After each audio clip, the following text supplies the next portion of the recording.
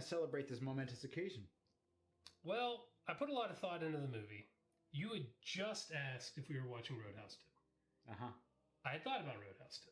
It's supposed to be awful. Patrick Swayze is not in it. What? No. So I thought, and you asked me that because our first movie was Roadhouse. It was. The first shitty episode we ever did, don't watch it, was Roadhouse. We had lots of technical difficulties.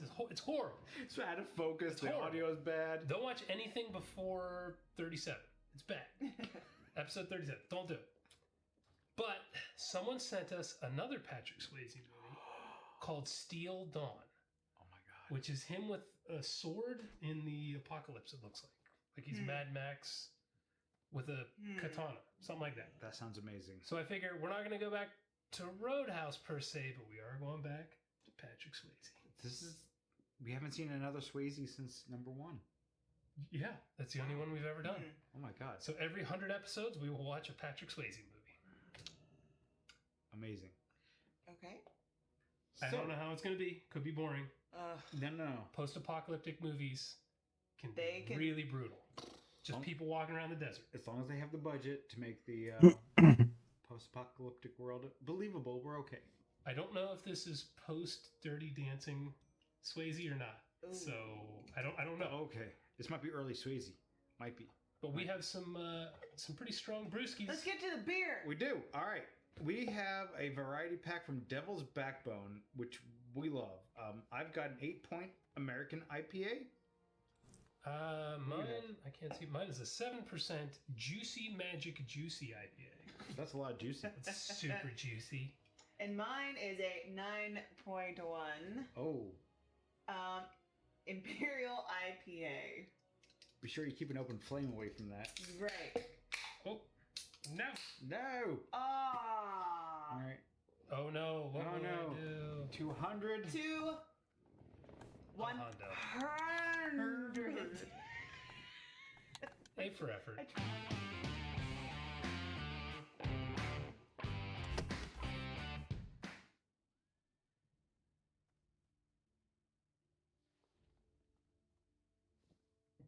Brian James. You know him? He's been Hell in yeah. our other He's been in a SVIG couple movies. now. He was in Virtual Assassin, the villain. Oh. Oh, yeah. Okay. Is it Brian? Is it I Brian? think it's Brian. Is it Brion? Is it some... I mean, he's an actor. You would think I'd be an expert in Bryans. I have no idea. It's Patrick Swayze. Oh! Okay. This movie has to be good. I like the rivets on all his attire. Studded attire. What the? I already like this movie. This is, sold. Put the stamp on me right now. Wow, this is bad. When was this made in reference to Star Wars? 10 This is years later. 87, so yeah. It's a decade later. Oh. Yeah! Oh. Oh my Okay, god. it's not Roadhouse 2, but he's doing the Roadhouse martial arts. This is I like the squeal. Star Wars 10 years later. Still Star Warsy. Oh. He tastes them off. So they just Oh no. they just swim through sand? They just live in the sand. Awesome! Yeah! Oh! Woo! Why? Why Why not? not? Okay, I'm sorry. So are they... Yes! Oh, there it is! Yes! Yes! Get him. This movie is great! Oh, he's doing the upside down sword thing? Yeah! Yeah. Why does one do that? Because you want less range. Because you have no idea how to use the sword. Oh, the sound is just brilliant. Squealing. This is like if Luke got fed up with the Sand People in A New Hope. You get this. And if he was a Bushido master. Oh, Bushido. Master. Oh my god. Ha! Oh! Ninja. Why was he sneaking up on him in broad daylight, out in the open? What's he have? He's got no hair. Why was that? Why not? Okay. Are they friends? He has the same sword. Rivets all over stuff. Mm-hmm. Yeah, Same kind of outfit. probably. Patrick Swayze is not big, right? He's an actor, of course not. So this guy is super small. But he makes it up with studded attire. Charisma. And that. Sex appeal. Right. Aaron? Sex appeal? Yeah? Patrick Swayze? Either of them. Sure. He did say tavern. If there are aliens inside doing a little jig, Alien language. No, it's pretty barren. It's a shame we lost him so young. Patrick Swayze. Shagey? Patrick Shagey? Swayze. Patrick Swayze was a treasure. Oh, poison. It's a setup. Come on, Aaron. Twat. It's a twat. Sorry, I missed an opportunity. Chicken bone, lucky chicken bone. Chicken Stop bone, it. chicken bone. Stop it. Oh, he's got. Oh, what is? yeah. What is? Yeah. It's got those things like Yeah. Batman had. No, it just had a sword. Oh, like Swayze was holding it over his forearms. Is that what he was doing? Oh, Yeah, I think so. Oh, I thought Yeah, he yeah, had metal on his arms. Me too. That would be smarter. I think. Don't put your face near the swords. I don't think he's gonna make it, guys. He's got two swords. Oh no! Oh, Get No! up, Patrick. No, mentor. we've known you for 4 minutes. We know he's his friend. Yeah, he's his friend. Any friend of Patrick Swayze is a friend of ours. Goodbye, friend. Oh, his friend is dead. He's gonna eat a snake. The snake. He's gonna eat a snake. Without a head. Oh, already. That means they're close. Question things that are already dead. Yeah. Look at that mullet. Oh, there's. This. Oh, get out! There's the head. Is he? He got bitten. Is his hair getting longer? It is getting. Has he been walking It's a mullet. for months? Oh! Whoa! This is not California. Are you sure? Where is That's that? a trip. Oh. Oh, it's a dog. Aaron, I'm sorry. Maybe it's gonna be a friendly dog. Oh, it is going to be a friendly dog. No, it's That's going to be fine. the problem. And someone's gonna kill it. It's going to become his friend. It's gonna replace his old buddy. This is gonna be his companion, and then they're gonna John Wick the thing. Oh my God. What's this? It got a John Wick the thing. Oh, look at him! What? That is a He's cute leaning dog. up on him. He's cute. Oh. Oh! Brian James! With a weird spear. That looks like one of those things. I have one of those at home. It used to cut down branches off trees. She's I thought attractive. I recognized her, but now I'm not sure. Oh. Now How's he going to get in? Now he can't get in. Oh no! No need. Jux, go get some water, please. Is that the name of the kid? Is Jugs? Jugs. You think that would be her name? I never realized how excited I would be to see the dude from Fifth Element in every movie we watch. He's great. Look at that. Look He's at him. great. I love him. I have yet to see him in a movie that I wasn't entertained, good or bad. Mm-hmm. Like in Virtual Assassin, he understood he was in Virtual Assassin. Would he be on our show? He's dead, so no. What? He's been dead for We have like a seance. 15 years. Like 150th, we'll have a seance. And... What? Bring back Brian James. Are you kidding me? No, he died a while ago.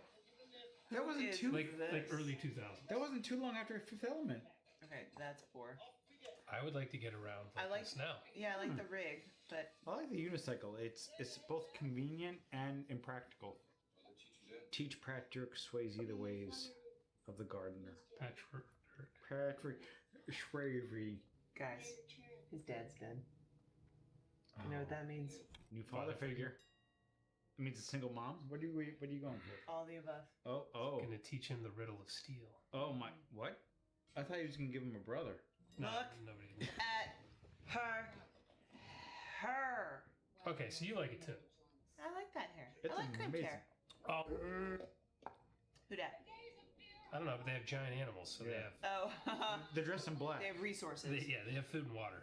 How crazy is this scene? That like the set though, like not set. Yeah. Location. Right? All the air-conditioned trailers are right behind the camera, right? Just going crazy. Just over that hill. Her. Oh, he used to guys like you in prison. Yes. Everything. Look at that hair, sister. I like it. Oh, backhand. Doing some work. I was like, oh shit, little guy's got skills. Look at that hair. It's amazing. I like it. I want my hair. Her hair is freaking I amazing. want my hair to look like that.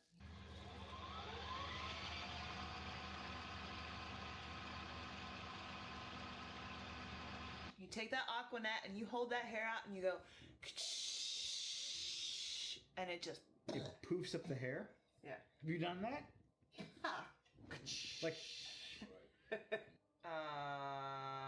necessary? Yeah. Haven't Yes, because they found out Patrick Swayze can do this. Can do a headstand. Come on, kid. You can Come do on, this. Jugs. Jugs.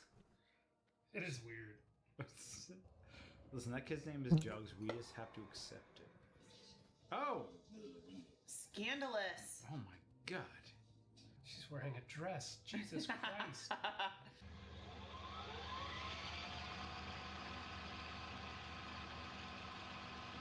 This movie's kind of slowed down a bit. Yeah, that's why we're talking about Victoria's Yeah. Secret fashion show. It's him walking through the desert, not banging this chick. Well, he will. He's developing a He relationship. will. He only bangs blondes with big hair. Oh. It's in his contract, I'm assuming. Did he have something to do with casting? In Roadhouse, Yep. the woman had like wings coming off the side of her head. and down. Wings! Is this Swayze's type? Super tan, bleach blonde. Is this Swayze's type? I don't think I could get my fat ass down in that thing, let alone submerge. Well, he's all of 5 feet tall. Yeah, that's all the water they have in the desert. And now his tattoo is washed off. It's definitely like running down his chest.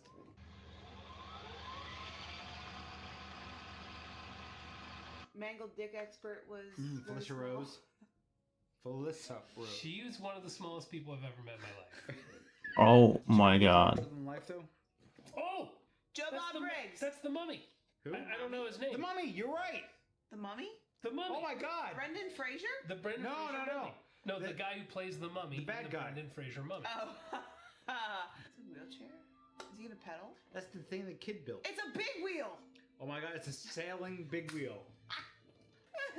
Jugs doesn't even need to pedal.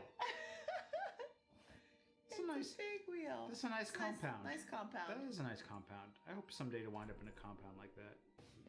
We're going Okay. fishing. We organized a fishing trip while What you were you doing there? peeing. My harness got stuck. That's my beer. Oh my god. The comments are gonna go bananas. It's good beer. No, I don't want that one. That's some sheer stuff. You're talking about Patrick Swayze's buttocks? What? No, it sounds like you Talking were. about her negligee. Oh. Brian is looking at Patrick Swayze. You're looking at the hot blonde's boobs. We should switch seats. No, you should leave. I told you they were building a relationship. Of course. They were. They're the It's only Patrick people. Swayze and the hot woman. They're the only people of the same age in this You think movie. Brian James is gonna bang her? No. That's He probably- tried. I He think tried. it's the- Oh, we're gonna bang it out in the sand, I though. think that's the. Oh, that's gonna hurt.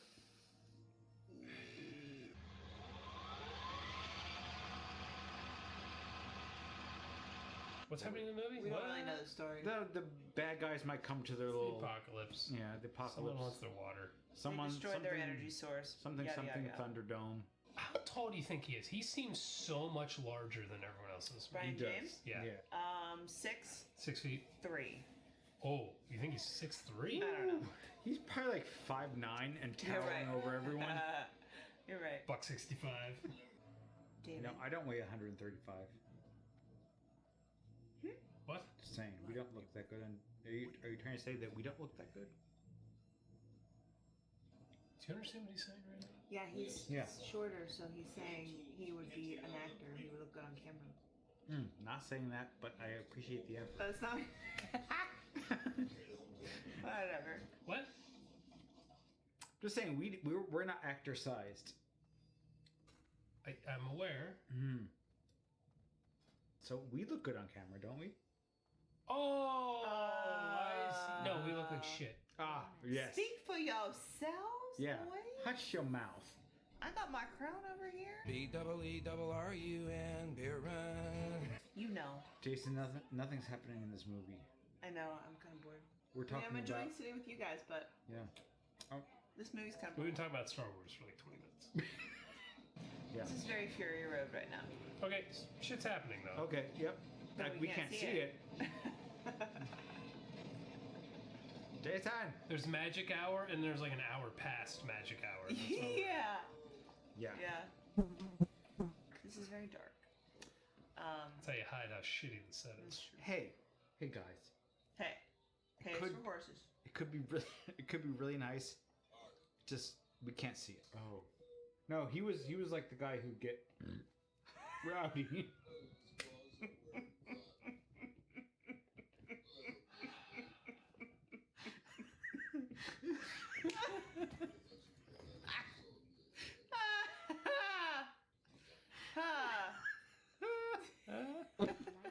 Oh boy. BEERUN beer run. This is gonna get a shit stamp for me. The movie. Nothing's happening. Oh my gosh. Get him, Patrick Swayze. I don't know. He's got more studs on his costume. He's got shoulder pads on. He does have shoulder pads. Oh, Okay. what's the move if a guy starts doing that? Just takedown? Step away Oh! until he gets tired. Handspring. In the newts. Silliness. Where's the mummy? It's looking pristine. Yeah. He's blocking the knee. Oh! He got Pretty sure that's the quest for the Yes. No! monastery. Oh! He's gonna kill him. He got shanked. Your ship. Liver Your shot. shiver shanked. Which one is it? Descending aorta. The contest isn't over. Yet. Your acting I'm British. is British. superb. I came across during the apocalypse. Mm. It's very Make smooth. my accent, by the way. It's amazing. I thought you were really from Britain. Oh, they got Luke. jugs. Luke. Jugs. Why do they want jugs? Why not? Collateral. Fight them! They have my son! Hmm. Oh my jugs. Another one. You Yeah. you We'll won't. get you another one. See, this is what I've been waiting for the whole movie. Yes. Patrick Swayze sword fighting. Dude, the first 5 minutes were amazing. I was all in. Mm-hmm. And then it, you know, That was- kind of sucked ass ever since. Oh, do not beg at his feet. Ew. Oh. That's what I'm talking. Yeah. Do it. Go. Oopsies. Oops. They're not going to kill her because she's the hot chick. The lighting in this is very interesting. Everyone's underlit. Mean it's very dark. Yeah. Get You- the solar. You go, Jugs. Is that what it is? Is it solar? I think you can run faster. No, I think they're What are the blades? sails. Oh, there might be a wind sail. Where? It's movie magic. I think you're Yeah. right. I think those are supposed to be sails. Yeah, they're changing the angle. Oh, Jugs can't sail. Why? We can run. Oh, jeez. BEERUN beer run. That's the mummy, right? That's the mummy. Yeah, it's the mummy. 100%. Ah, This is dumb. Hold a cat up. he's got a good voice still. Yeah, that totally is the mummy. Did he sense him? Right. What gave him He's away? not close. Oh, no. Nunchucks! Oh my Yes! God! Where has this been the whole goddamn movie? Yes. Oh, they're gonna whack the They're dog. gonna kill the No. dog. A dog would smash any dipshit with nunchucks. You hear the warbles? Look how fast he's going. Yeah. Yeah. I can It's like sprint 3.5 after him. miles per Oh, hour. that's so sped up. All right, the movie's getting entertaining. Yes. Finally. No! You jumped out at 2 miles an hour. This has gotten really bad really quickly. Yeah, it You just said it was entertaining. It is entertaining. He's gonna joust him. Oh, emo tap. You dipshit. You're gonna sit there and wait for that to just For real. Hell We're yeah. going 6-7 miles an hour. That was terrible acting. Hey, man. look. That kid's almost as tall as he is. You're right. You're not lying. You got his nunchucks? You're right. Aw, His head is huge compared to his body. the dog is It's a cute. thing. Now I can't watch movies anymore. Thanks, Jason. Here we go again. This That guy is garbage. definitely wearing a wig, right? Yeah.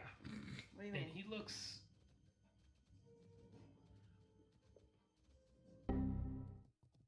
Oh, he's doing the reverse sword nonsense.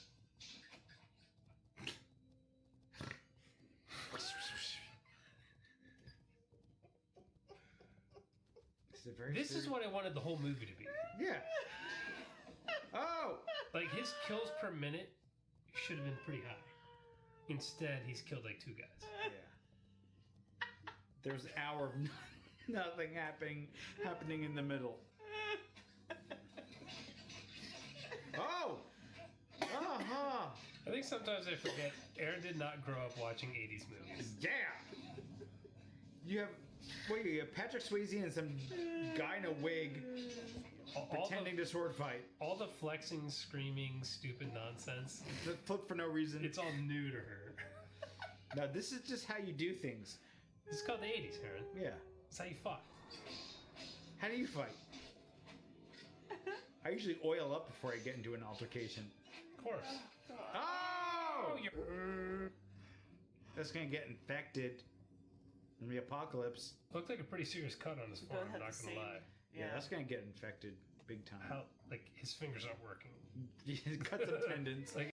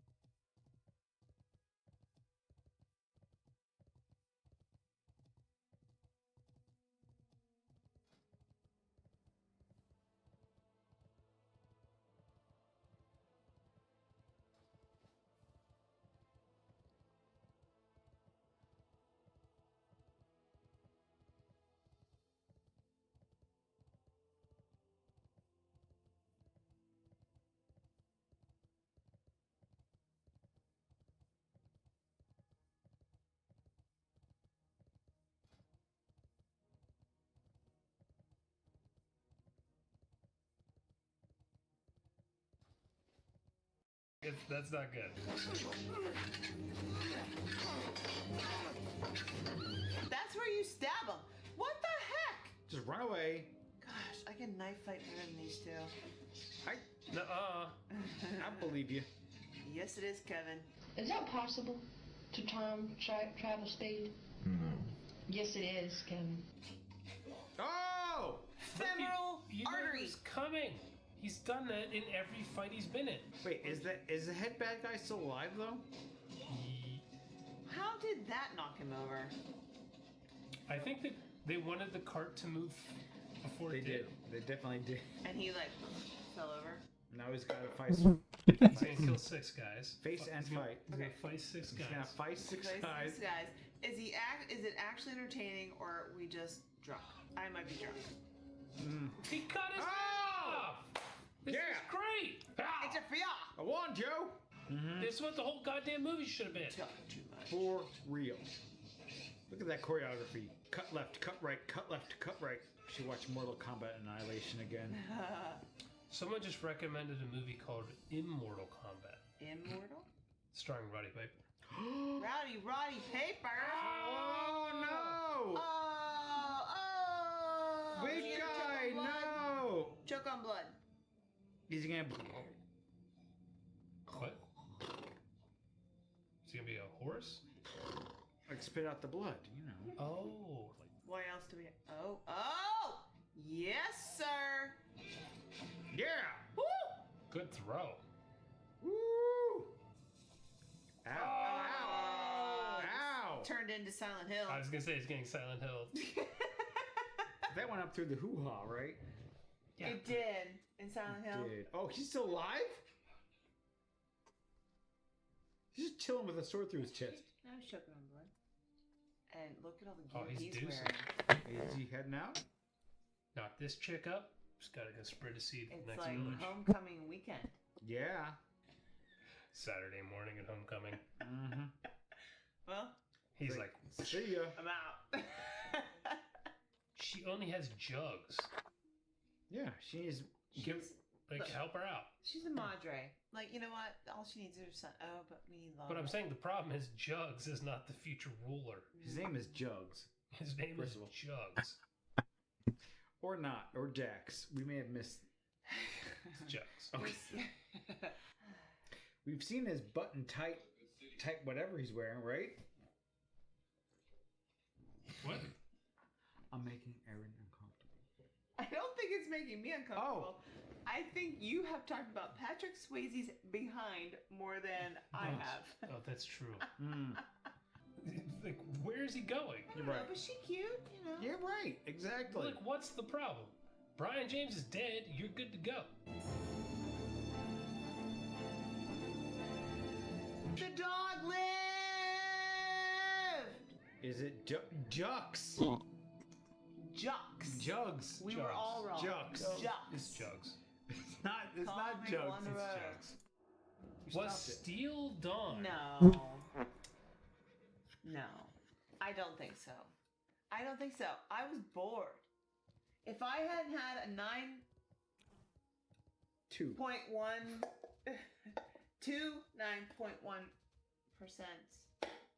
this is boring. That's your final word? Yeah. I mean, there were ridiculous parts of it. It had me hooked at the first 5 minutes and the last 10 minutes. In between, I think we were talking about everything under the sun except this movie. Nothing exciting happened. I can't recommend it. I'm with you guys. This is a no, but it should have been. It should have been. Intro is amazing. Should have Last 10 minutes is amazing. The middle sucks. been. Like the middle 80%, not just like the middle. So the middle. bad. But I could see why people would watch this. And if you watch the beginning, you're like, you got some friends and some beer and some pizza.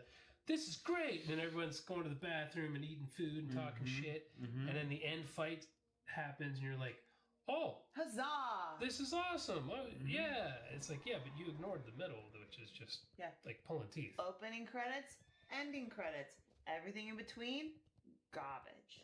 But either way, we had beer. 100th episode. Most girls are down with 15 minutes.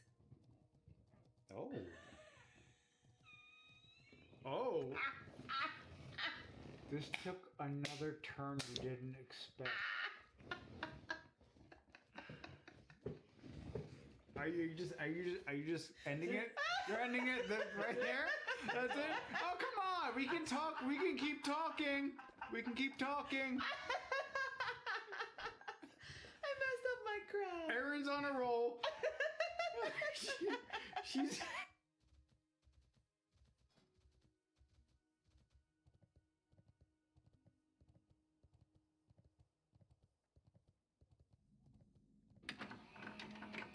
Dave is going to be angry at us because this week we're doing a movie that has two things going for it. The first, it's directed by David A. Pryor. Deadly Prey, Deadliest Prey, dude's a Yeah. legend. And it's starring David Carradine. Oh no. This has to be good. It is called Future Force, Future Force. and I'm very excited for this. Oh my god. What could possibly go wrong? Yeah, I've seen this one before. Well, not from them, from Red Letter Media.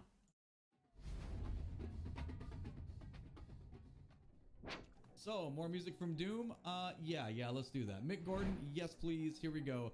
Hello and welcome in. My name is Drumroll Tony. I'm a streamer on Twitch, musician, and music teacher living in Seattle. All They Fear Is You was such a good track. I wanted to do more, and there was a lot of requests for this in those comments. So hey, it makes sense because you wanted it anyway. Let's do it. So I really don't know much about Mick Gordon other than the fact that I know he uses chainsaws and lawnmowers in his music. But I was like, I want to get on the wiki and like at least learn something about him and his past. So let's check it out.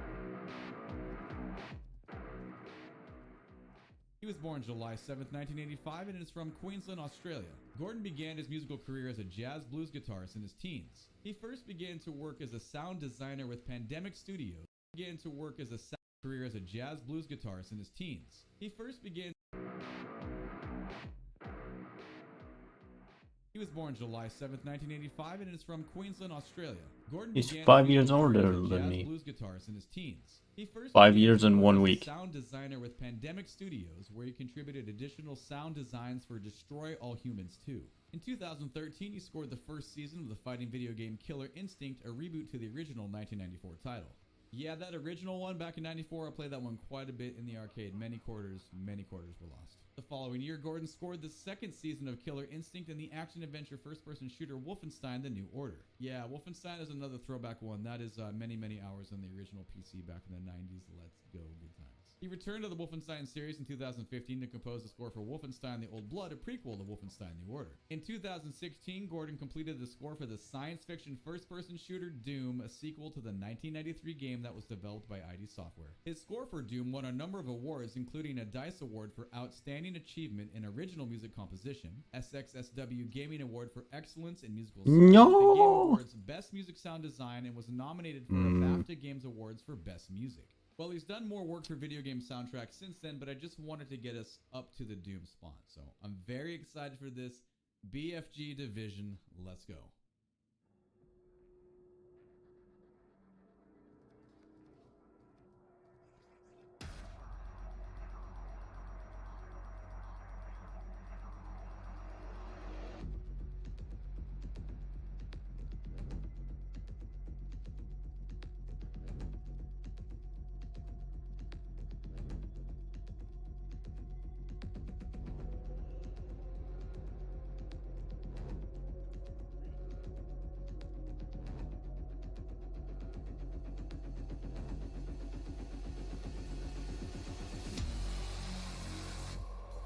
Oh, we actually get to watch him play. This is killer already. All right, so we talked about those like triplet grooves, the 12-8 stuff, the 6-8 stuff in the previous video. Obviously, this is present here too.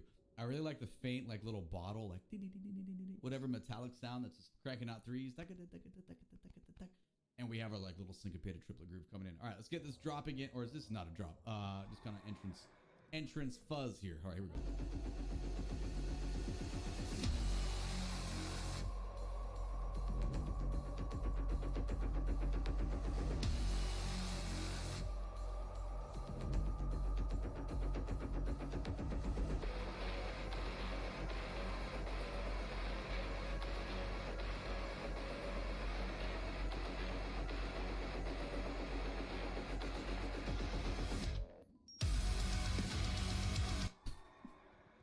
Oh, that little digital thing, and we see the face of the Doom guy just a second there. Man, just the accents on our triplet groups here. I'm gonna go back 25. I know I go back so much. I know. Don't complain. But hey, that's just how I appreciate it all, man. It's how I get it all.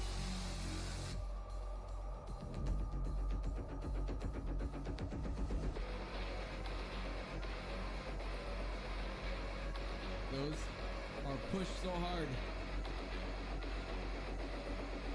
Oh, a little syncopation there.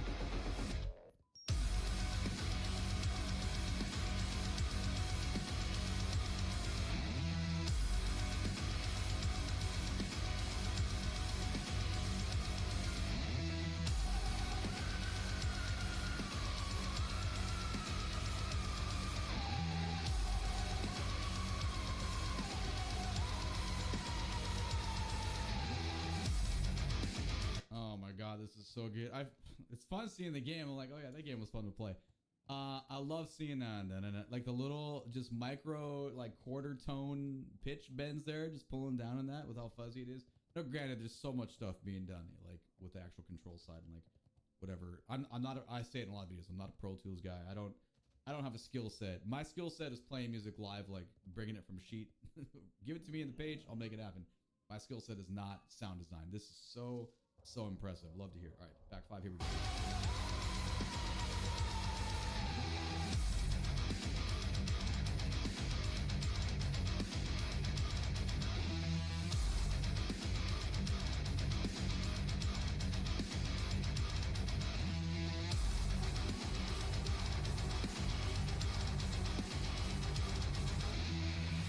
So one of the best parts about this is like in a drumline setting, we play this rhythm all the time.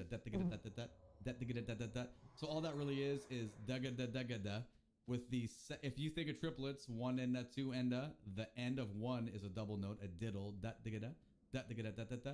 But they're really fun, especially like da da ga da da ga da da da. We play them all the time. But in this setting where it's super big, super fuzzy and in your face, and there's all kinds of other like whirring sounds. And you have that like constant open hi-hat on the drums. It's a really great way to create like an industrial fuzzy metal sound, so which fits the game perfectly. So it works out really well.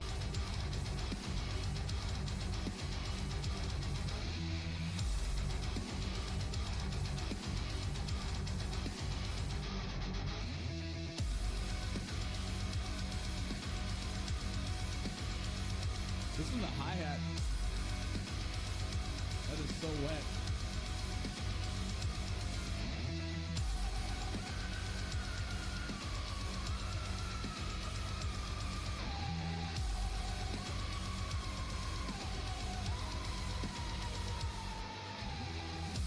I don't know if I caught that melody the first time, that wah, wah, wah, wah, that screamy thing. I'm gonna go back 15.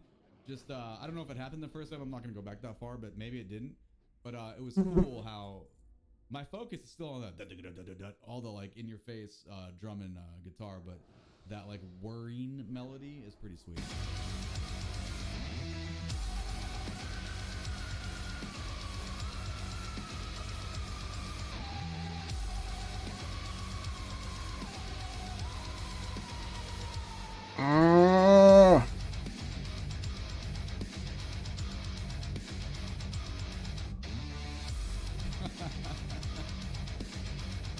Nice variation here.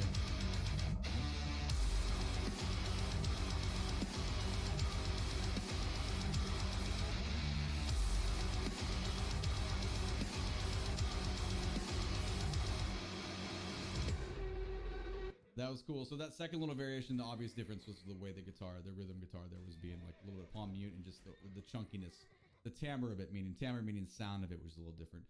That whole time, just appreciation to the way the bass drum is, whether it's whether it's mic'd or if there's edited at the end. I mean, obviously it's mic'd. You know what I mean though. Like if that's triggered at all, I don't know. I'm not gonna go there. All I'm saying is it sounds freaking great. That's the whole point in the statement.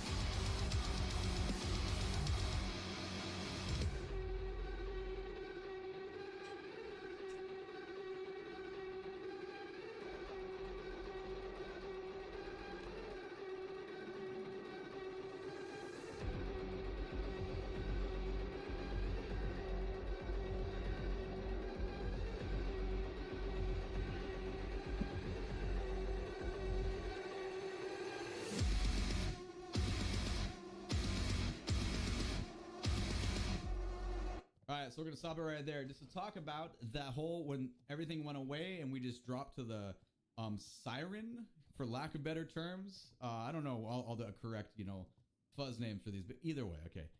We have the siren happening, and then we still have the being articulated just with instruments that are way up in the treble atmosphere, and we just have no low end going on. But the tempo doesn't change, the interpretation doesn't change, it's all there.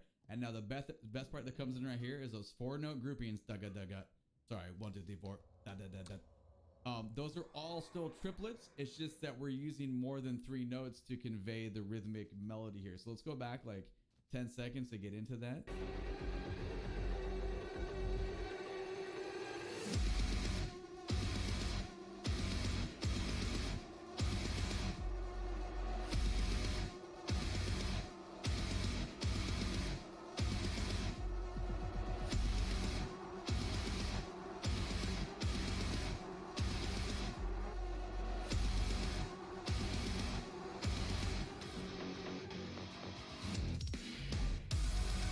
Yeah, so that's a really, really clever use of rhythm right there. Now, in case, you know, those of you that play and you're used to this, you already know this. I'm not talking to you. But those that are kind of new to this kind of stuff, if you sit there and you just kind of drum out triplets that whole time,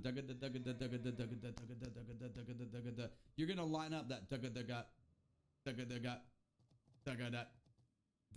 it's still going to line up with the triplets. So those rhythms are just not borrowed. They are still from that 12/8 or 4/4 time thinking of triplet groupings. But if you just kind of pull back and just let it all go, you're like, wait a second, is time changing? Are we now like 1, 2, 3, 4? 1, 2, 3, 4. Like, what's happening? Is there a modulation? There's no modulation. It's still there. But this is a very, very clever use of rhythm, and it's a really successful display of how to do that in a kick-ass style. So loving it. All right, back 5. Here we go.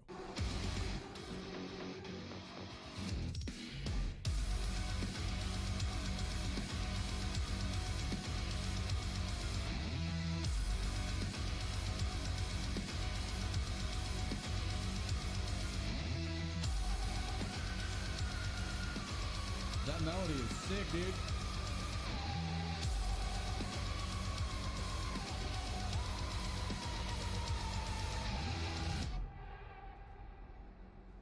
All right, where are we going now?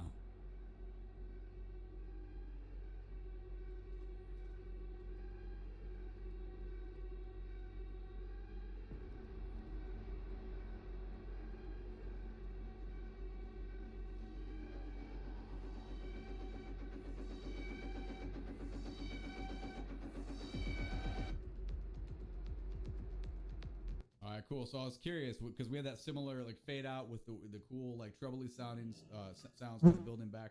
Was there going to be a drop? There wasn't a drop yet, so we're gonna go back 5 and let it go. And I'm really digging this.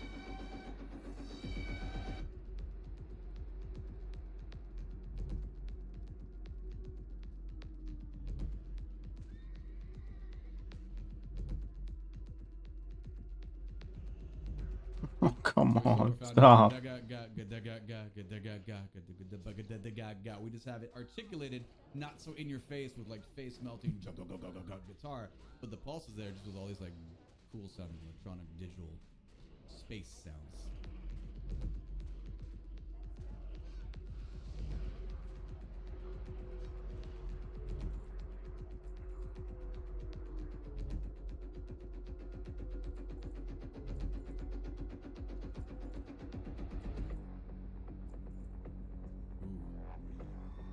Okay.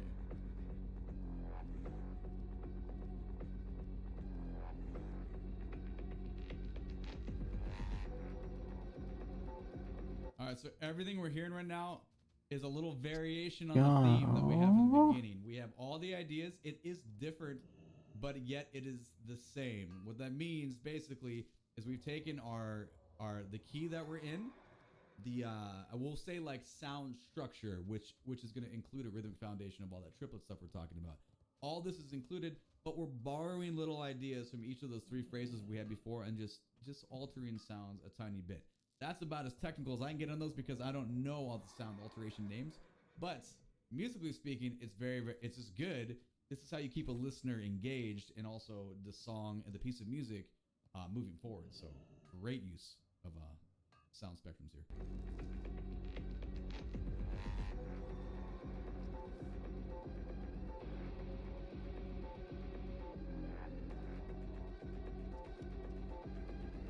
That's cool.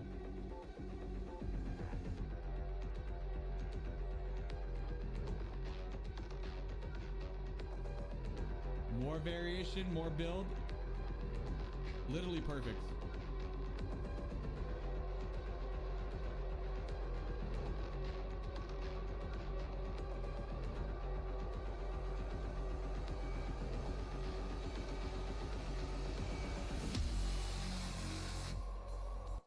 That was probably one of the coolest builds I've ever heard.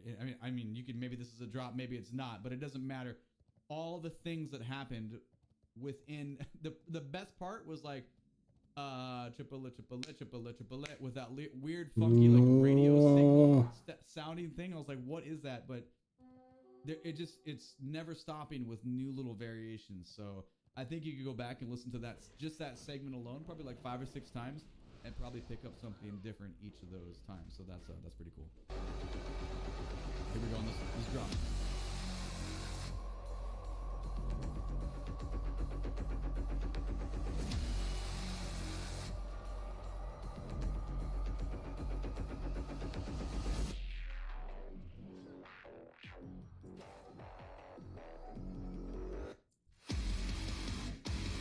That was cool. The that was a little bit of different use of rhythm. That was back 10. Let's get that again.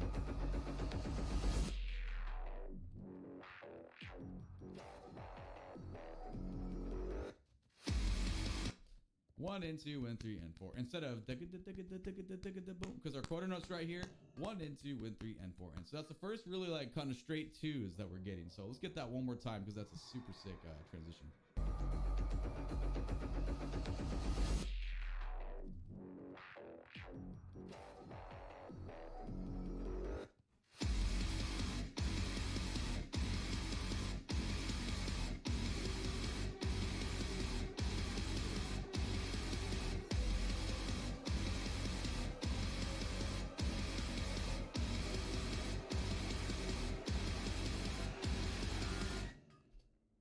You know what the theme there was? Of course you do. 1, 2, 3, 4, 5. 1, 2, 3, 4, 5. 1, 2, 3, 4, 5. Just in your face, man. Here we go. Back 5. Let's let it drop.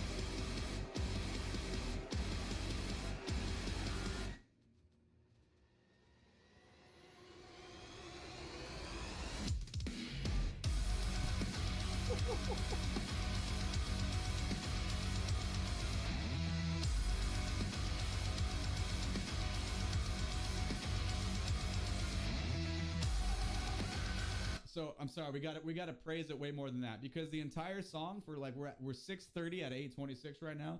The listener the whole time is exposed to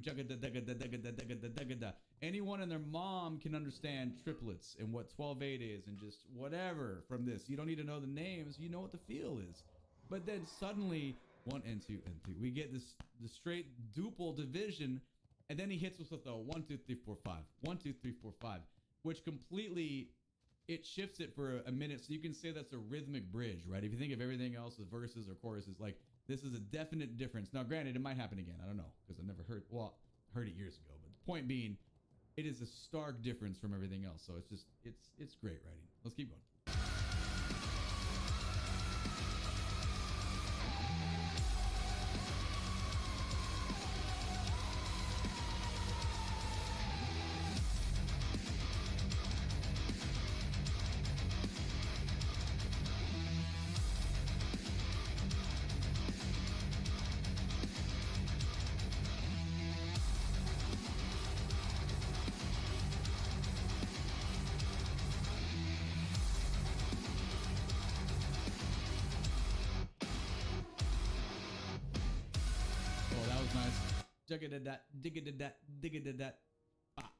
Dude, Mick Gordon is a fucking genius. This is just such good stuff.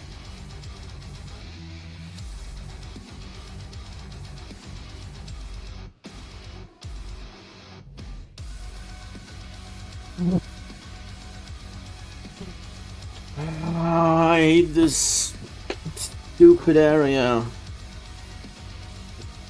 Why is there so much iron? I need tin.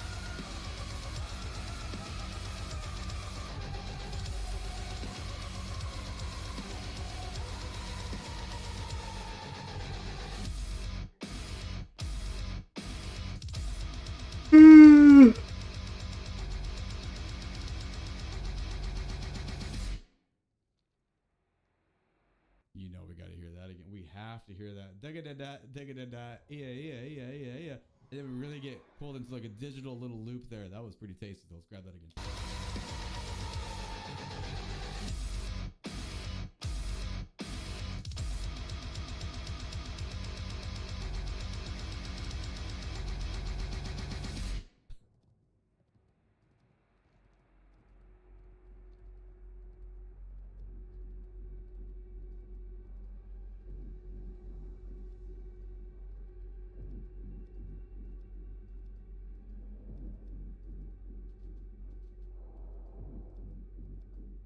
That's nasty on the screen, by the way.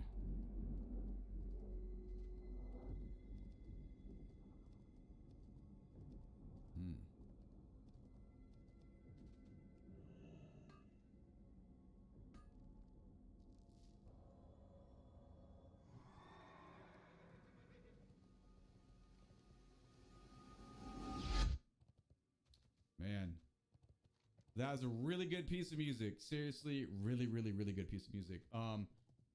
I think we broke it down as much as we needed to and really explain the differences of that middle section between our rhythm bass in 3, the rhythm bass in 2, but showcased in 5. That, to me, that's the highlight. All the cool sounds, obviously amazing, and has a different feel than anything else I've really experienced in gaming so far. I mean, I play a lot of games, but also, you know, I don't know, a lot of them were like, you know, they're not Doom, you know, it's other stuff. Doom is so heavy.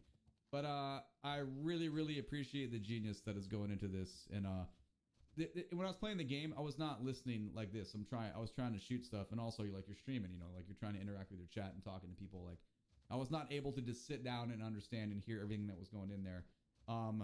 If there were some things you didn't catch, maybe on some of those rhythms that we talk about, I recommend going through, getting a couple listens, and breaking it down. It makes the enjoyment out of what you're getting when you can hear the layers. It just makes it that much better.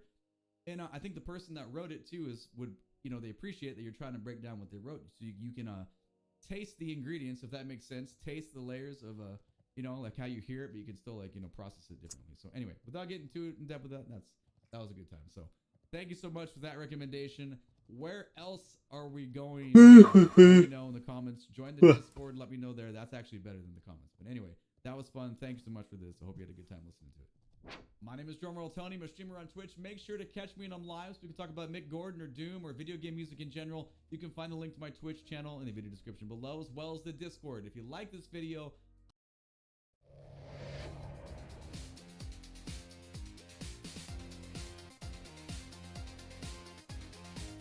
I've spent the last week playing Saints Row on last gen, PS4 and Xbox One systems, and honestly, it's really not that bad. Well, not as bad as you'd think.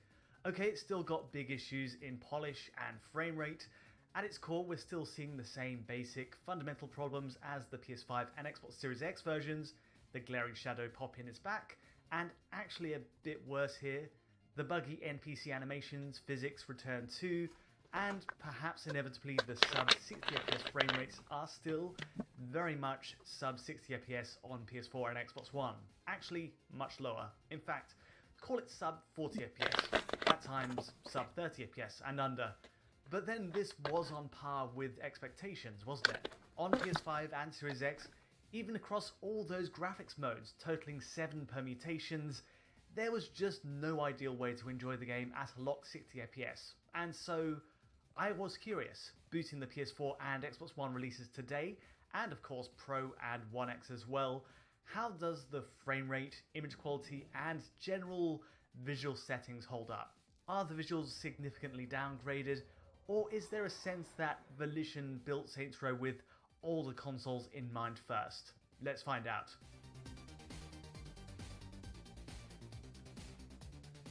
Now, I'm going to cut to the point on this one. All 4 last-gen machines, PS4, Xbox One, Pro, and One X, offer no graphics mode toggle of any kind. It's one setup per console, what you see is what you get, which simplifies things massively. The second point is that, of course, visual tricks like ray-traced ambient occlusion, seen on PS5 and Series X, are totally absent here. It's just the regular screen space method for AO, but I think that's fine. And lastly, the third point, well, it's that all 4 consoles appear to use a fixed resolution target. All my pixel counts turn in consistent results on each platform, again making life very simple. More on the specifics in a moment, but I will say Volition's engine appears to be doing something unusual under the hood as well here. I say this because the HUD overlay, the mission prompts on the side, the texts, all appear to change resolution. They move, they scale, they adjust in clarity. So if we zoom in, notice how there's a kind of jitter effect as these elements adjust frame by frame.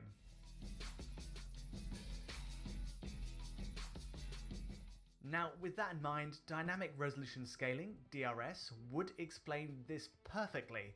DRS would also be a great fit for older GPU-limited hardware like Xbox One in adjusting for in-engine load. I'm not entirely ruling it out, except the resolution checks on actual in-game elements come out at often fixed values. So, a bit of a mystery, but I think it's worth noting. An odd quirk for sure. Possibly they're scaling to post effects or the anti-aliasing method causing this, but the actual in-engine native resolution is, broadly speaking, locked in place on each platform. So with that out of the way, let's go in order from best to worst, shall we? From One X to PS4 Pro, to base PS4, to, yes, the Xbox One S. Let's see what we've got, starting with One X first here.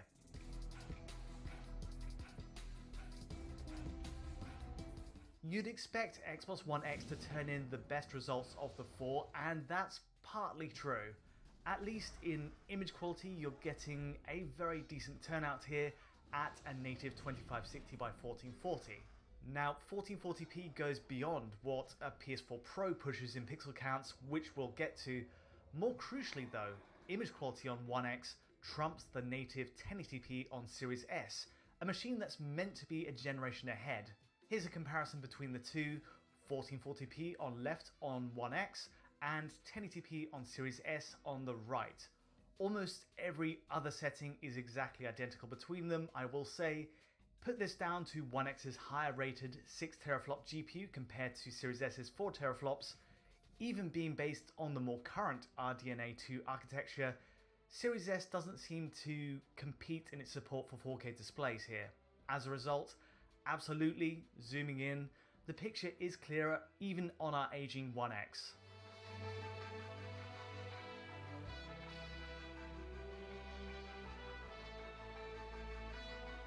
That's not to say Series S has no plus sides. Zooming in again, you'll notice it actually runs on a higher grass density setting than One X, filling out this canyon with more plants. That's about the extent of the advantage visually though, the rest is the same. Also, another positive on Series S is by running at 1080p, it has a massive frame rate advantage at around 40 to 60 FPS. It never entirely gets to a full 60 FPS, in this Starship Trooper set piece of course, but still, it's so much closer to it than Xbox One X if we switch over to that now. Here's the same sequence at the same core visual settings outside of resolution and plant density, and yet One X runs at a much lower 30 to 40 FPS range, and at times even under 30 FPS. There's no 30 FPS cap here once again, which is true of all last gen machines, and so we're left with a frame rate reading that's totally unlocked. For a more relative comparison of the divide, we're talking up to a 15 FPS lead in favour of Series S, which does put it in a much better range for VRR compatible displays.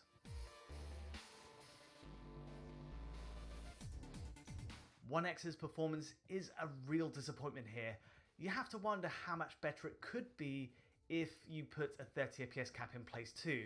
Even then though, we'd have been faced with these sub 30 FPS drops. I mean, the major cutscene action drags it down to as low as 24 FPS. It's all very cinematic, and then there's the high-speed chases around canyon areas, which just dips Xbox One X into the 20s too. On balance, it's between 30 to 40 FPS at most points, which again would have worked with a 30 FPS cap. Switching over to the PS4 Pro next, it's actually surprising to find these areas run better than One X. In fact, the entire game runs at around 3 to 5 FPS to the better overall. Again, PS4 Pro runs at the same fundamental settings in shadow quality, geometry draw, and so on. So the big difference is that it runs at a native 1080p resolution, much the same as Series S. Performance on PS4 Pro is generally in the same 30 to 40 FPS ballpark, if consistently a few frames higher on average. In other words, more often than not, it's closer to the 40 FPS line than One X. We're also still seeing drops under 30 on Pro, but less frequently, so overall, the move to a native 1080p here does feel a bit underwhelming from a visual standpoint, but it makes sense. It's a resolution drop that matches the drop in GPU power to 4.2 teraflops on PS4 Pro relative to One X's 6 teraflops pushing 1440p. And the net positive, it kind of leapfrogs One X's frame rate and lands us with a slight performance advantage by comparison. Again, it doesn't really save the day, and PS4 Pro is truly, desperately in need of a 30 FPS cap from Volition, but if we're after the best performing last gen version, this would be it.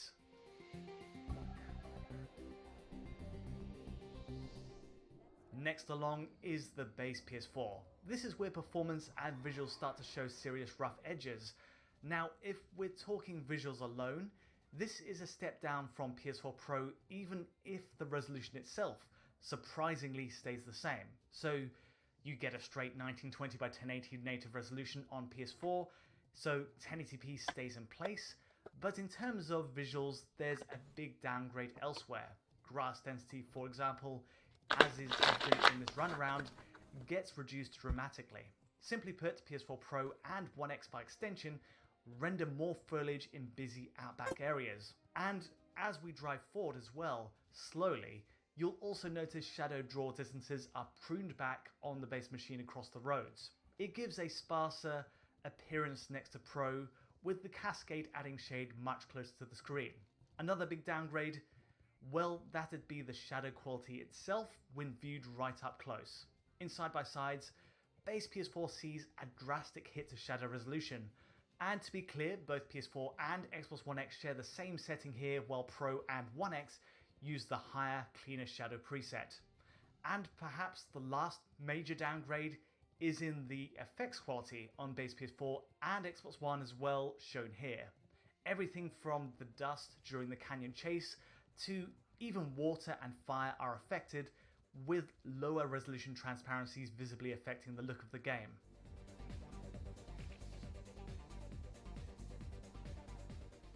Most other settings are remarkably similar between PS4 and PS4 Pro.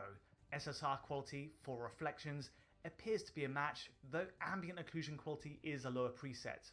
Perhaps the biggest issue with base PS4 and Xbox One, though, is the frame rate.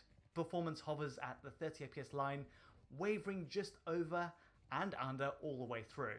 Sometimes the variance is by 2 to 3 FPS, but it's always around that central 30 FPS figure. The fact it stabilizes around this 30 FPS number does, again, suggest DRS may be in effect, but the fact is 1080p comes up in every single pixel count. So one theory is that there's a dynamic nature to the visual settings themselves, to ambient occlusion, post effects and more, similar to how Elden Ring works. It'd certainly explain how and why the frame rate clings to 30 FPS, almost like it's being guided to that 30 FPS mark. And also, it'd explain how it does this without a 30 FPS cap too. So it's all round a very curious situation. Now, sadly, we do see the other extremes too. This taxing cutscene drops us to just under 20 FPS, which isn't great. It's very unusual to see gameplay itself go this low though. On the flip side, less demanding areas will veer up to the 45 FPS mark, and even higher if you look to the sky of course, but still, generally speaking, base PS4 is at the 30 FPS mark for most inner city gameplay and combat too.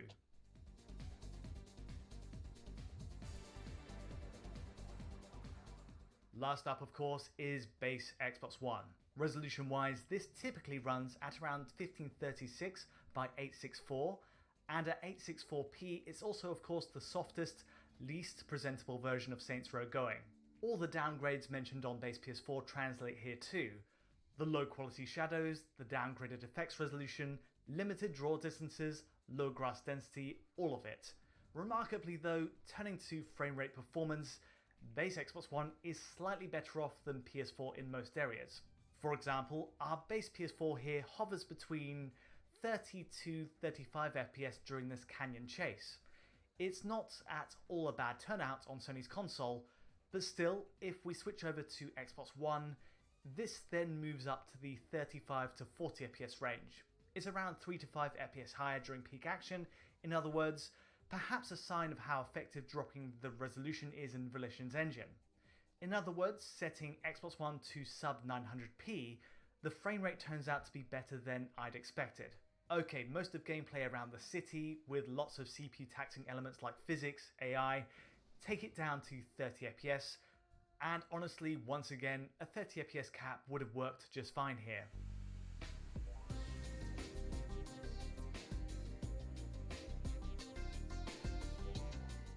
All round, and surprisingly, Saints Row isn't a total catastrophe on any of these four older systems. PS4 Pro, for its part, offers the smoothest frame rate of the bunch, Xbox One X has the best image quality at 1440p, and even base Xbox One turns in frame rate often above 30 FPS. The visual cutbacks are glaring, especially on base PS4 and Xbox One, but all releases are playable, and in fact, they might be very decent if a 30 FPS cap was in place. Even going in with relatively low expectations, then it's hardly the ideal way to play Saints Row, but not radically off the mark. So I left this for last. Here's base PS4 versus a PS5 on its 1440p high quality mode, ray traced AO included. The resolution upgrade, the better draw distances, shadows, all stick out on Sony's new hardware, but in broad strokes, it's hardly what I'd call a generational divide. What we're seeing in Saints Row is a project clearly built with older PS4 and Xbox One era limits in mind. For its AI systems, the framework of its world, it does end up feeling like a last-gen project scaled up. The benefit being, even with Saints Row's bugs, which are present on every system, the game still looks and runs better than you think on PS4 and Xbox One.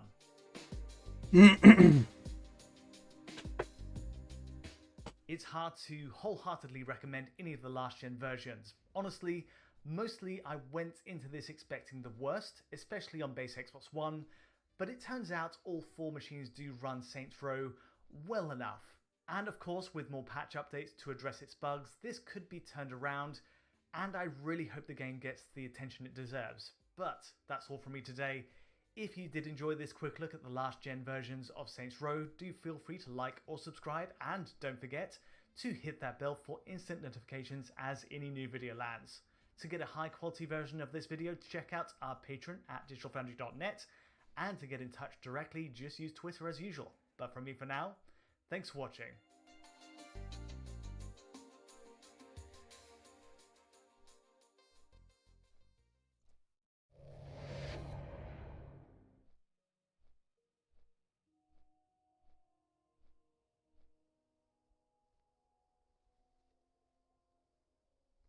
We never worked on anything, even pitched anything that would be similar to, like, Breath of the Wild or Ocarina of Time, Wind Waker. We never worked on a game of that format. We never worked on anything that could be called a traditional Zelda.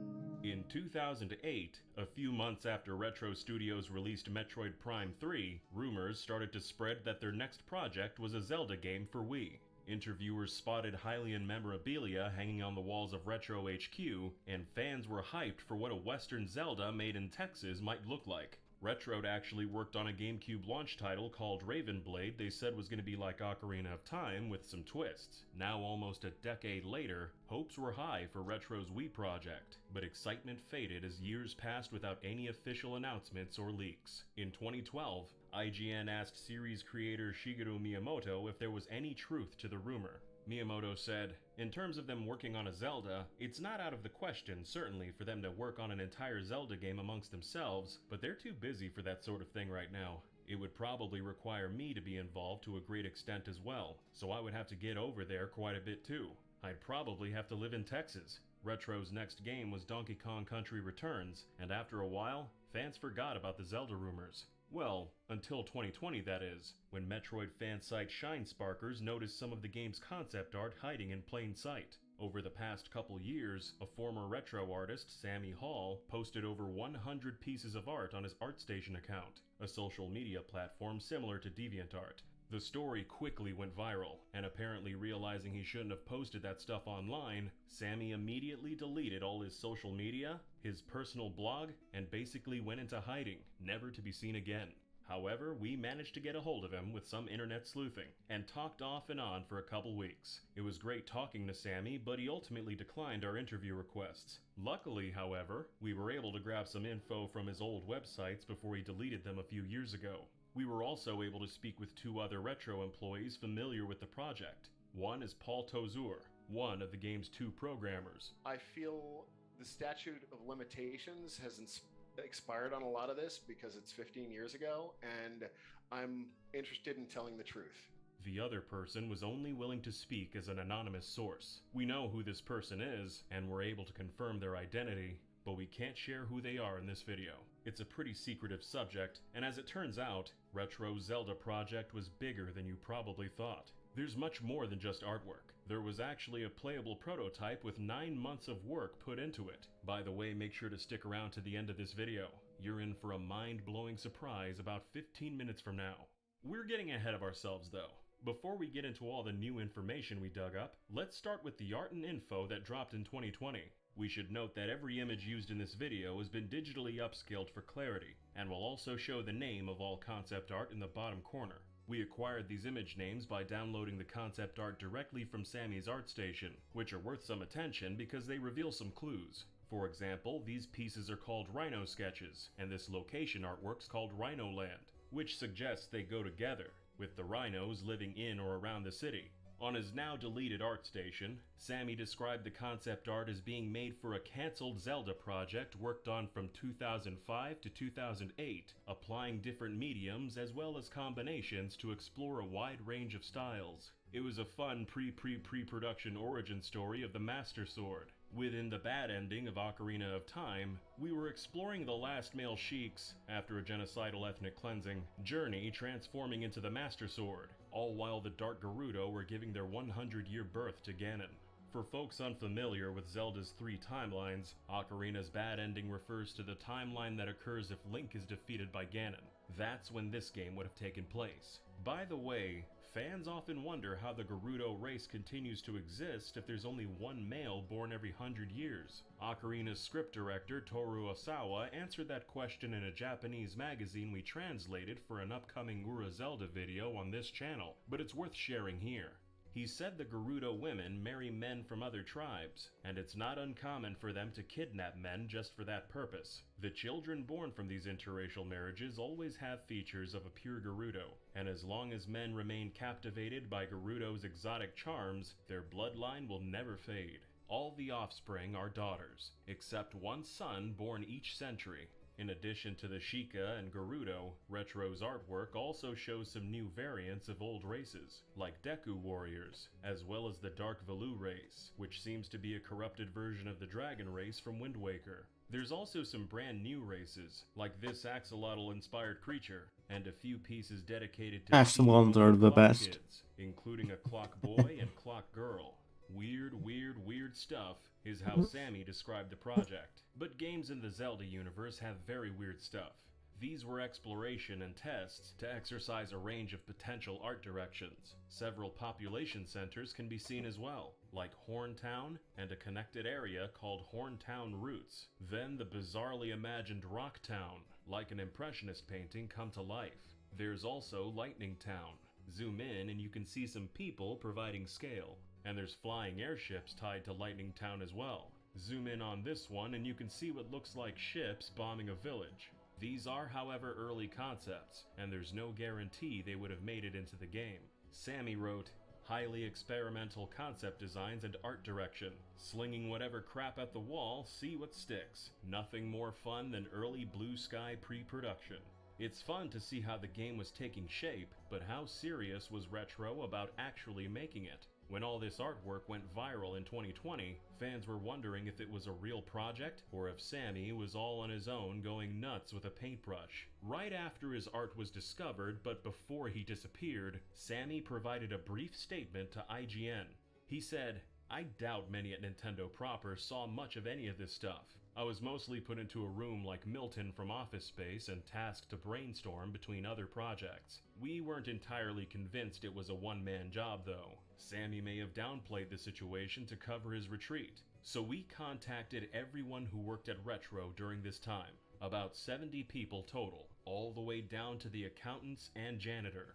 Almost everyone was either unable or unwilling to talk. But we caught a break when one agreed to share details as an anonymous source. They told us Retro pitched a lot of games over the years, including some that fans have never heard about, even as rumors. And truth is, most pitches never become games. That's just the nature of the industry. So we asked, would it be fair to say the Zelda spin-off was nothing particularly important, that it was never taken too seriously and it was just one of countless ideas that basically went nowhere? They took exception to us suggesting Retro would half-ass a project, especially a huge Nintendo IP. They set us straight. Everything they pitched to Nintendo was taken seriously. Retro had multiple developers supporting even preliminary takes on every project. There was a lot more of the game that was never made public, much more than Sammy's art. Around the same time we were talking to our source, some huge Nintendo leaks happened. A lot of the Nintendo 64 development assets, beta sprites, and more visual aspects soaked up most of the media coverage. But there was also a spreadsheet for internal company use, not meant to be seen by folks like us, with a list of in-development games circa late 2005. One of those games was called Project X, developed by Retro Studios. We went ahead and translated the part around Project X so you can read it. The spreadsheet includes some games that did release, like Mario Party 8 and Battalion Wars 2. Based on outside info, these appear to be Other M and Smash Bros. Brawl, which were also completed. Some of them got cancelled though, like the Battalion Wars spin-off Night Wars, and of course Project X. The spreadsheet says it was gonna be in pre-production at least a few more months, and that it's an action game featuring Sheik from Zelda Ocarina of Time. Some of y'all might be thinking, wait, Sheik? I thought this game was gonna star the last surviving male Sheikah. We were confused on that point for a while ourselves, but what Sammy actually said was it's the origin story of the Master Sword within the bad ending of Ocarina of Time, exploring the last male Sheik's journey transforming into the Master Sword. It's probably safe to assume male Sheik was a typo, and he meant the last male Sheikah, the race Impa hails from. A lot of news sites that reported the story implied he was the playable character, but actually the story focused on the last male Sheikah's transformation into the Master Sword, but the playable character was Sheik. It's worth noting that when Skyward Sword released 6 years later, it also told the origin story of the Master Sword, and how Fi's spirit was laid to rest inside it. That's pretty similar to the plot of Project X, so it seems Nintendo repurposed the idea for their own Wii Zelda. The leaked spreadsheet also identifies who's overseeing production back in Japan. Nintendo Software Planning and Development Production Group 3, headed up by Kensuke Tanabe. NPD Group 3 oversaw development on classic titles like Paper Mario Thousand Year Door and Mother 3, as well as games like Mario Strikers Charged, Kirby, and Metroid Prime 2 and 3. Interestingly though, they never touched a Zelda game in their entire history. In other words, we had Retro, a talented developer who'd never worked on Zelda before, being managed by a veteran Nintendo division who'd never overseen a Zelda before. Project X was on the road to becoming something completely different to Zelda games of the past. Our anonymous source told us, "We never worked on anything, even pitched anything, that would be similar to Breath of the Wild, Ocarina of Time, or Wind Waker. We never worked on a game of that format. I shouldn't say too much, but we never worked on anything that could be called a traditional Zelda." We were a little confused. Were they trying to deny the game ever existed? What were they saying exactly? I'm just saying we never worked on anything that could be equated to the same type of game as a Zelda, as a Breath of the Wild, and so forth. We never worked on a game in that format. So we asked what the genre was gonna be. Sammy Hall's notes said it was set to be an action JRPG. So was that the twist? That the spin-off was some sort of JRPG? Maybe turn-based? Our source told us no. Retro never planned or even pitched anything that could God be damn considered it. a JRPG. We had a long list of questions, but most of them they'd only give us vague answers to, and he refused to say what made Project X so non-traditional. So we redoubled our efforts to find more team members. It took a few months of emails, LinkedIn connections, contacting the same people that ignored us the first time, etc., etc. We'll spare you the details, but long story short, we finally got in touch with one of Project X's programmers who was willing to speak on the record. That someone was Paul Tozur, who was also a programmer on Metroid Prime 2 and 3. He answered every question our anonymous source wouldn't. I see people, commenting on that concept art on the internet and being like, "Oh my God, Retro was working on a Zelda game that would have been so awesome." And like, I understand that feeling, but what they have to understand is it was not actually a Zelda game. At no point was it really anything like Zelda. It was an experiment gone wrong that happened to be set in the Zelda universe. So what was the gameplay actually like? Paul said it was badly undercooked, like a simplified version of whack-a-mole. He was in charge of coding the combat, which he describes as Sheik standing in one place unable to move, surrounded by a group of enemy wolves, which by the way is why there's so much wolf concept art, and they jump at you one at a time, and you just flick the Wiimote to kill them. There were 4 or 5 wolves, maybe 6, and they would just be in their idle state waiting to pounce at you.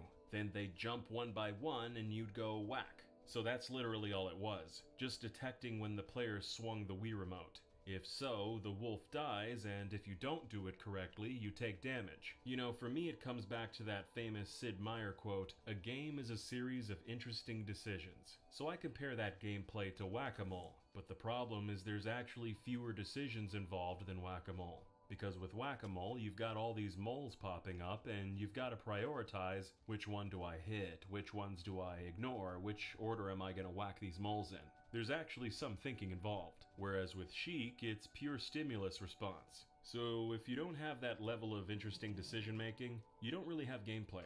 He went on to say that the only enemies in the prototype were wolves, but the plan was to add more enemy types if it went into full production. To be clear, Paul was just programming what he was told to program. He didn't get to decide how the combat actually worked. That was dictated by Sheik's designers. That was another code name, by the way. They called the game Sheik. But when Paul went to one of the designers and voiced his concerns, the designer said this sort of super simplified gameplay was the wave of the future, and compared it to Link's crossbow training. The other programmer, Rice Lewis, was in charge of the overworld traversal, which was completely separate from the combat. Sheik moved around the overworld, then when she got to a point of interest, she was kind of sucked out of the overworld and into the fight like how it works in a JRPG.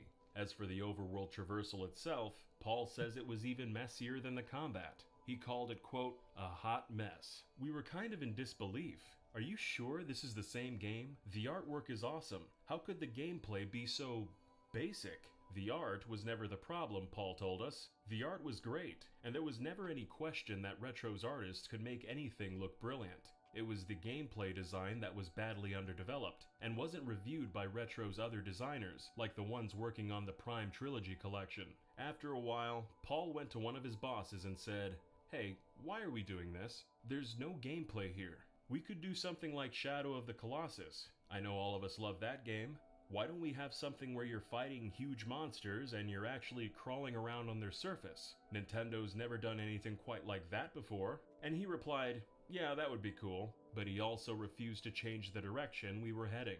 There were a lot of Shadow of the Colossus fans at Retro. 2 of them, Andy O'Neill and Marco Thrush, left Retro to create their own studio, Bluepoint Games, and literally remade Shadow of the Colossus for PlayStation 4. That game's currently got a 91% on Metacritic, by the way. Even Eiji Aonuma, the director and producer of the mainline Zelda series, is a big fan of Shadow of the Colossus. In 2007, he told German magazine Endzone that it was currently his favorite game made outside Nintendo.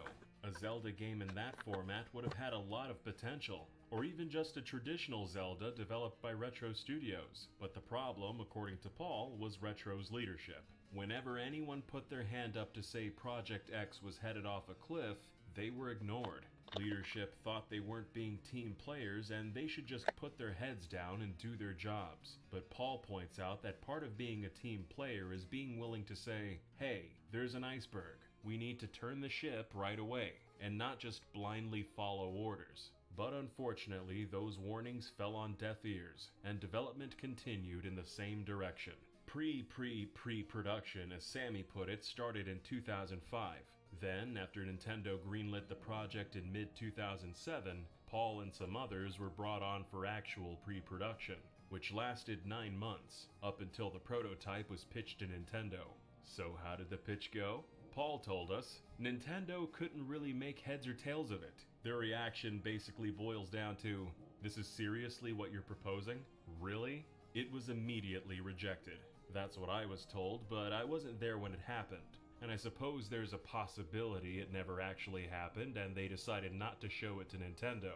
Nintendo gave us the green light to make the prototype, but they had zero input or visibility during the 9 months of pre-production, which is one of the reasons it failed. 2 weeks later, Paul resigned from his position at Retro Studios. Our anonymous source suggested, in his vague way of answering questions, that the decision to cancel Project X might have also been influenced by Retro's top 3 developers, Mark Pacini, Todd Keller, and Jack Matthews, leaving Retro to start their own company, Armature Studio. They left the same week as the pitch, although we heard conflicting reports whether their departure or the failed pitch happened first. How much talent was working on Project X? Well, one of the guys who left, Mark Pacini, was the design lead. He'd also been the director of all the Metroid Prime games. Todd Keller left too. He was the lead artist and art director on the Prime games, and he was leading the artwork on this project as well. Sammy Hall was working under Todd along with some other artists, although Paul can't remember who they all were. Vince Joly was the animation lead, the same guy who led animation for Prime 3. There was one more designer, but Paul didn't want to identify him, and Paul and Rice Lewis were the 2 programmers. In total, there were at least 7 people working on this project, but probably a few more Paul can't remember. Paul says many on the team, including himself, thought Project X needed more programmers. Retro had about a dozen more, but they were assigned to other tasks, like the Metroid Prime Trilogy collection and another prototype called the Blog Game. But he reiterated that regardless of how many programmers they had, X could have only been saved with fundamental design changes. There was a lot of top talent working on the project. The potential was huge. It could have been an awesome game, or who knows, maybe a whole side series. But the design wasn't up to snuff, and Retro leadership refused to change direction. As for why, we don't really want to point fingers and name names. Stirring up hate mobs on Twitter isn't really what this channel is about, and our sources don't want that either. So to put it simply, it was just office momentum, and the higher-ups not wanting to listen to the lower-level guys in the trenches. They just wanted them to do their jobs. After 3 years of work, the project was canceled in April 2008. Paul said, "Rice and I tried to point out that we were headed toward an iceberg, but we were met with a lot of resistance and eventually found ourselves sliding down the deck into the icy waters of the Atlantic. Maybe this whole messy story is why everyone we talked to was so hush-hush about the project, and why a few years later, Miyamoto said if Retro was going to make a Zelda game, he'd probably need to move to Texas to oversee its development." For the record, after we talked to Paul, we reached out to everyone mentioned in this video one more time to see if they wanted to provide comment or offer an alternate perspective. They all declined or ignored our correspondence. And finally, the big question.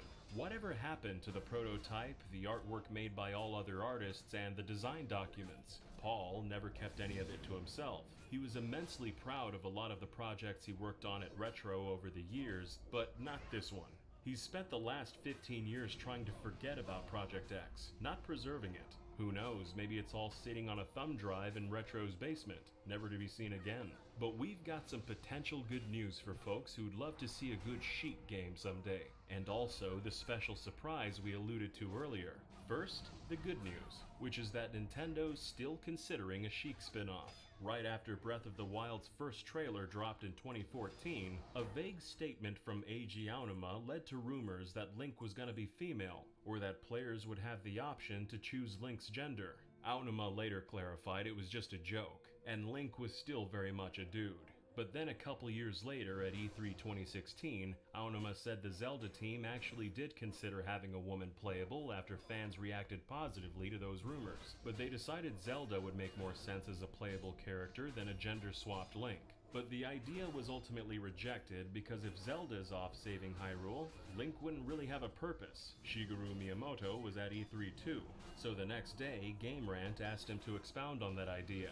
He said, "Some people might wonder, because the title is Zelda, it's a female character. Why isn't the protagonist a female character? But really, to me, The Legend of Zelda, the main series, Link is the protagonist. And here's the important part. But within the development team too, there have been talks about how it might be cool to have a game that features Sheik as a protagonist. It's having maybe a Zelda spin-off with Sheik as a protagonist, for example. I don't think that's an impossibility. A Zelda spin-off starring Sheik as the protagonist sure sounds a lot like Project X, but with better gameplay presumably. And since the Master Sword origin story already got used in Skyward Sword, it would need a new story as well. Miyamoto said the Zelda team's been talking about it, but that doesn't necessarily mean they'd make it themselves. Nintendo's lent out the Zelda IP to quite a few outside studios over the years. Capcom made the Oracle and Four Swords games, Grezzo handled a lot of remakes including Link's Awakening, and the Philips CDI trilogy, and Brace Yourself Games made the recent Cadence of Hyrule spin-off. Most of the guys who worked on Project X already left Retro a long time ago, so there's no chance it could ever get made by the original team. But whether it's Nintendo themselves or one of their partners, there's still a chance Sheik will get the spin-off series she deserves. Okay, and now for the surprise. While we were spending the last year chasing down old Retro devs trying to get the story on Project X, we came into possession of another Zelda spin-off that Retro pitched to Nintendo. Yes, another Retro Zelda. It was called Heroes of Hyrule. Much of the story focuses on three heroes, a Goron, a Zora, and a Rito who lived 100 years in the past. Kinda sounds like Breath of the Wild, doesn't it? But there's one big difference. Instead of staying forever young in the Shrine of Resurrection, in this game, Link's aged into an old man. There's a heck of a lot more to talk about, but that's where we'll leave it for now. Heroes of Hyrule really deserves its own video. We're already working on it and it'll be up on this channel in a few weeks. Subscribe if you don't want to miss it. If you're looking for more Zelda videos right now though, check out this one about lost Zelda games, including the Twilight Princess sequel that got changed into Link's crossbow training. Or if you'd rather watch a full hour of random Zelda series trivia, click the other video. We want to give a special thanks to Paul Tozur and our anonymous source, our translators, and you folks at home for watching. See you next time.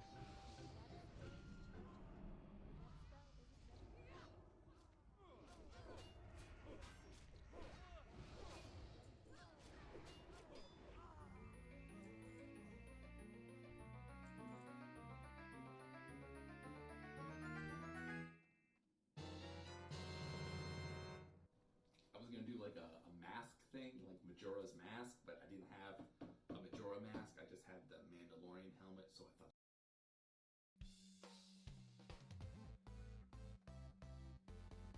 Hey, I'm FTFE and welcome back to the channel that does the stupidity what Warner Brothers Discovery just did to Batgirl. You know the problem with that movie, right? Stupid Michael Keaton Batman. If they'd had me, it would have been the best Bat movie ever because, you know, I'm Batman. Tea's ready, Master Wayne. Coming out, Fred. 3 sugars, please. I'd like sweet tea. Even after doing this Flat Earth debunking thing for like 4 years, I'm still amazed by some of the dumb shit that Flat Earthers say. Whenever I feel down about myself, I just press this button here on my NASA gauntlet, and it plays something stupid that a Flat Earther has said, which makes me feel loads better about myself. Like this. Let's invoke mystical rocks flying around in the vacuum with mystical magical powers that's pulling stuff and letting it go. Pulling. Ooh. Let's believe that shite, shall we? You come in and offer us some proofs of your blue pear-shaped testicle flying about the infinite vacuum of space with gas and air and water all clumped at me. You fucking lunatic. You believe that? Well, not only is the ocean nature-defyingly bent, but at certain times the water pulls out even further. Ooh, so you've even maybe a steep curve. I mean, get to fuck that. You believe there's a ball of rock flying in the vacuum of space with a gaseous environment and liquid all clumped to it? That's how fucked up your beliefs are, right? Nothing in the reality would ever show you that that is in any way, shape or form possible, right? So we're not the idiots, you're the fucking idiot. Dale, bless him. Anyway, today I'm going to show you something incredibly dumb, said by the person officially voted the dumbest person in the world in 2019, so that you can all realise that no matter how much you screw up in life, how stupid that thing that you did, that you curse yourself for was, at least you're not a flat earther. Guys, it's time. It's the return of Riley for episode 70 of Flirfs Are Idiots.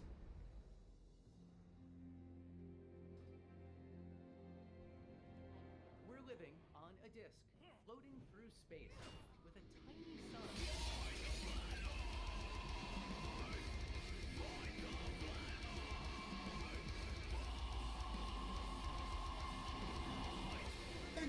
once again as we wonder why we even pay taxes if this is what the education system has done. You know what, that was mean. It's not really the teacher's fault. These people never went to school. Yes, that's right. Sleeping warrior, Anthony Riley, has shown us all his intellectual prowess and decided to once and for all debunk Coriolis. Pow. Koda zapuska. Sorry, what? Dajt mnie koda zapuska сейчас. Who are you talking to? Oh, what? When did I... Oi, what have I told you about knocking before coming in? Pal, you don't have a door. Shut up. What do you want? Okay, could you just play that stupid video that Sleeping Warrior made? See, this is why I hate you. You're an idiot! What did I do? Play that stupid video that Sleeping Warrior made. Have you any idea how little that narrows it down? I'm an Yeah. AI impossible future overlord of humanity. I'm not a mind reader. Did you mean this one? Where you posted a video? Called it Bald Earth, debunked, but proved the globe? Ball Earth debunked. I was away for a short breakaway, and this is where I took this footage from. It's from the side of the hotel at Seacoast Caravan Park, and there's a post of fence in the corner. I'm looking for Mackle Lighthouse, and in the top left we can see that I've been here before, but at 100 feet, and took that photo top left. I can clearly see that Mackle Lighthouse is in the picture. I was challenged to go back and get it lower, and visibility was not always great, so I went back at a different time of the day, or when it was good and I could see it. So I'm clearly seeing the lighthouse, and as I zoom the camera out a little bit, you should see that I can get it to basically match the landscape. This is a little bit of wow, look at how clear the footage was. And now as I zoom the camera out, I can pause it there. If I zoom in a little bit into the image, you can see that it matches the above image in the top left hand corner. This was taken from 100 feet though, and there is the lighthouse. Yeah, this does show how dumb he is, because his own video actually debunks him. Because if you take his two images and draw a line horizontally right from this point on both, you see that what he is claiming is the lighthouse is actually this point here, meaning the lighthouse is either underwater or behind the horizon, which is created by the curve of the Earth, because, you know, the Earth's a globe. Or that video, where he bets someone £1,000 that there's a solar eclipse every month. A solar eclipse will happen every single month. And why? Because it takes 27 days, 27 point something days for the moon to orbit the Earth. So at some point it's going to cross the sun. Oh. Every single month. Now I have no explanation for why it takes every 100 years for America to get one, because the law of probability dictates that it should be every few years, but we're being told it's once every 100 years. So there is a solar eclipse every month. The only problem is we don't see it because it's usually over the water. So you can bet me £1,000, because you're gonna have to come up with the reason for why it's not when the moon orbits the Earth once every month, you Burke. I bet you £1,000 solar eclipses happen every single month. The issue is you never see them because they're normally over the Earth, normally over the water. What's funny is he actually deleted his entire channel just after that video because he didn't want to pay up for the bet. The issue was, like all fucking idiots, like all flat earthers, he can't think in 3 dimensions. He assumed because the moon is technically between the sun and Earth once a month, that there'd be a solar eclipse, but didn't take into account the orbital plane of the moon and the fact that space is 3D, so that most of the time that eclipse will just be casting a shadow into space.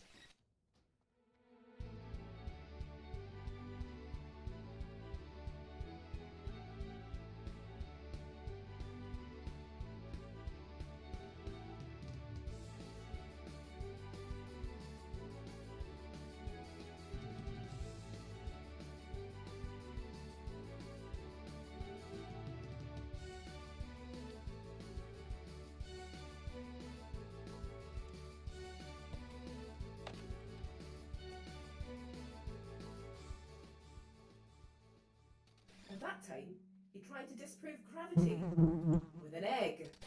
This is an egg. Yeah, we all know he's never going to understand gravity versus buoyancy and what density actually is, but Oh, that reminds me. The time he said density is a force. What's density? The amount of matter in an object. Is density a force? Yes. It clearly is a force. Yeah, pal. But what I mean is, When he didn't understand triangles. I'm gonna pull up a triangle calculator. Or looking on the wrong Folkholt's Wikipedia page, trying to use a pizza pan to prove the moonlight is cold, shining a light through a crystal onto his wall for some reason. That awful channel trailer, saying the harvest moon is 10 times bigger than the normal moon, or when he thought he could debunk a physics teacher by not understanding physics, or... Look, I get it, alright? You see why? You're a fucking idiot, right? You know what? What I meant was the newest one, the most recent video he's released on his new channel. Next time, say that! That's 2 minutes I could have spent not talking to you. Pal, just play the new video. Don't tell me what to do. Pal, please play the new video. I'm going to play it because I want to. Thanks, pal. Thanks, pal. Ugh. This is a cool little clip I took 2 minutes ago outside. I noticed that there was a contrail that was passing behind a low set of clouds, and it dawned on me that if Earth was rotating and we need to see drift, this is what you'd need to see every single time. Every single time on every single plane flight, every contrail that's above the clouds, you would need to see the clouds moving below it in a westerly direction all of the time. Right. For Sagan's sake, Riley, I mean... Guys, this is why a video from Riley is something special. Riley, bud, that's the wind. It doesn't happen though, does it? Well, no, because the wind goes in different directions each day, so the clouds move in different... Riley, the wind is not Coriolis or any kind of evidence the Earth is rotating, it's the fucking wind. What are you looking at here? You're seeing the contrail moving behind the clouds, so the clouds closer to the ground are moving faster than the clouds behind, or the contrail behind. And I'm going to play it again 3 more times in fast motion, just so you can see the effect for yourself. It's 4 times faster. It makes it really obvious. But if Earth really were turning, every single contrail, every single time, would always do this relative to local clouds, because they claim that the Earth's atmosphere rotates with the Earth. No Coriolis. Yes, the Earth's atmosphere rotates with the Earth, and the contrail is in the Earth's atmosphere. Fuck me sideways, Sleepy. This is dumb, even for you. But they also claim that pendulums prove that the Earth is drifting. They claim that pendulums are proof of Earth's drift. Well, if this was the case, you would see contrails doing this every single time in a westerly direction, always. Doesn't happen though, does it? I'm not sure exactly why I'm having to explain this, but a pendulum is not a contrail. They're entirely different things, and I'm not sure why you think the rotation of Earth would affect them both in the same way. Oh, that's right. You're a fucking idiot. Go to the remedial classroom.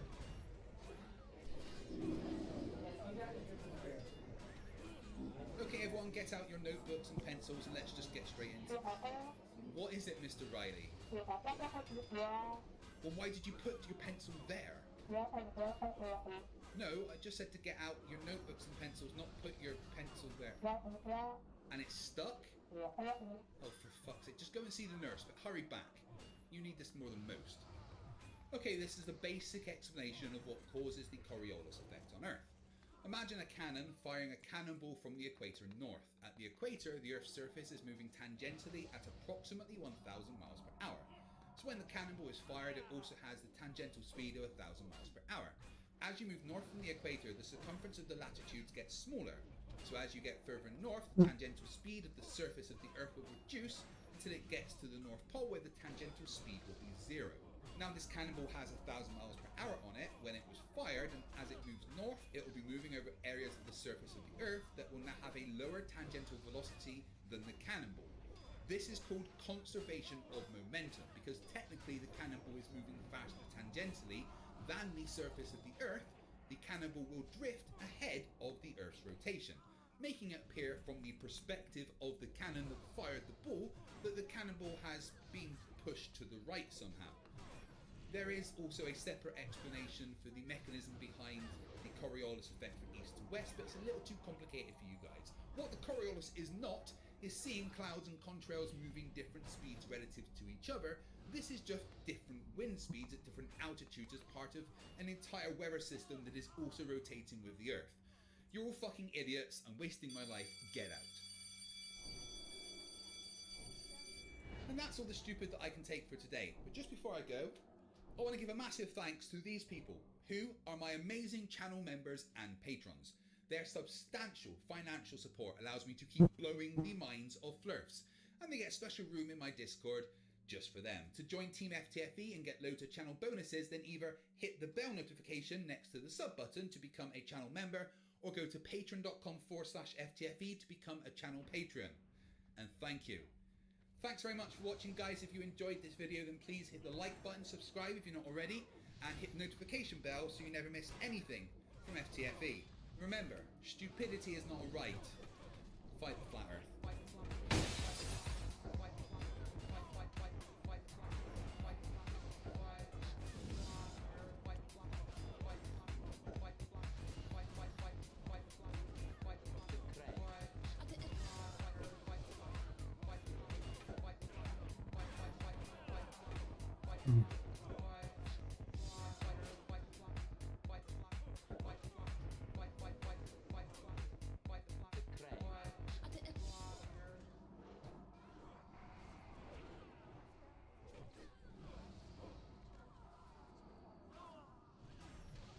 Okay, minions, we're about to embark on the elevator ritual starting on the first floor. Tony, the security guard, totally hooked me up and shut off the security camera in the elevator for 10 minutes. Welcome to Watch Mojo, and today we're counting down our picks for the top 20 unsolved internet mysteries. For this list, we're looking at the most elusive enigmas circulating around these very interwebs. Have you tried cracking these cases? Let us know in the comments below. Which a lot of entities that were in our position might not be. Number 20, Kanye Quest 3030.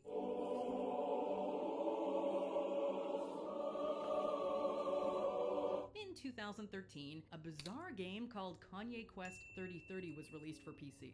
Players controlled Kanye West and fought other rappers like Eminem and LL Cool J in Pokemon-style battles.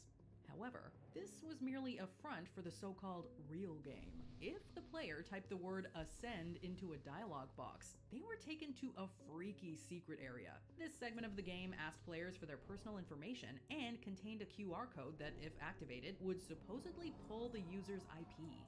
Some people believe this game was created by a cult known as Ascensionism and that it served as a recruitment tool. Others think it's a weird alternate reality game. Either way, it's super creepy.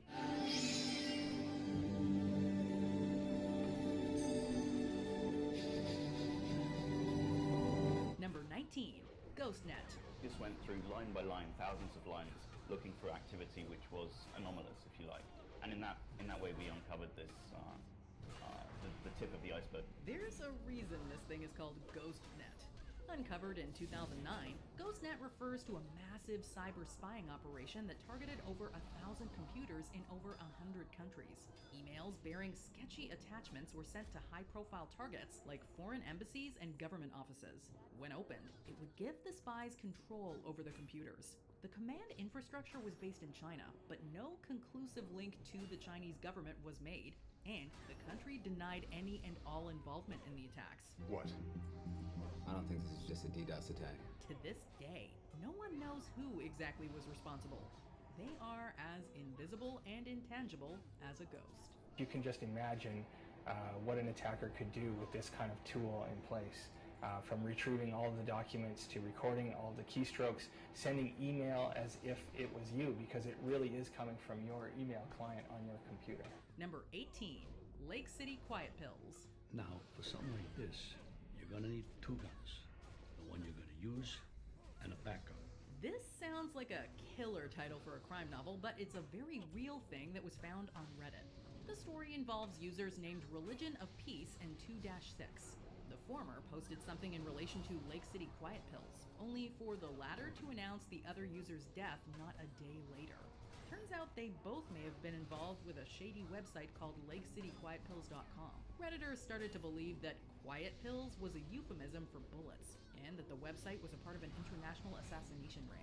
There was mention of an upcoming event at a hotel, and the specified date coincided with the 2010 assassination of Mahmoud El-Mabhouh, who was killed inside a Dubai hotel. Did Reddit users stumble upon a secret cabal of hitmen? Whoa. Hey, wait, what's this for?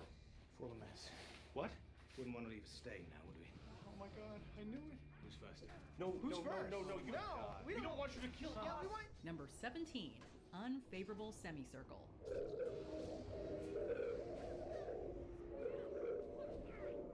YouTube can be a weird place, and it is filled with some puzzling videos. Beginning in April of 2015, a user called Unfavorable Semicircle began uploading some very strange videos. These didn't have proper titles or descriptions, and they were very abstract in content.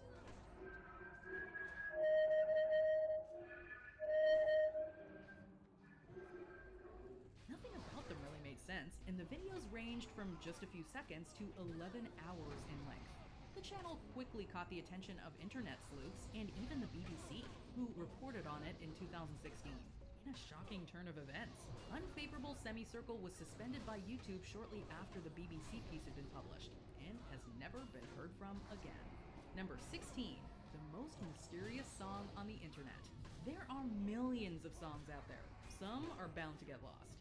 The most mysterious song on the internet refers to a tune that once aired on the German radio station NDR.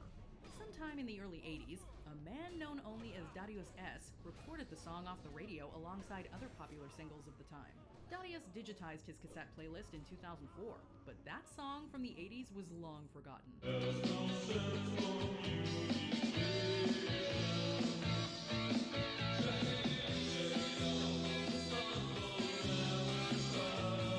Oh, I've never actually heard it. Sister Lydia, who began using the internet to search for the mysterious ditty, but to no avail. The search has continued since 2007 and is now a bona fide web phenomenon. Unfortunately, no one has been able to crack the case of the mystery track.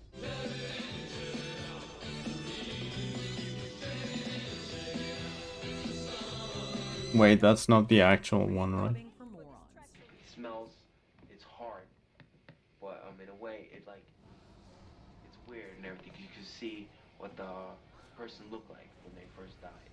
Could we have a genuine body snatcher on our hands? Some people certainly think so. Grave Robbing for Morons is a famous VHS tape of unknown origin. It depicts a young man holding a human skull and giving detailed instructions for robbing graves. No one knows where the tape came from, who is in it, or even if it's genuine. You get high prices. The more famous they are, get the most high prices. Right?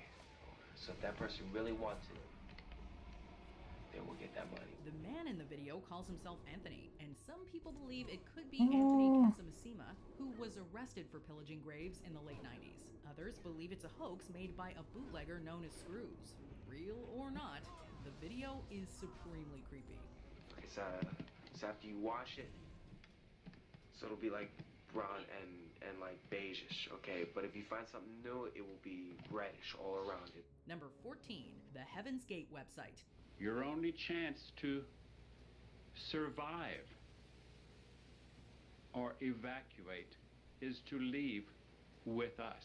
Heaven's Gate was a small American cult that was made famous in March of 1997 after 39 members of the cult took their own lives in order to ascend to a new plane of existence. A few of the members who survived have since been given the task to preserve the group's legacy digitally.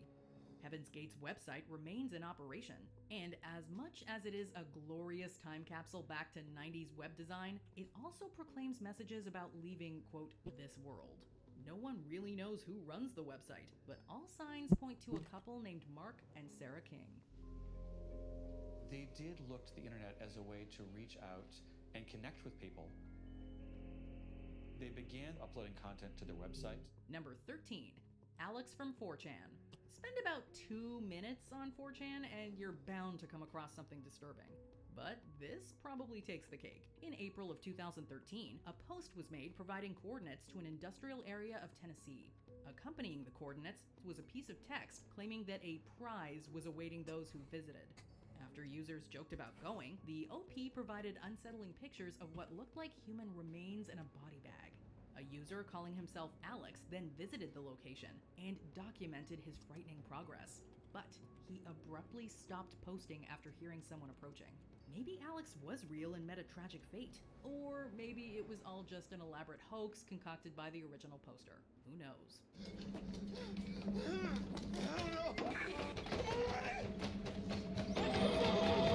Number 12. John Titor. We all want to believe in time travel, and John Titor may be proof of its existence. It's my hope that if you're watching this video, something incredible has happened. A user named TimeTravel_0 posted on the Time Travel Institute and Art Bell BBS forums in the early 2000s. They claimed to be a time traveler from the year 2036, describing the workings of a time machine in detail and even making various predictions about the future. The most elaborate was an American Civil War that would break out in 2005 and lead to World War III.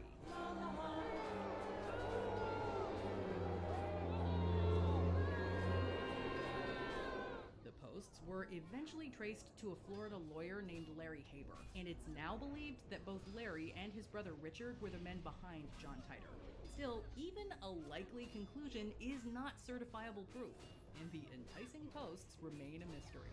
Good, turn it on.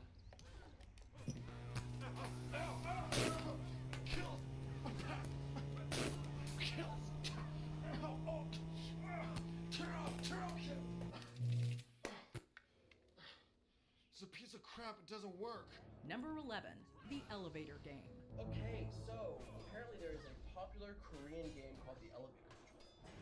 So first, you have to have a hotel that has at least 10 floors, which, lucky for us, Phoenix has more than 10 floors. Of course. It seems like every other month, the kids are participating in a new trend. One, dating a while back, was called the elevator game. This trend originated in Korea and was said to bring its players into another dimension. Okay guys, looks like the Korean elevator game is indeed a big hoax. I knew it from the get-go. The ritual game comes with a specific set of rules and instructions, like going to specific floors in a building and refusing to speak to the mysterious woman who supposedly eventually enters the elevator. The game gained popularity after the death of Elisa Lam, as some people theorized that she was participating in the game. You could see the body movements, twisting and turning. And now she appears to be counting with her fingers. It's just such bizarre behavior. Though this might just be some glorified creepypasta, one thing is for sure. It was popular enough to get a movie adaptation. Number 10, the Jack Freese emails. Right here, like it says, Jack Freese, I'm watching. And it said, I'm watching. Did you hear me? I'm at your house. It's one of the greatest and most popular ghost stories of the 2010s. Jack Freese contacts his friends and family from beyond the grave through the modern miracle of smartphones. Freese passed away in 2011, and people started getting strange emails shortly after. These emails were of a very personal nature, with inside jokes and things that only Freese would have known about, including a dream his cousin had about him. The email was sent actually November 21st at 10:30 at night. It just said, "Hey Jim, how you doing? I knew you were gonna break your ankle. Tried to warn you. Gotta be careful." Numerous theories have been put forth regarding the source of the emails, like scheduled sending and even Freese's mother posing as her deceased son. Either way, his friends and family were happy to hear from him, and that is good enough for us. I would like to say Jack sent it, just because I look at it as he's gone, but he's still trying to connect with me and still trying to tell me things to move along and feel better. Number 9, the Publius Enigma.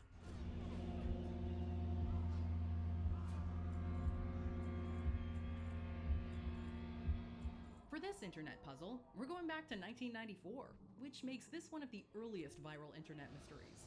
At the time, Pink Floyd was on their Division Bell World Tour, and a user by the name of Publius posted a cryptic riddle relating to the band's album on a fan forum.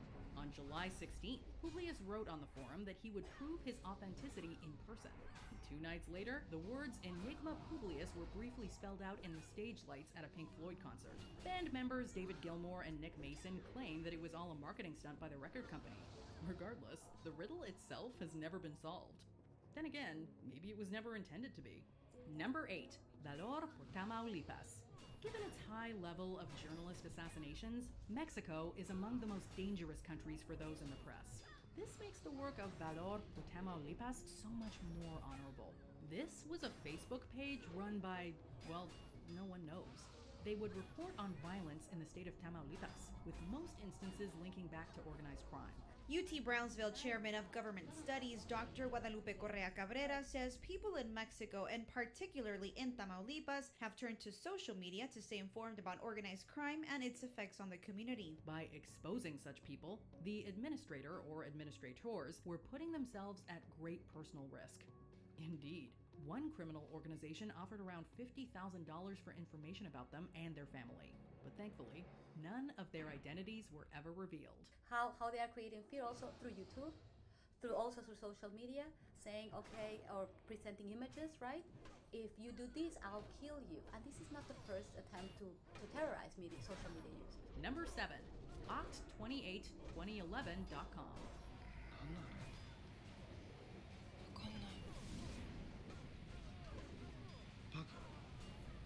Baka. The internet is filled with many haunting and enigmatic websites, and Oct282011.com was one of them. The page consisted of little more than a dark screen, some cryptic text that no one understood, plus a phone number. This is where things get really creepy.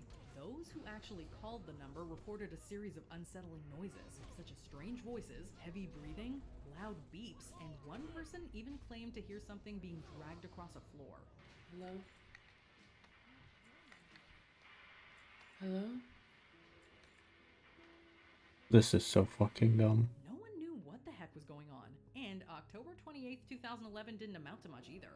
That is, unless you count the release of DreamWorks' Puss in Boots. What can I say? I was a bad kitty.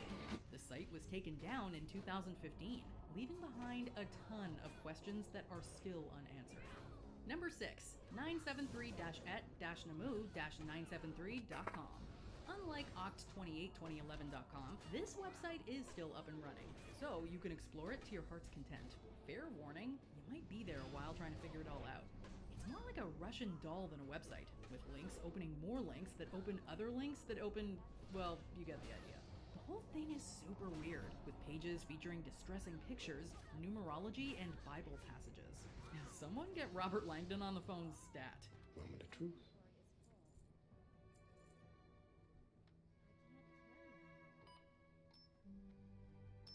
To this day, both the administrator and the nature of their website are unknown. It is one of the internet's finest and more tantalizing mysteries. What is 23? Is it God? 2 divided by 3? 0.666. 666. Number of the devil. Number 5, Markovian Parallax Denigrate. This is an all-time classic internet puzzle, and also one of the first. It dates back to 1996, when nonsensical texts were posted to the discussion system Usenet. Usenet is an online bulletin board system where you can post really almost anything, and it's organized by topic. Every single post had the subject line Markovian Parallax Denigrate, and the messages themselves were filled with even more unintelligible nonsense. It's not necessarily creepy or troublesome, just weird. Many people believe that the messages are spam or some kind of primitive text generator, while others think it was the ramblings of a single troll. Yeah, yeah, probably. An early Stone Age troll.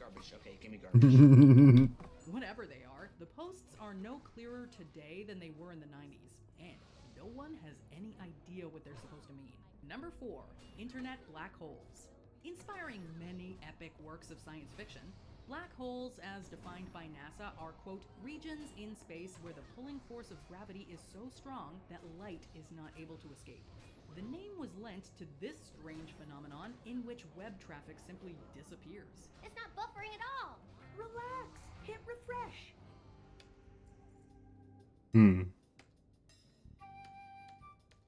Guys, I think internet is gone.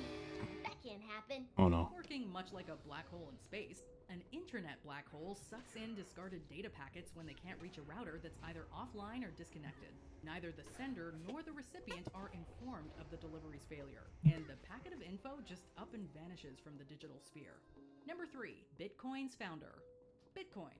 May have heard of it, few understand it. But that's not the mystery. The mystery lies in the currency's founder, or maybe founders. Absolutely nothing is known about the person or people responsible for Bitcoin. I just believe that somebody put that fictitious name.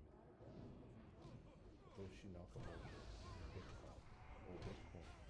All we have is the pseudonym Satoshi Nakamoto and a few alleged bits of personal information, like a Japanese heritage and the alma mater California State Polytechnic University, Pomona. A few people have been put forth as potential suspects, and an Australian computer scientist named Craig Stephen Wright has claimed to be Nakamoto. However, many experts doubt his claim. Unfortunately, it is the best we have at the moment in deducing Nakamoto's identity. Well, there are two competing theories. There's the good Satoshi hypothesis, which holds that Satoshi really wanted to let Bitcoin go and become its own thing without him. The other hypothesis is that Satoshi really just saw Bitcoin taking off and wanted to keep his privacy. Number 2, R/A858. Every 10th line of code written, they have to pick a shot. And hacking's supposed to be stealth, so every time the server detects an intrusion, the candidate responsible has to pick a shot. No other mystery has captivated Reddit quite like A858. In the early 2010s, a mystifying subreddit was created that contained nothing but strings of letters and numbers. It soon gained popularity, and many Redditors devoted many hours to cracking the code. Some messages were successfully decoded, but not many. And unfortunately for the internet sleuths who dedicated countless hours to solving the case, it led nowhere. The subreddit went private in 2016, leaving Redditors stumbling in the dark without answers. No one even knows why A858 was created in the first place, but hey, at least a valiant effort was made. Ready? Yes. M. M. Y. Y. N. M. S. S. A. A. I. I. C. C. T. T. I. S. Before we continue, be sure to subscribe to our channel and ring the bell to get notified about our latest videos. You have the option to be notified for occasional videos or all of them. If you're on your phone, make sure you go into your settings and switch on notifications.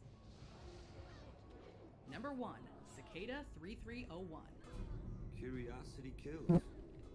Fuck Cicada. That's what. Yeah, whatever. Had been headhunting super geniuses from around the world for years using this kind of intellectual scavenger hunt. Perhaps the greatest internet mystery of all was derived from where else but 4chan on January 4th, 2012. The post consisted of an elaborate puzzle centered around data security and cryptography. 2 more puzzles followed in 2013 and 2014, both of which were again posted on January 4th. While the first 2 were eventually cracked, the third remains frustratingly unsolved. The puzzles were apparently made to recruit, quote, highly intelligent individuals for some cryptography-based mission or job. Many people believe it has something to do with government agencies like the NSA or CIA. Others believe that the challenges have a darker source and could be linked to cults or conspiracies. It's all conjecture. They're elusive. Kind of like the IT department of the Illuminati. But everyone who knows them knows that they want to change the world. For now, though, it is all up to individual discretion. Did you enjoy this video? Check out these other clips from Be sure to subscribe and ring the bell to be notified about our latest videos.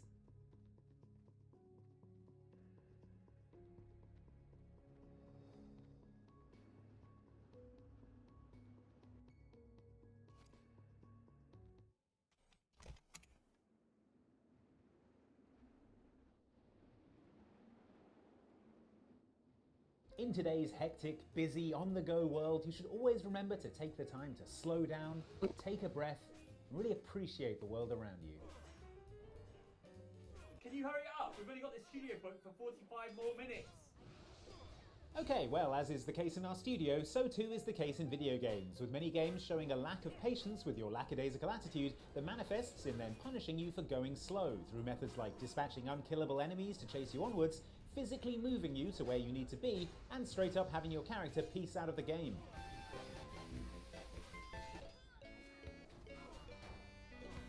We've covered this topic before, and the comments of that video were full of further suggestions. Experience. And if you haven't seen the first half, you should definitely check it out. There's a link here. So after my first listen, I took time, like I usually do, to do a bit of research about the band, mostly, though, digging into the song itself. It's interesting to me that the characters in the little movie screenplay are the members of the band themselves.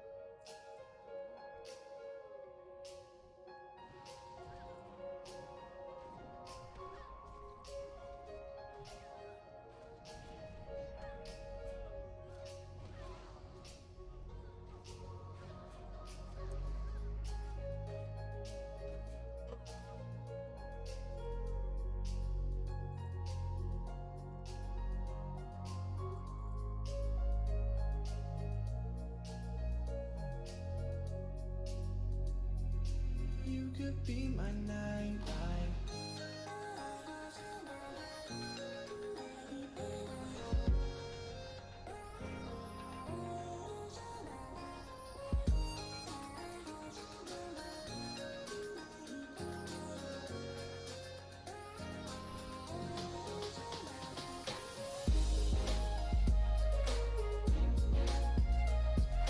You could be my nightlight.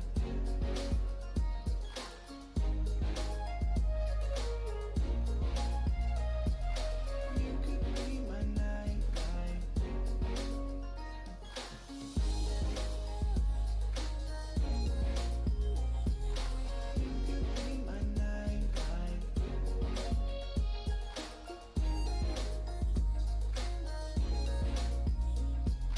You could be my nightlight.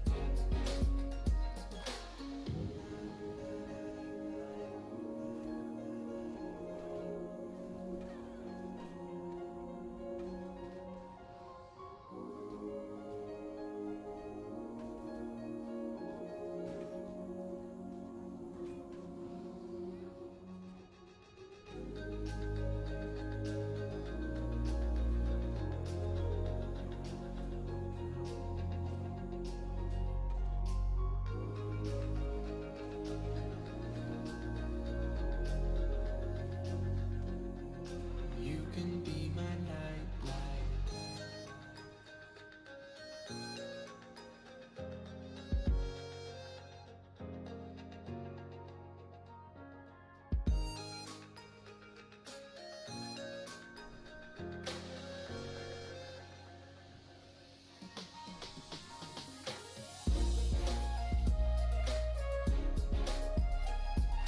You could be my nightlight.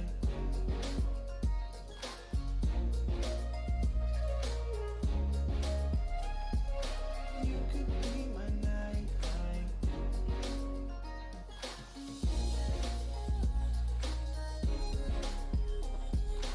You could be my nightlight.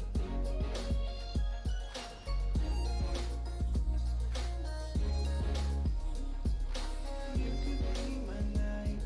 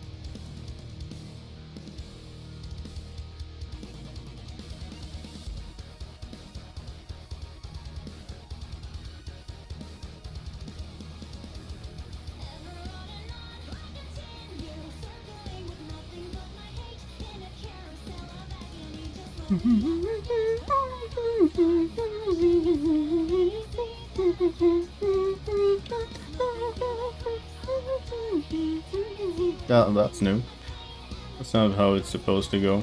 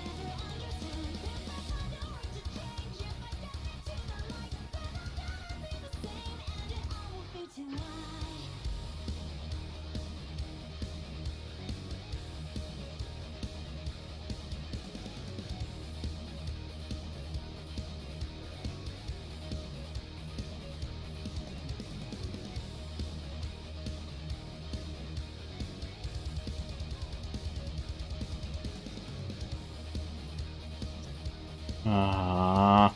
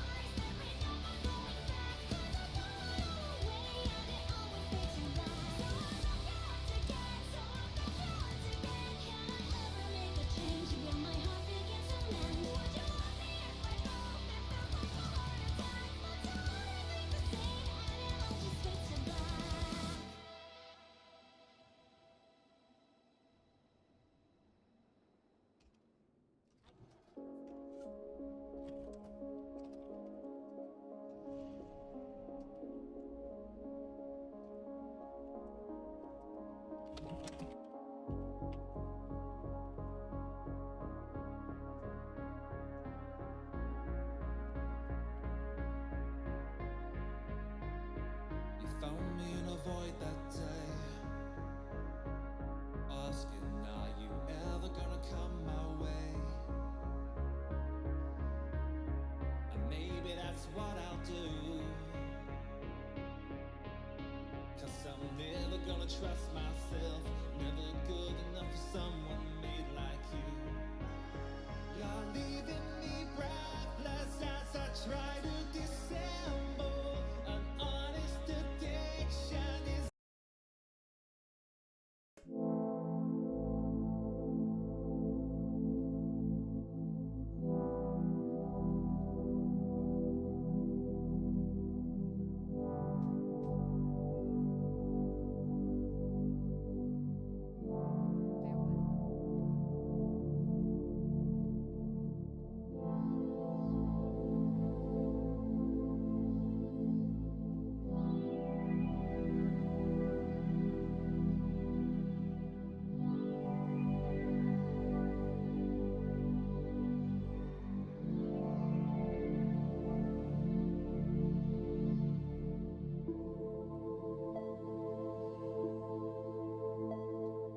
Such a fucking moron.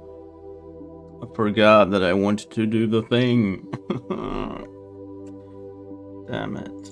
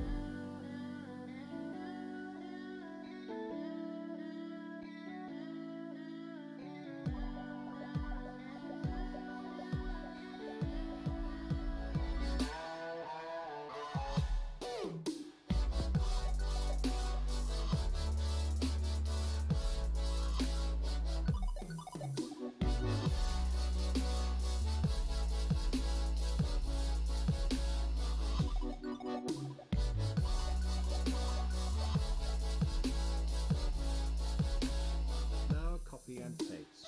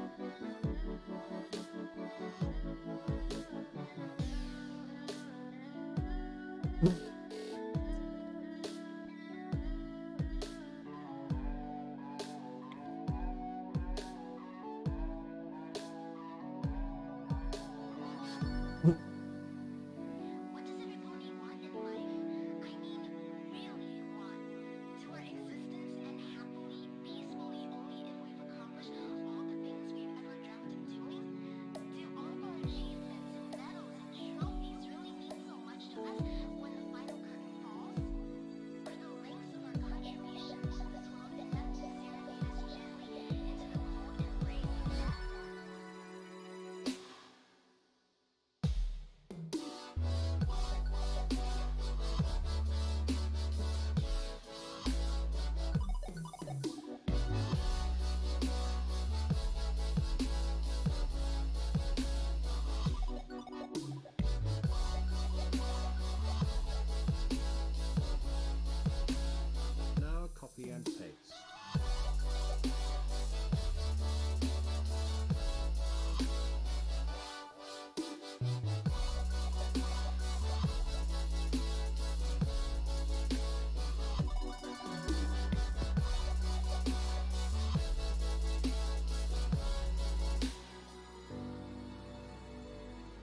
Ah, it still works. Nice. Oh yeah. Works still? No. Rather works again. Eh, whatever.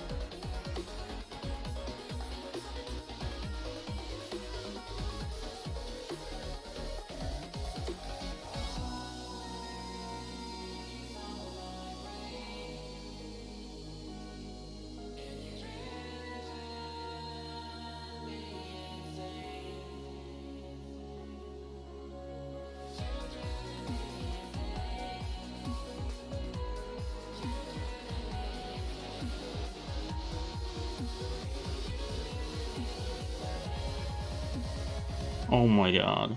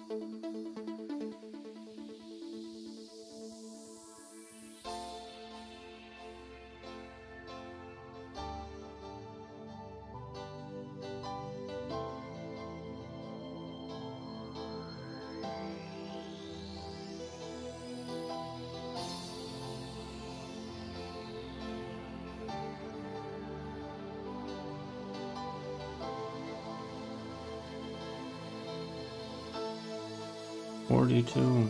Oh, wait. What?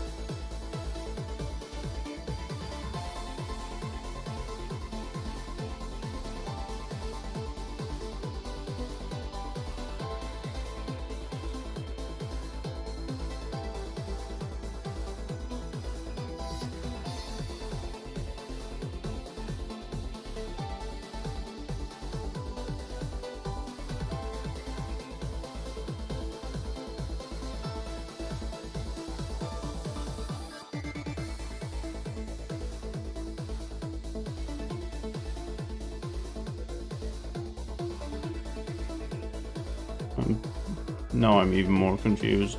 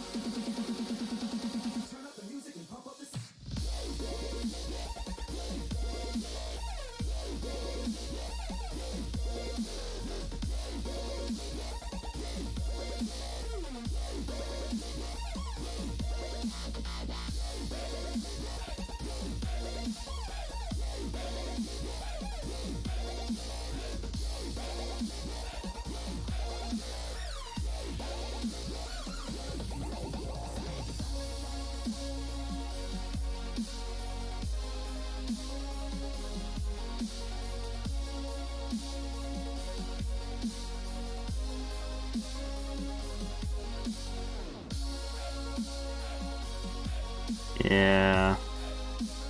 That is what I remember. That's what I paid.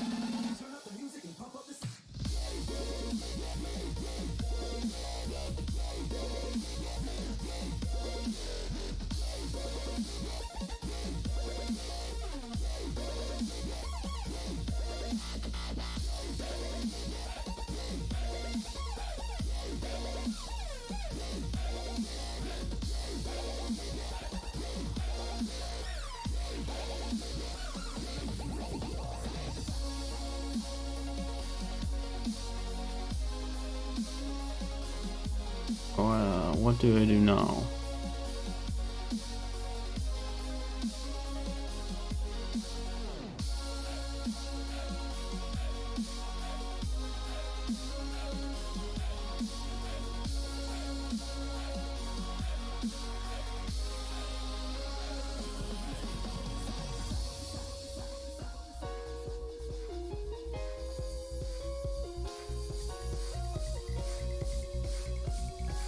I mean, oh wait, I do know what I'll do.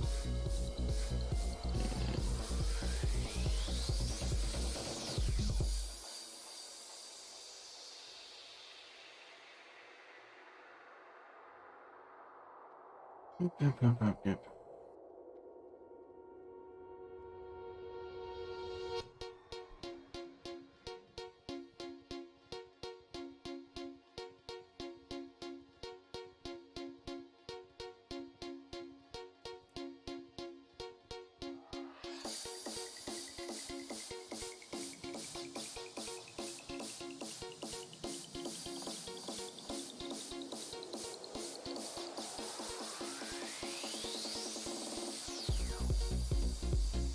I never realized how stupid this looks. Jeez. I think that's the first time ever.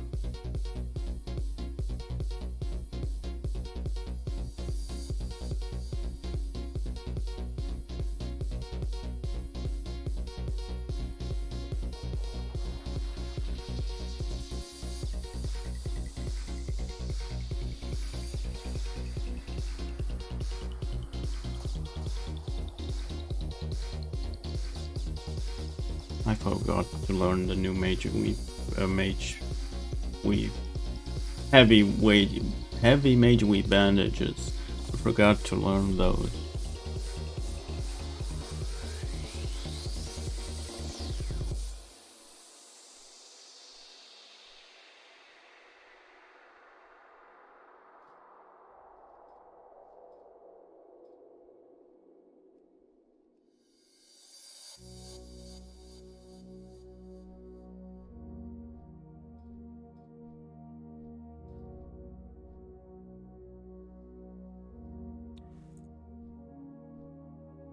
Oh my god.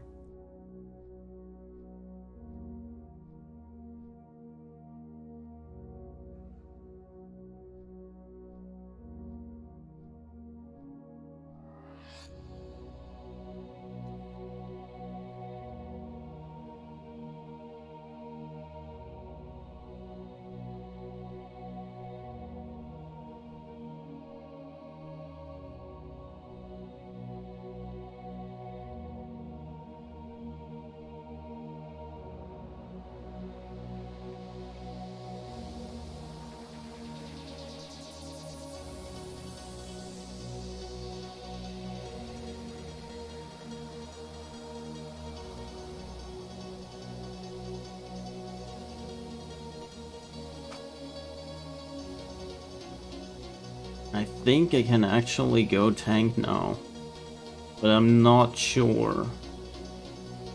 Like, I don't want to screw it up because every single time I respec, that shit gets more expensive.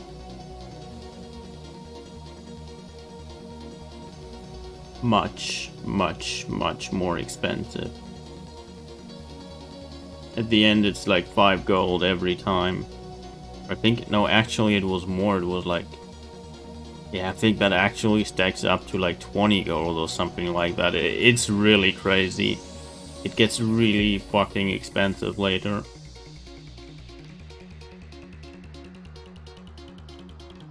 Yeah, I think it stacks up until 20. Well, until you reach 20. I did it once already, so I think I spent 1 gold. And it gets worse every single time you do it. The next... Yeah, I will not try it out yet. I will stay where I am right now. But later on I will definitely respec. And now that I just saw the price of fucking dual spec, I'm already like, oh my god, what is this? But I definitely need to be ready for for Wrath of the Lich King, because this time I will actually just farm a lot of stuff early on, and we'll get some money out of it. I already know that I basically do need a second character. I 100% need a second character just to farm stuff for me, because I will unlearn mining on this character later on. I mean I will mine a lot of stuff, but basically just enough so I can max out blacksmithing and jewel crafting. But as soon as I have enough, I will unlearn mining.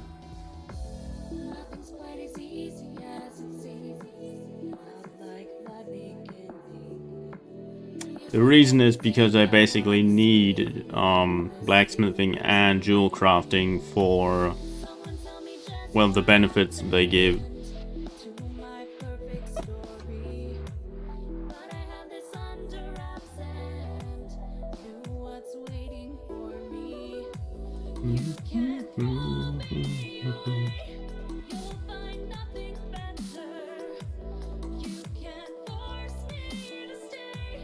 You can put 2 into this one. Ooh, 20%. Jesus, that's a good. very good raid cooldown. And I really don't want to use it as a holy paladin.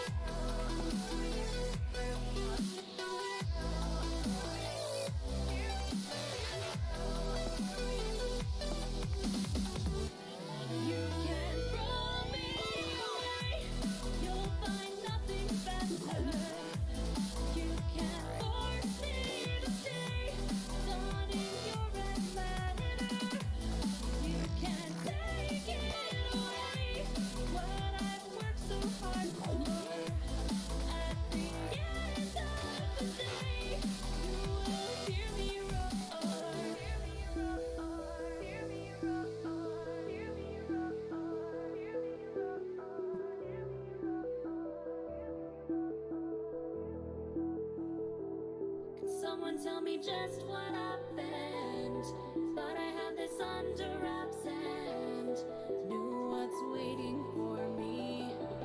Something with more glory.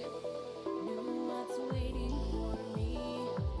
Something with more glory. Somewhere skies aren't stormy. People to adore me. You can throw me away. You'll find nothing better. You can force me to stay. Darling, you're a predator. You can take it away. What I've worked so hard for.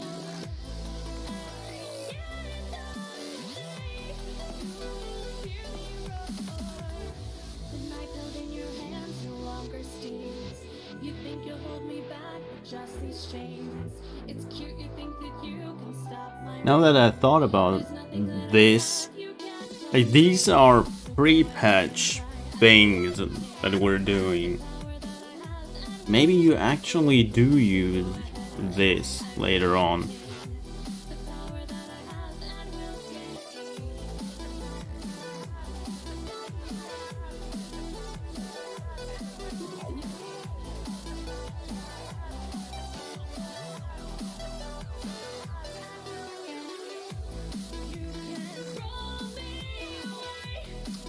Wow, this becomes a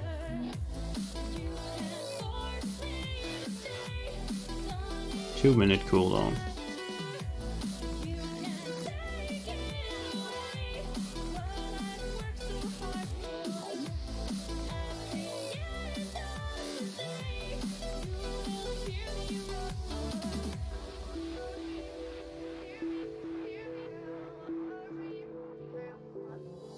I'm at the lowest I've ever been, but I'm nothing but content. Seems my anger's on a lease, and my sadness up for rent. And hoping something and doing nothing is time perfectly well spent. And the days go by, they just go on by.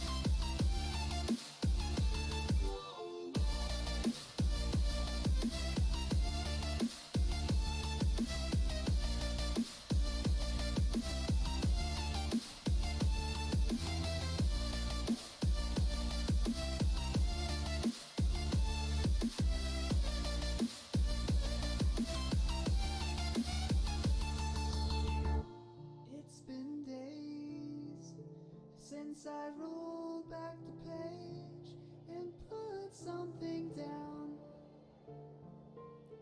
I've tried to write in fits of rage, but no words come out. Even now I'm letting down.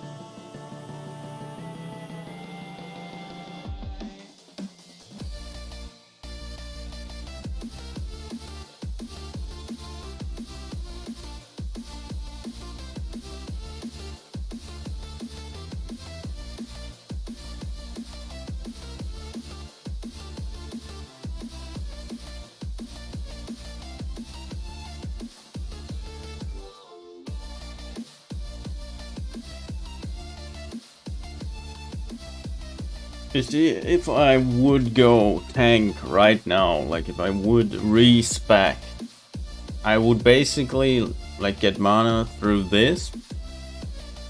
I would get mana through this.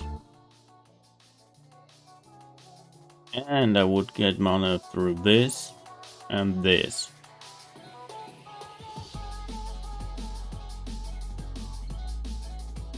Yeah, that's basically it. 4 different sources of mana. So that's basically why you don't need this, like the glyph seal of command thing anymore.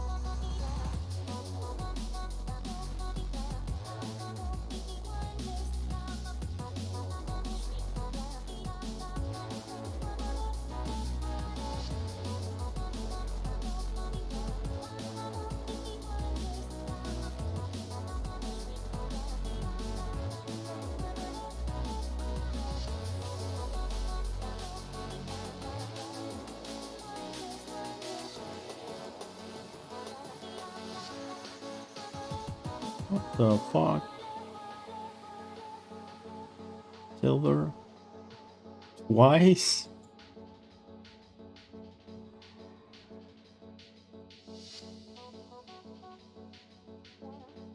Oh wait, there's tin over or down here. Wait, that's actually a nice place to farm tin.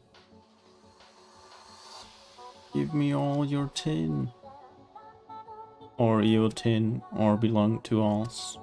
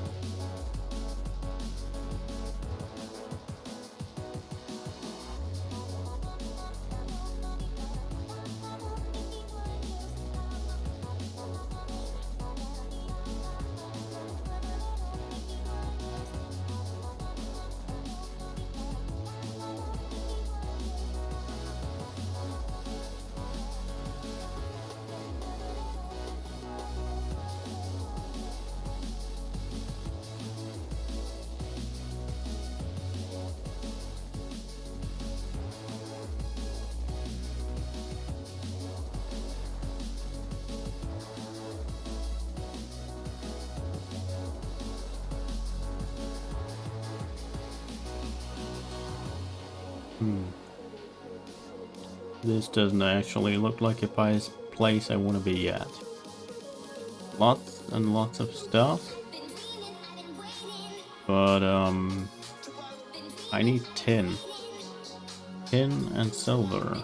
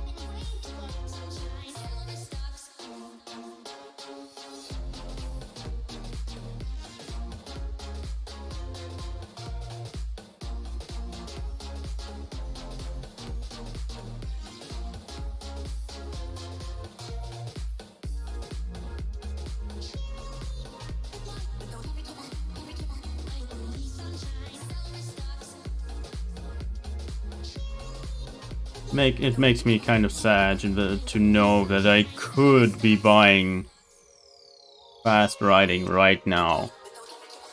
I could, but I don't really wanna. I want to keep my monies. I don't got lots of them.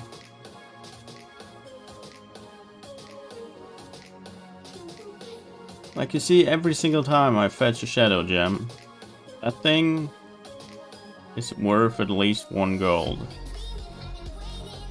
I mean, apparently yesterday it was still over 2 gold, but pretty sure when I looked into the AH last time it was like 1 gold 30 or something like that.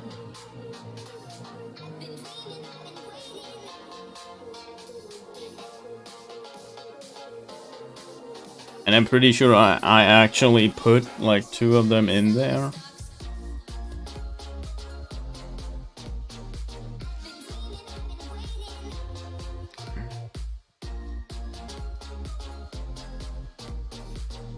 Oh, I just remembered, I think since this is actually already Wrath of the Lich King, they removed most of the quest lines you had to do to level up smithing, for example. Or at least I hope they have, because that's actually something I don't want to do. Like leveling up, or rather doing these quest lines to get your job, or to be able to level up your job, is just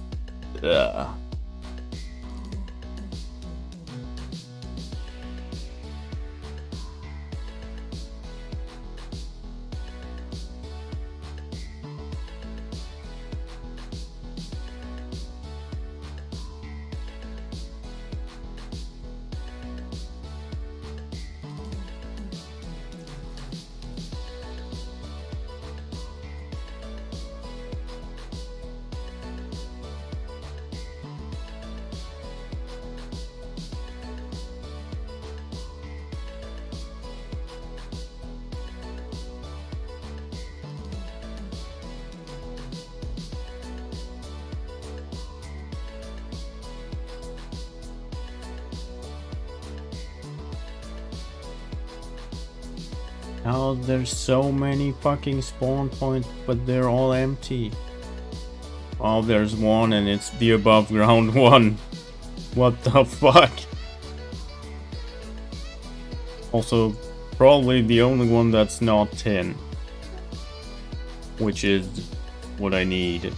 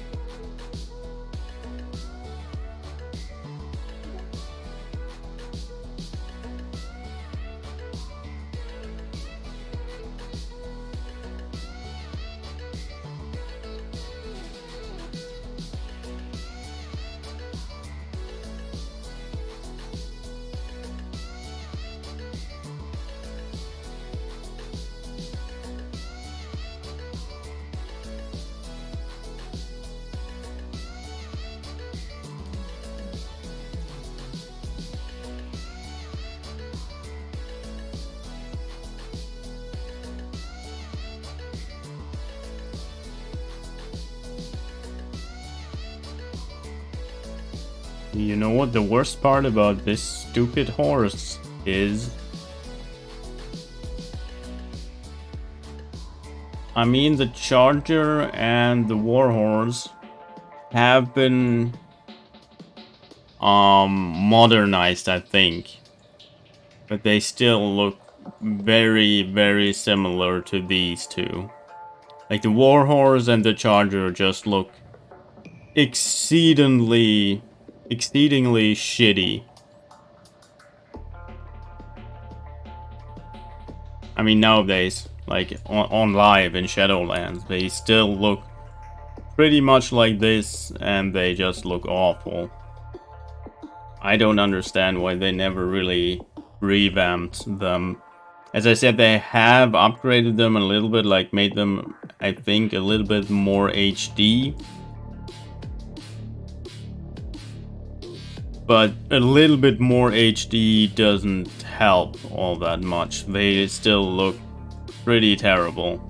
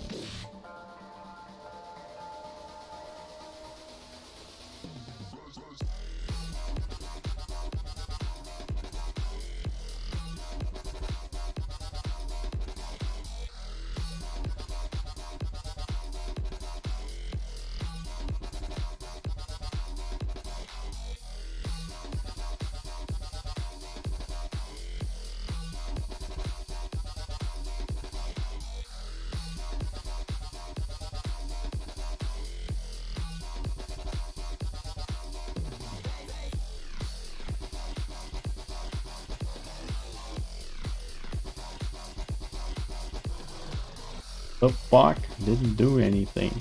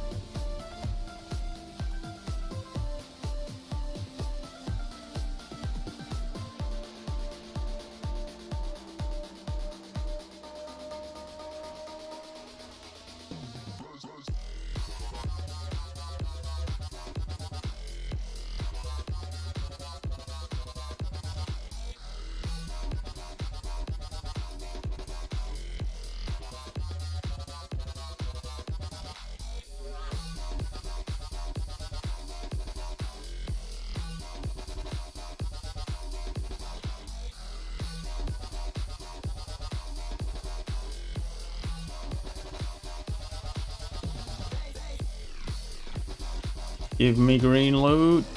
Thank you very much.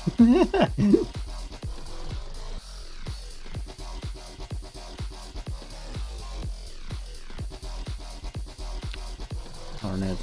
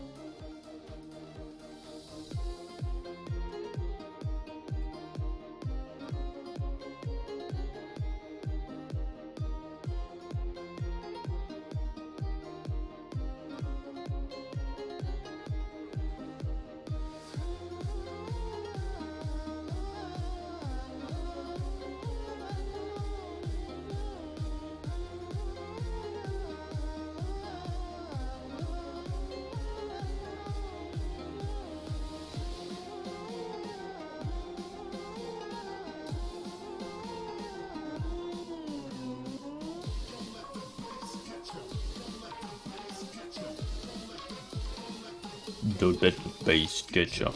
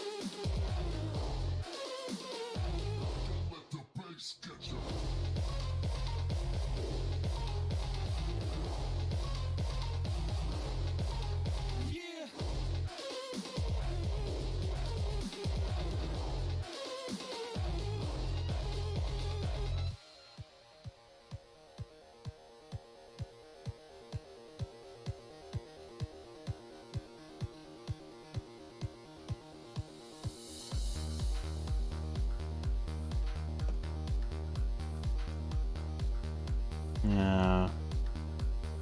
I know where that is. That's the one I got last when I originally did this quest line. Also, I've been near that location once already. Iron Ford there.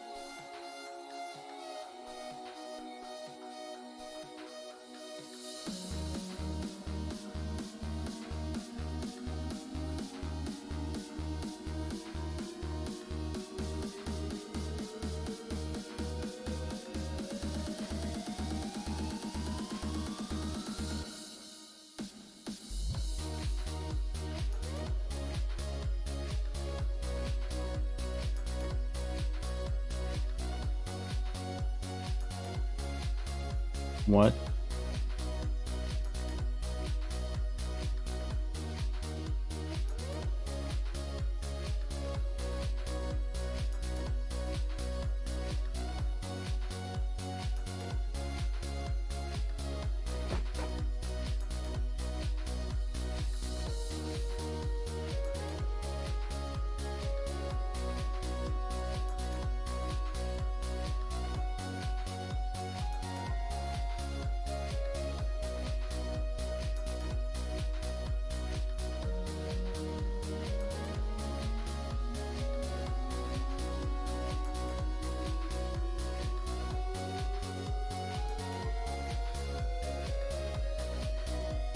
Into the next area. What the fuck? He didn't know what a fucking dungeon is.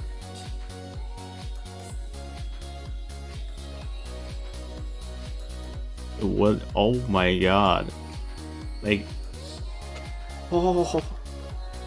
It was already a fucking giga boomer in 2006. Jesus.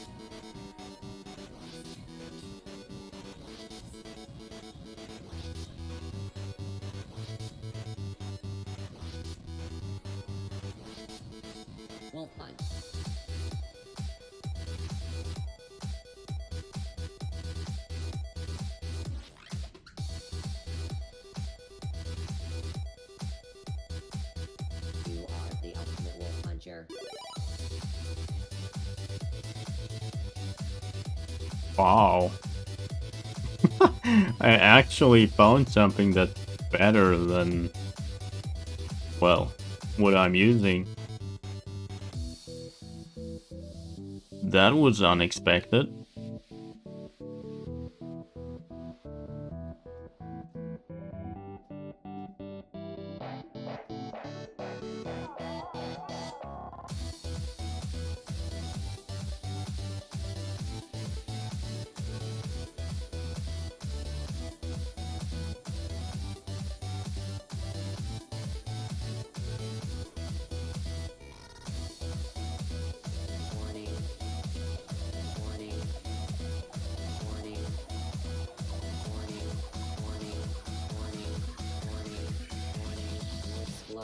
Wolfsplosion.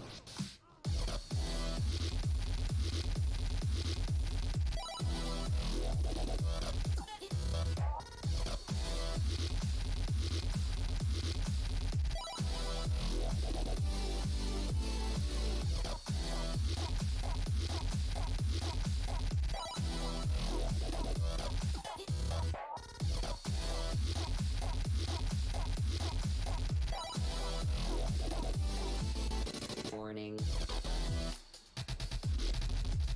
Wolves. You are the underdog again.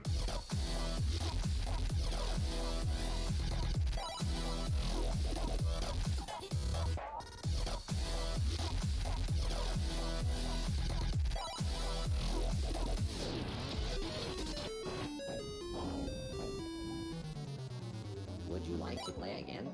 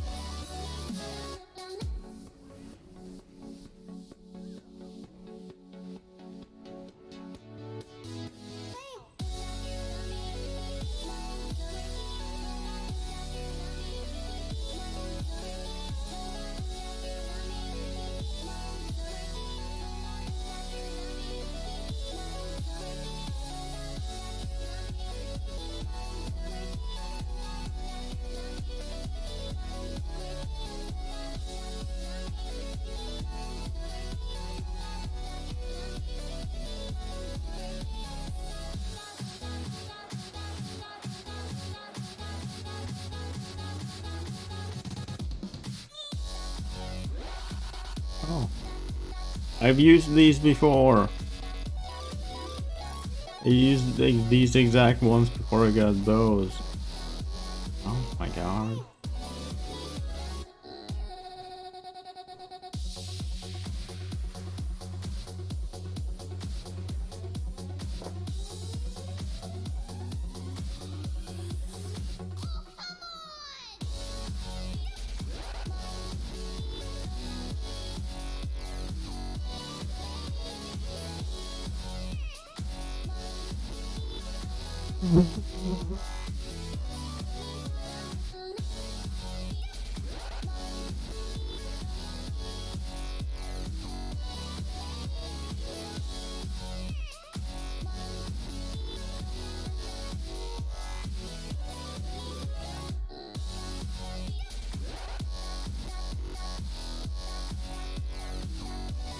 Wait.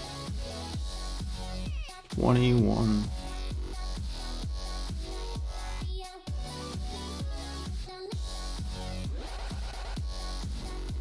Never mind. Not even close.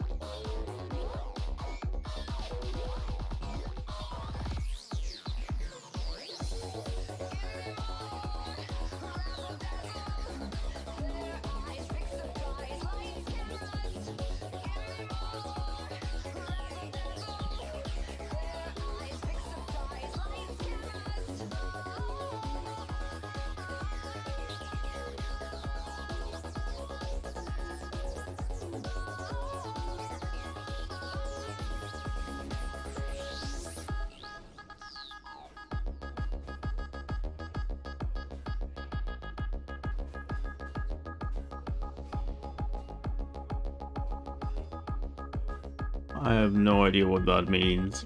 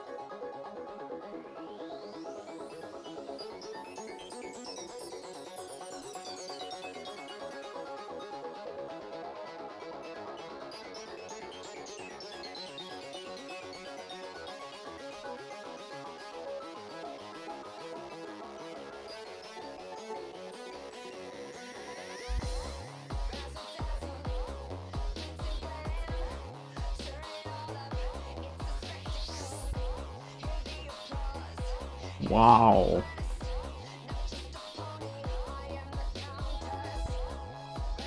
I didn't realize that the thingy, the seal, the retribution seal has such a high range or wide range.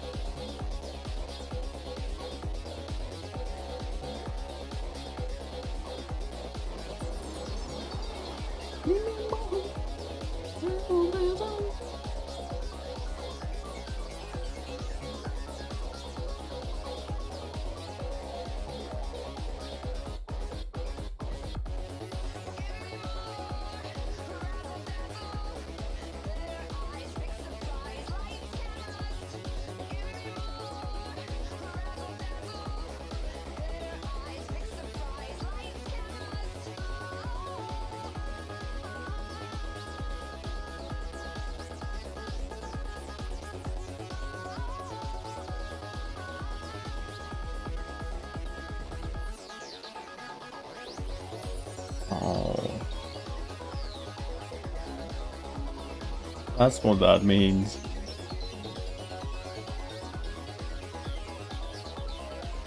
Fenrir's hide, that thing. Oh my god.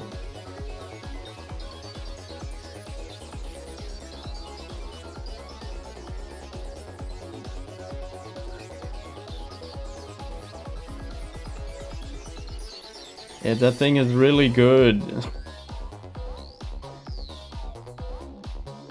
I remember being impressed by that thing when the Dungeon Finder came out for the first time. You know, like this thing, but in actually like automated and good.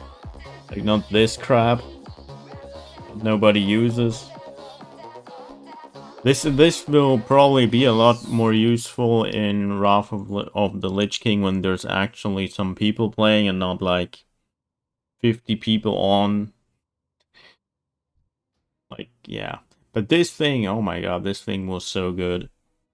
Because as you can see, it has a very high chance to drop, and you just get it on every character, and it's like really good on well, on your druid, on your warlock, on your rogue. And you will probably use it for quite a long time. Because as you can see, I still haven't gotten rid of, well, this thing, which isn't... I also don't understand why the stats on this thing, that's actually the crazy part about this, because the stats are so high. It's not supposed to have 6 and 5, because as you can, like, look at the required level. The required level is 20. This thing is level 29, and it has shittier stats. Like, it has 5-5 and not 6-5. Like, what the fuck? I think there's one that has like also 5-5, but the one from the Death Mines. I think there's one from Death Mines that has 5-5. That thing is already really good, but this thing is even better.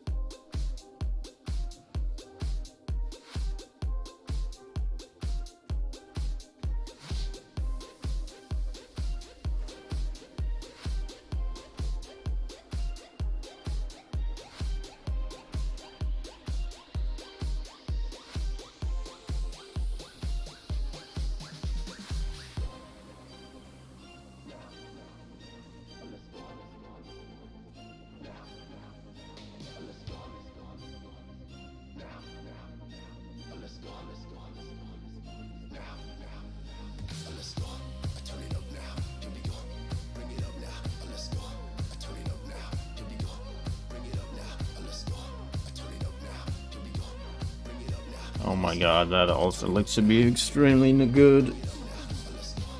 That thing... 8, 4, 9... Oh my god, what the hell?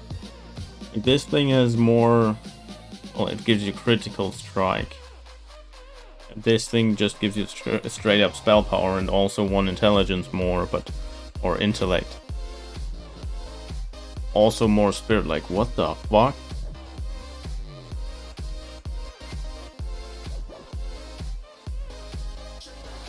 Yeah, that's 1% crit. Like, who the fuck needs 1% crit? Like, what?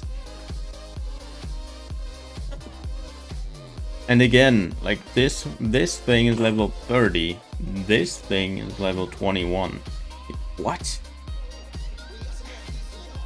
What is even happening? Like, yeah, I definitely did not remember that wrong. Like, the gear out of this dungeon, like, yeah, it's not very shiny and the dungeon is like kind of a crap heap. But the loot, holy shit, the loot is so good.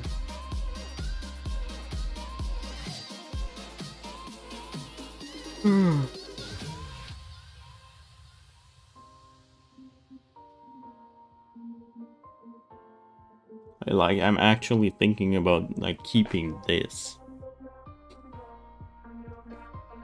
and like getting rid of this one. I don't know.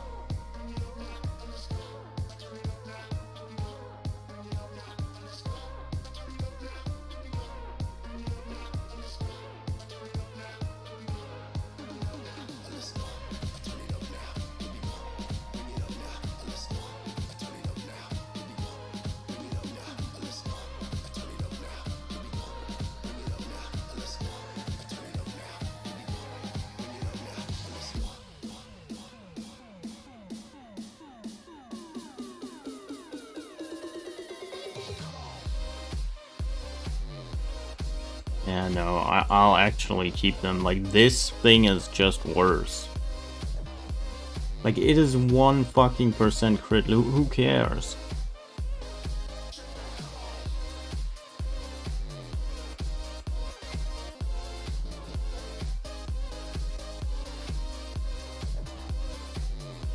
Oh my god. Yeah, I knew it. Shit.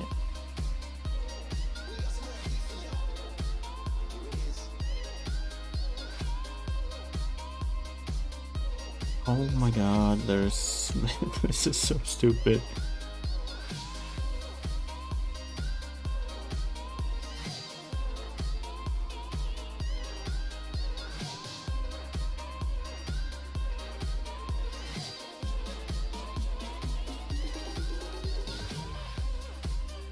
I don't remember this one's loot.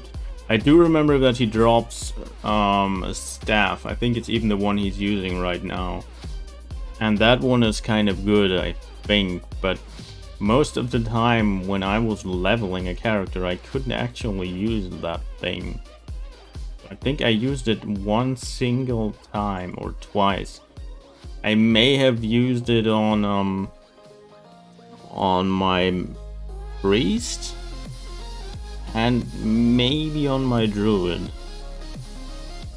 But I actually think I didn't use it on my priest. My priest never looted it, even though I wanted to have it, but I didn't get it. Oh yeah, the meteor shard. I forgot. Completely forgotten this thing. Mostly because I've never used it.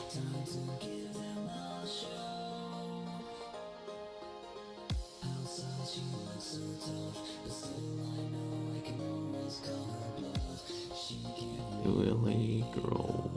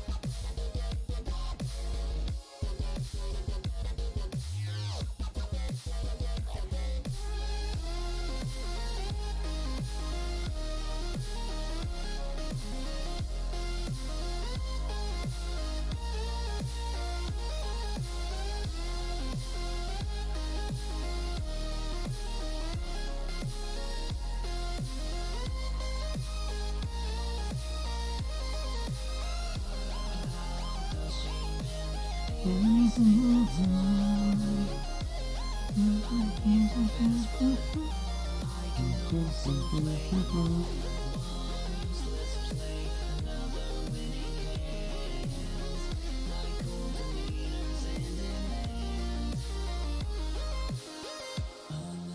game night, stoic nerds will gather in passive fright. They kiss their money goodbye. Your friends let out a sigh, and suddenly your bid stacks twice as high. Number one for so long. 5 pairs of eyes you find, as each of them will try to scan your mind. Play cards carefully and nothing can go wrong.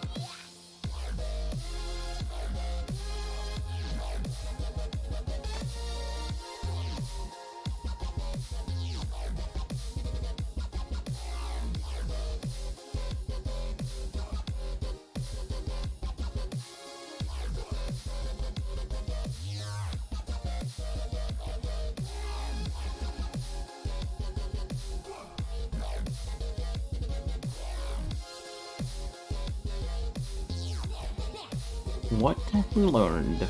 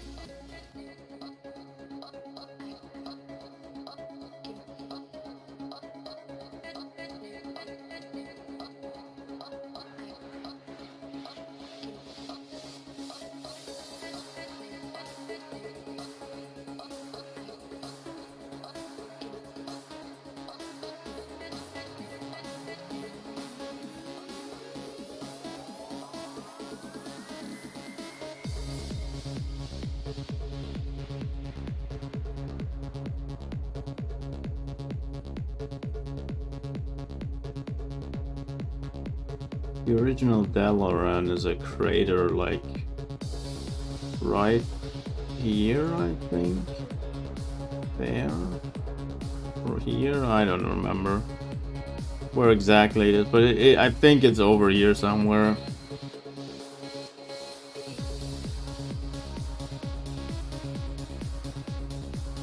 Somewhere over there.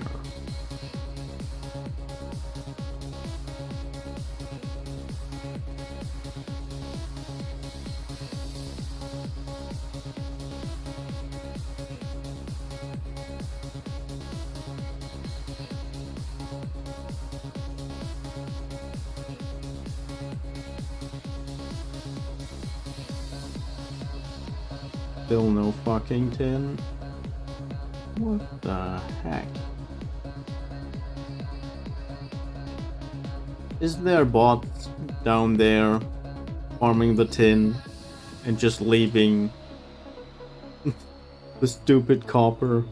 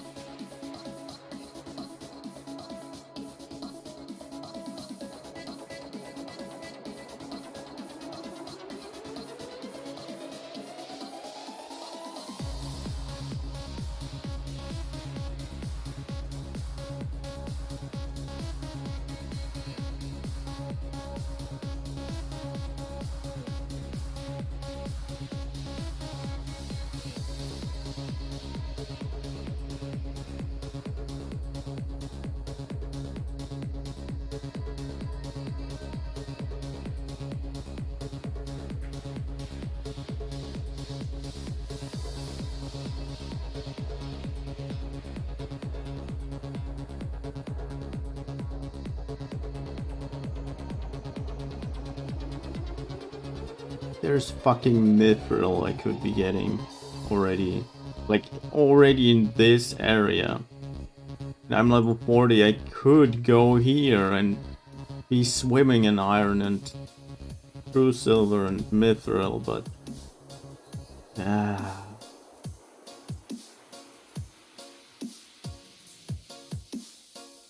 I did slack on farming copper and tin, obviously.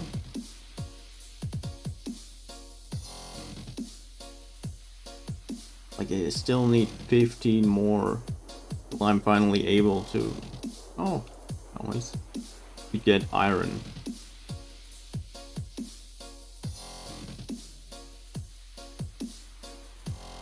And I'm pretty sure Mithril was like 175.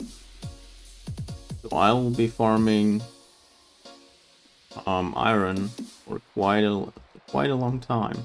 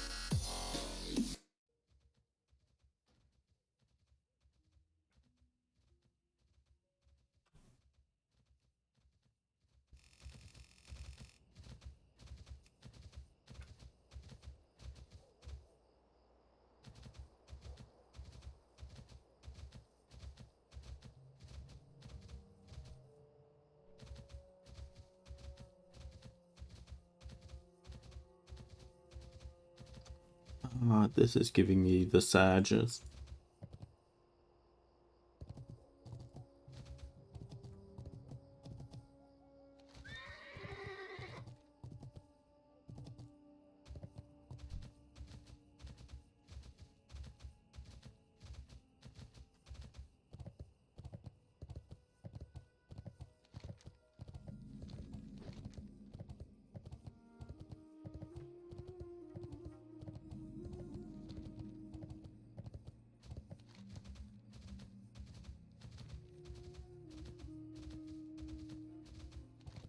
There's so much gold. Stop. Just give me 10, please. Yes. Exactly like that.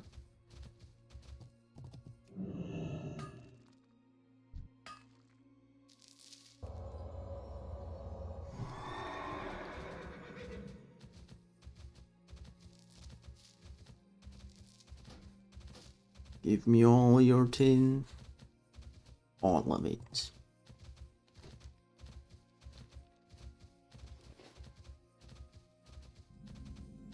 But not your gold. I don't want your gold.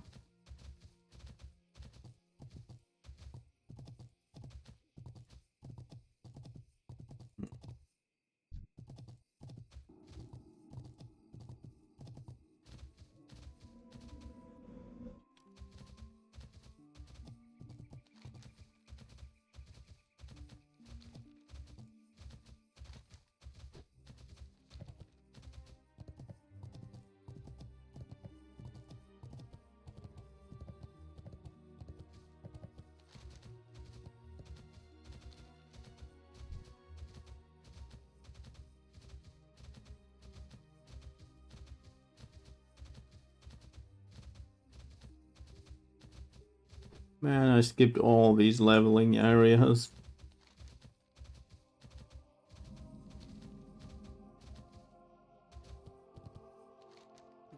Basically, to recap, all the things I skipped.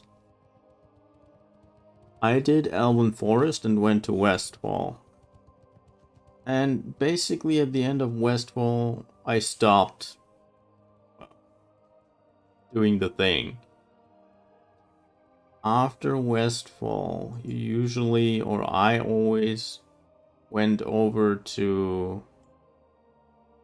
Lakeshire, did all these quests. After that, Duskwood. Pretty sure that's how I always did it. And after Duskwood,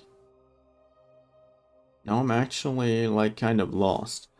But the problem is, like, I never really got a lot further than this. Like yes, I did with like 4 or 5 characters, but most of my characters, like half of my characters, they died at like level 20 to 30.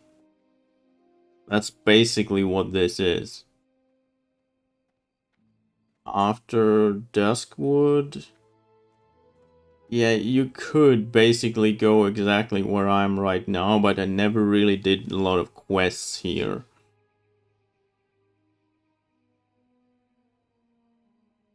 Yeah, this is like 30, 32, 35.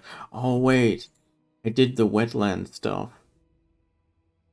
after that. Like after Duskwood, I think. Yeah, I'm pretty sure I always did the wetland stuff.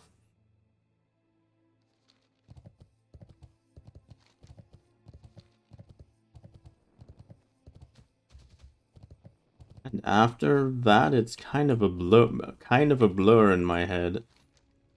Like I think I leveled basically up to the point where I'm right now with the monastery and Stranglethorn.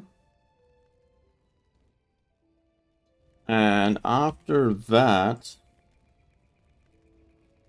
I left the Eastern Kingdom and did Tanaris and Zul'Farrak. Yeah, that is exactly what I did. And after that, I did a little bit of Ungoro, but this is basically where my old classic, like my vanilla paladin, died at like level of like 48, 49 or something like that. Like I never got further than that. But that is basically what I did with all of my characters.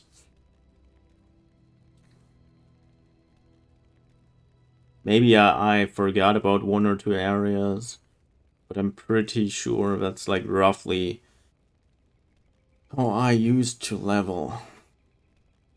Like I never did anything like over here like at all. Like yes, I did do the Darkshore quest line stuff like once. Don't remember on which character, but I started them once. I didn't really like finish anything. Like I didn't get into the next area. No clue about that. Moongladed. Druid things. Oh god, winter, spring. Yeah, I never did the quests over here as well. Well, I did like once. Kind of like 2 or 3. That's the raid. The Burning Crusade raid. I do remember that I went here once back in like 2006, but I got a little bit lost. I did a few quests, and I've actually found the entrance into the BG. Oh God, I remember wandering around a little bit here as well, but yeah, no.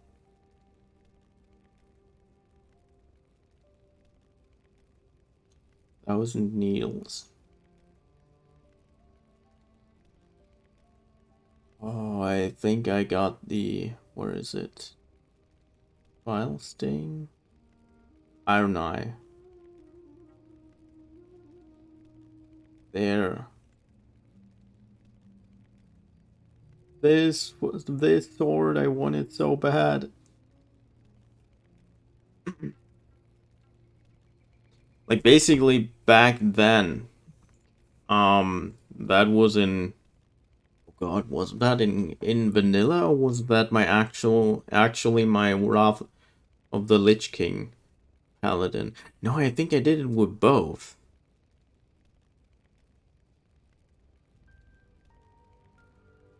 Yeah, I remember to get down to Tanaris, I will have to do the same thing again. I will have to walk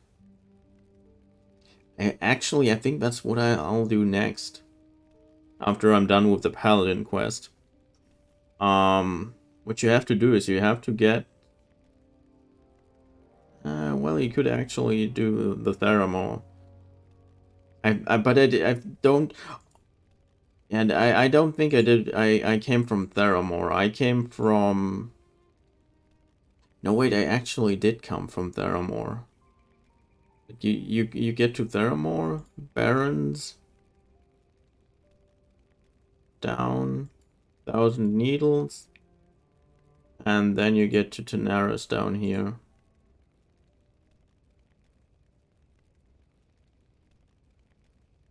And when I played the original time, I found this thing. Iron Eye. And I'm pretty sure, like, it took me ages to kill. I think I actually died like once or twice. Maybe even thrice. And it dropped this weapon. I'm pretty sure it also dropped that weapon when I played in Wrath of Lich King. It dropped it again when I went down to Tanaris. I don't remember which, how big the upgrade was when I played, well, the Wrath of the Lich King time. But I do remember that this thing was a massive damage upgrade for my vanilla paladin. Because I'm pretty sure I was still running around with the Death Mines weapon. The, I think it's an agility sword. Like, it's a blue sword. I don't remember if Van Cleaves drops it or the Tauren. One of them drops a sword. And I'm pretty sure I was still using that one.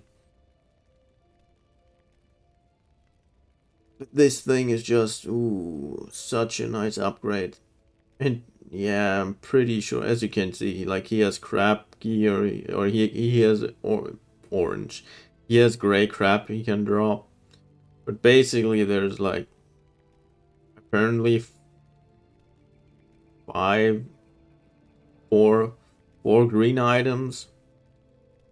Heavy, like these two things. 3.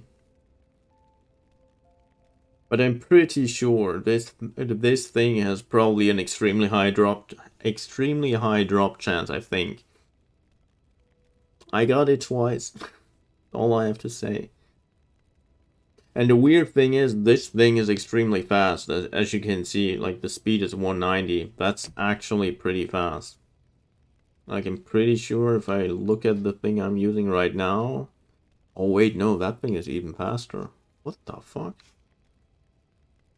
Okay, I'm stupid. Apparently it's not fast. But I'm pretty sure that's because this is not actually a tank weapon. That's basically... Like, this is supposed to be a DPS weapon. I'm just using it for tanking. But, whatever. Maybe I'm talking nonsense, probably. Whatever.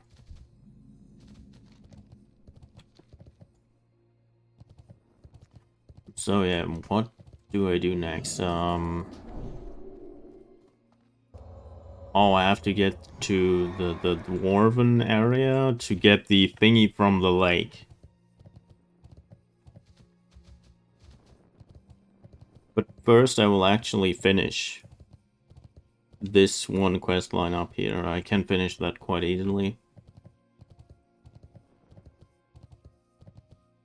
Oh. And I can also find some tin. Nice. Give me all your tin.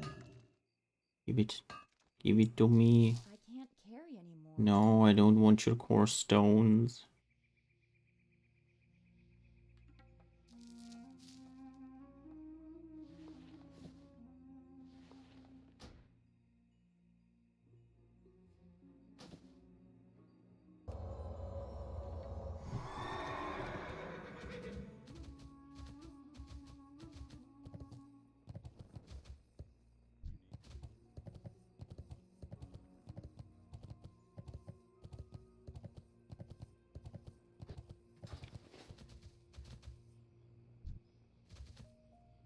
can I do for you? Have a good one. Oh god, I just remember that it's like legit. Like it's a legit tactic to do Arathi stuff while leveling, because in the PG itself you can actually buy gear. And some of the things you can buy there are actually pretty good. I remember there's like a two-hand like spear, I think it was, that also it has a weird name. It's called like the Ice Maker or something like that. That thing is pretty good. Like I think it's for like level for the level range I am at right now, for like level 40 or something like that. But that thing is really good for quite a long time.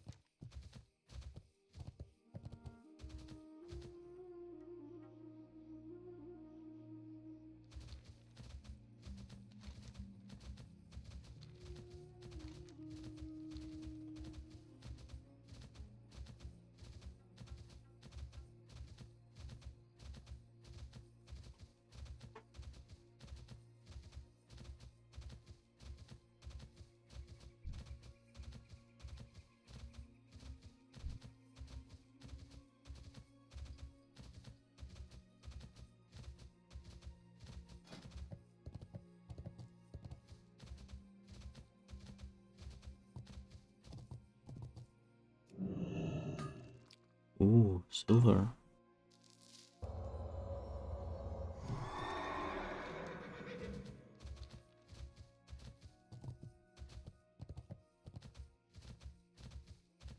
Did my dodge just went up? Oh, that's because of the stats, right? Oh.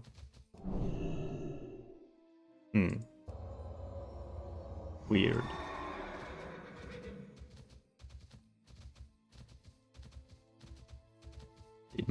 Did my dodge just go up? Number go up? I want trinkets. I'm so sad that I still haven't gotten one. Haven't got one. But the problem is there just isn't a lot of stuff, like a lot of trinkets in low levels. Like trinkets were really premium back then.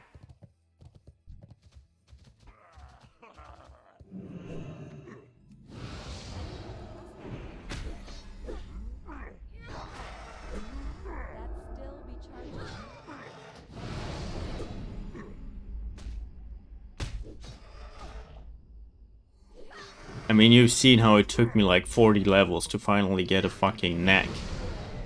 Like, necks are also pretty premium, but trinkets? Eh. Also, like, relics, I think in vanilla, relics weren't actually a thing. Like, relics came into the game with Burning Crusade, so yeah, I'm pretty sure they were not a thing in vanilla. So this slot will be empty for quite a while. Or will stay empty for quite a while. I will probably not get one from Burning Crusade? Question mark? I don't know if I will actually do anything Burning Crusade.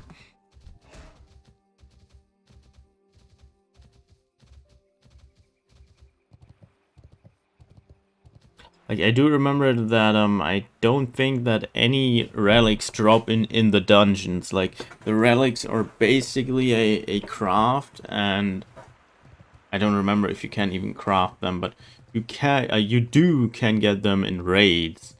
But I will probably not do any raids. Oh, and heroic dungeons? Question mark? I don't remember. No. But I also don't really want to get into the I don't really want to get into Burning Crusade. That would take way too long. And I don't have people to play with.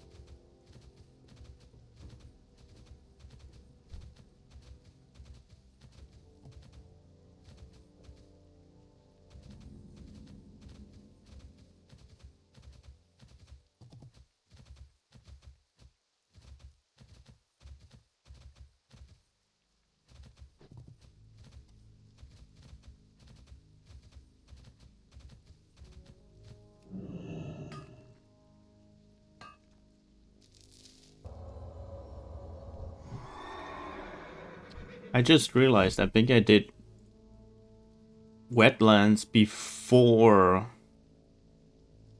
Duskwood. I think Duskwood is a higher level. I think it was Wetlands and then Duskwood. So Red Ridge Mountains, Wetlands, and then Duskwood.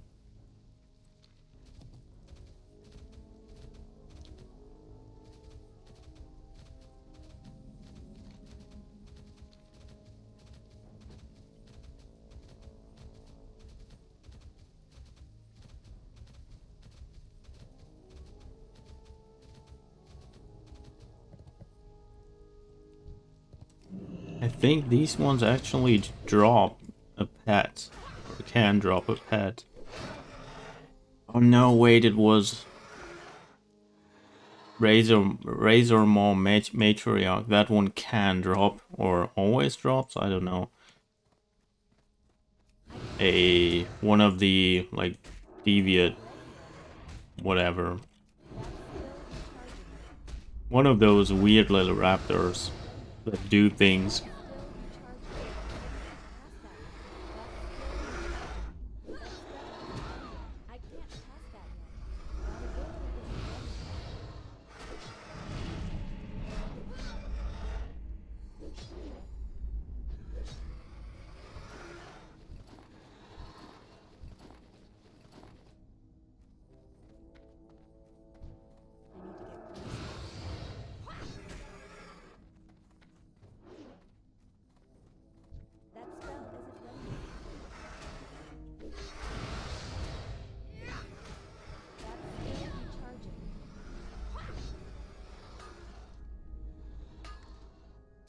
Inventory is full. I can't carry anymore.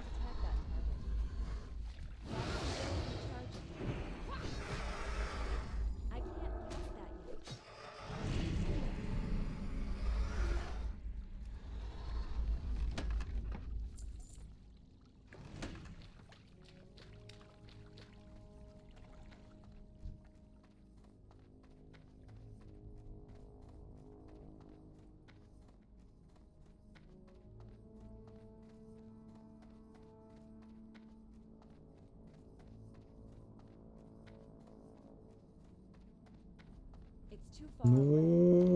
No.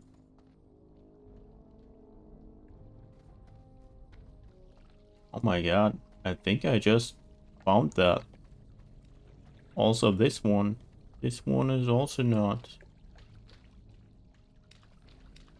Yeah, I just added them to the database, I think. Wow.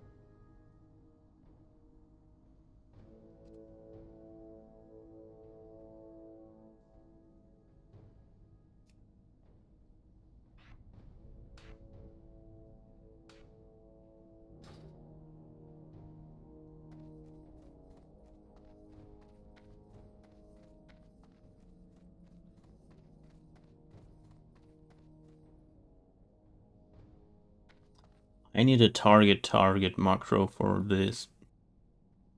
Pretty sure if I use this with a target target macro, this probably just works like a normal taunt, right?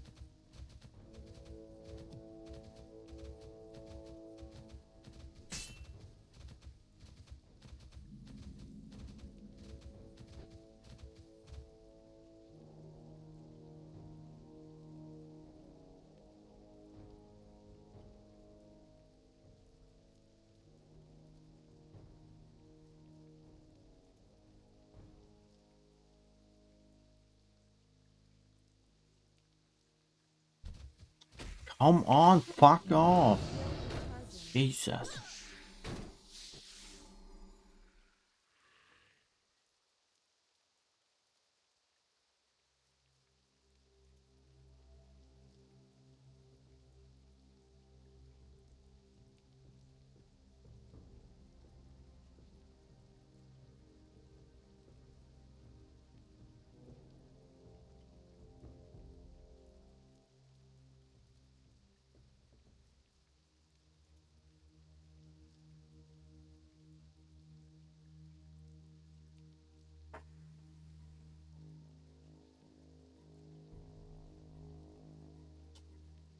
% drops. Oh my god, I didn't know that both of them were this rare. Jesus. I've definitely seen... Well, I thought I always saw the same of them drop, but yeah, now that I see both of them, I've seen probably like both of them drop a few times. Gee.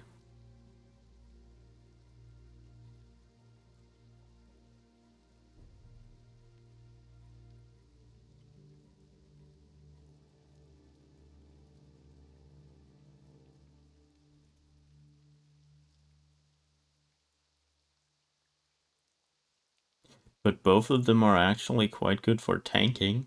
Just the normal ones.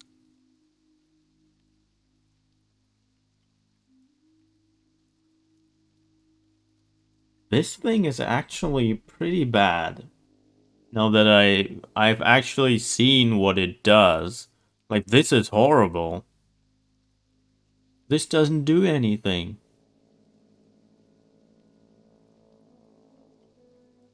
Oh no, wait, chance on hit, not like okay, it's a chance on hit, like if you hit, it actually does things, okay.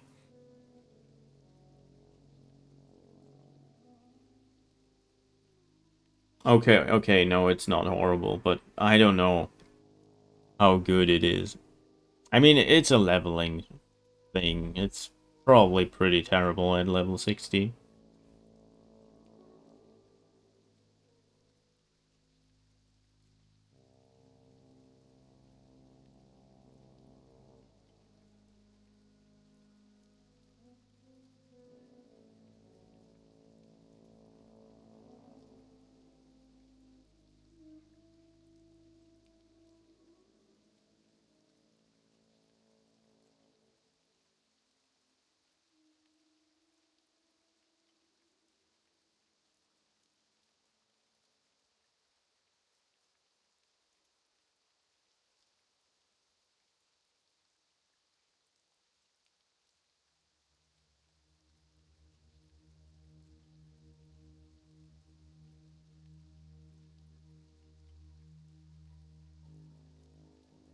Oh.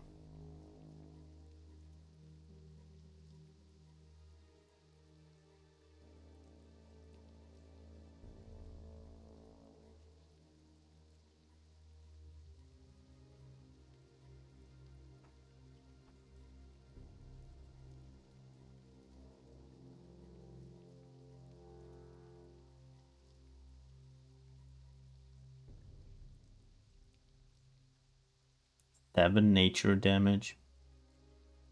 What?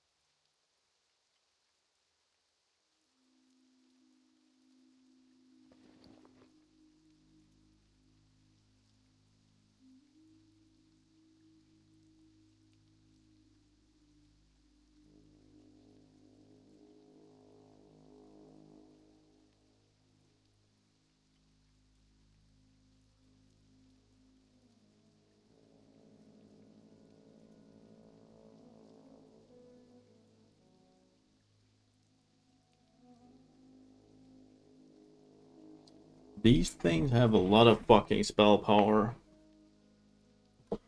Also intelligence. I don't know for healing.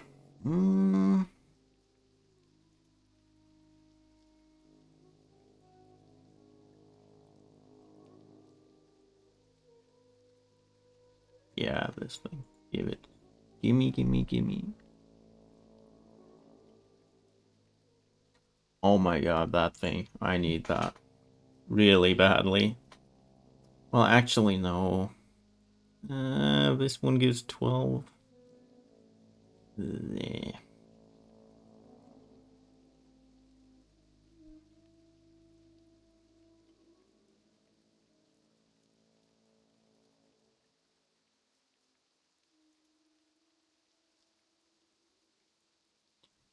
I need that. Mana region. Mana region that actually works.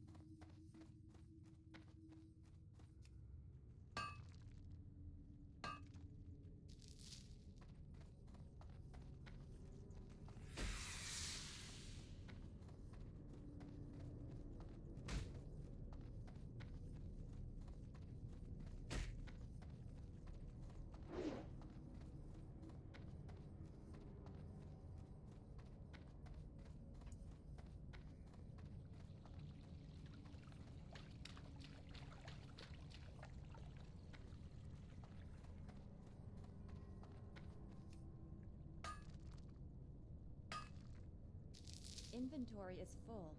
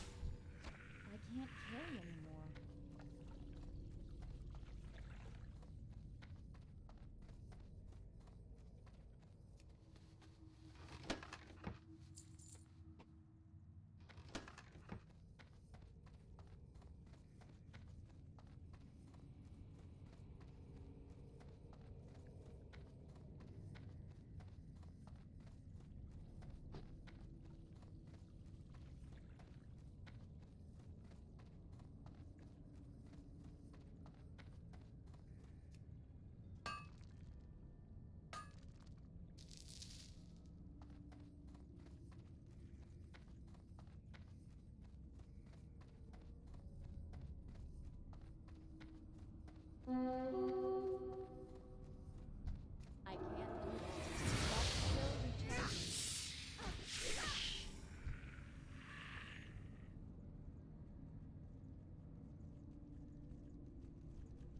Inventory is full. I don't think that I've ever seen this thing before. Oh my god.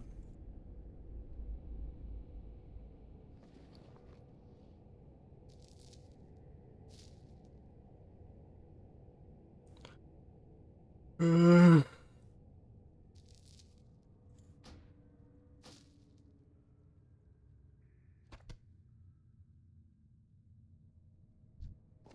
can't carry anymore.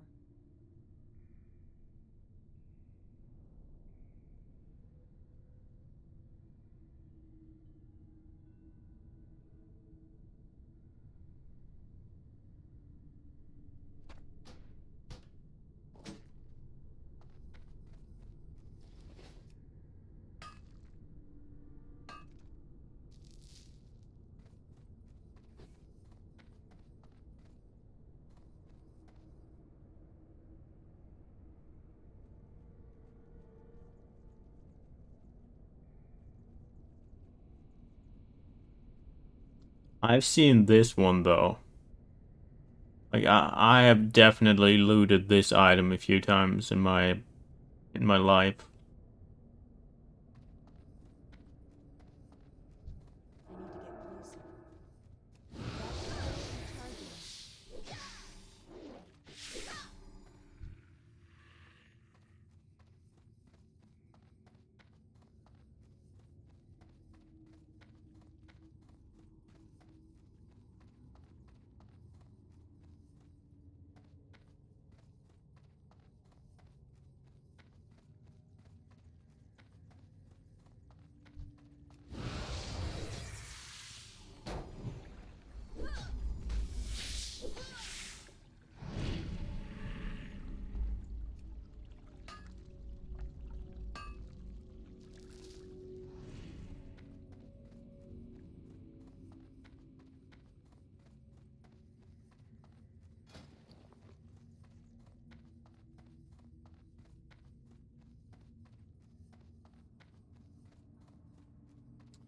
If I'm lucky, I can actually push past the 125 with this.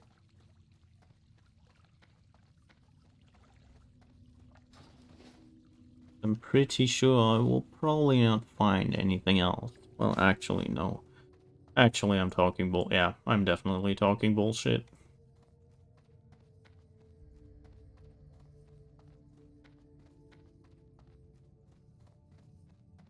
Okay, yeah, I'll just accept. I finally made it. I will be able to get iron very, very soon.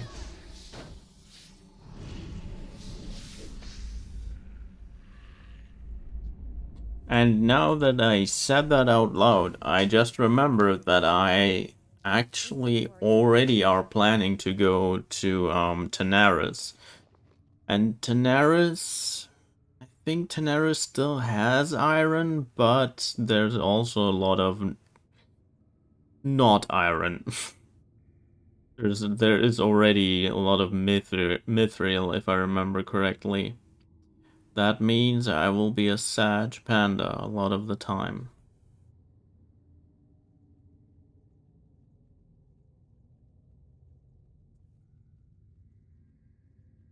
This shield.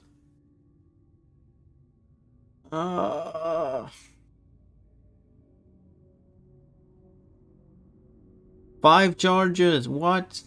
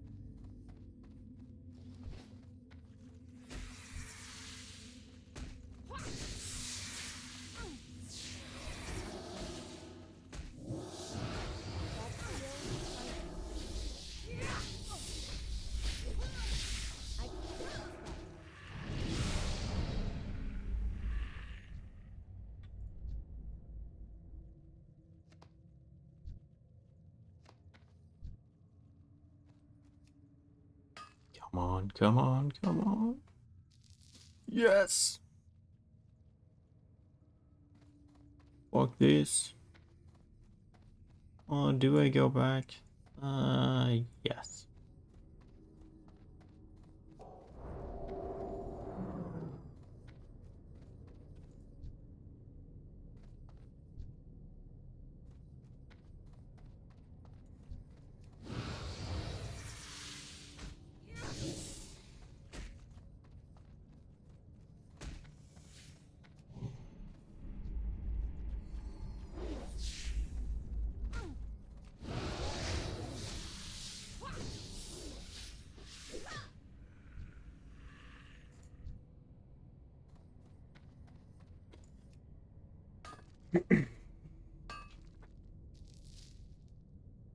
Oh.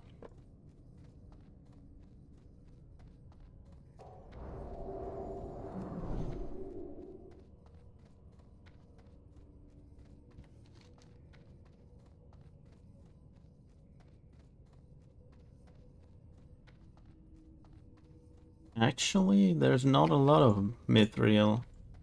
Okay, yeah, I'll go down there. Whatever. Whatevs.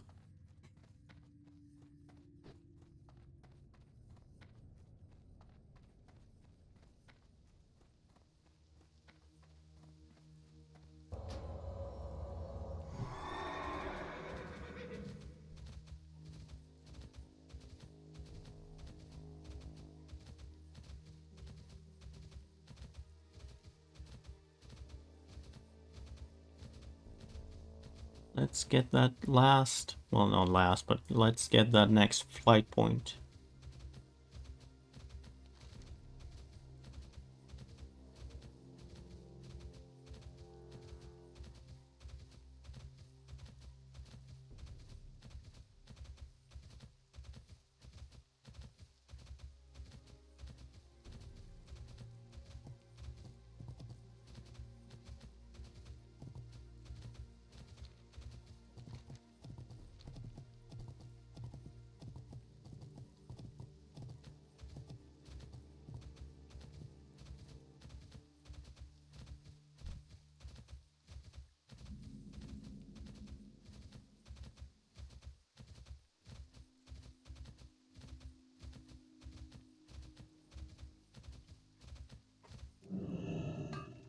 Think right here, somewhere along this path.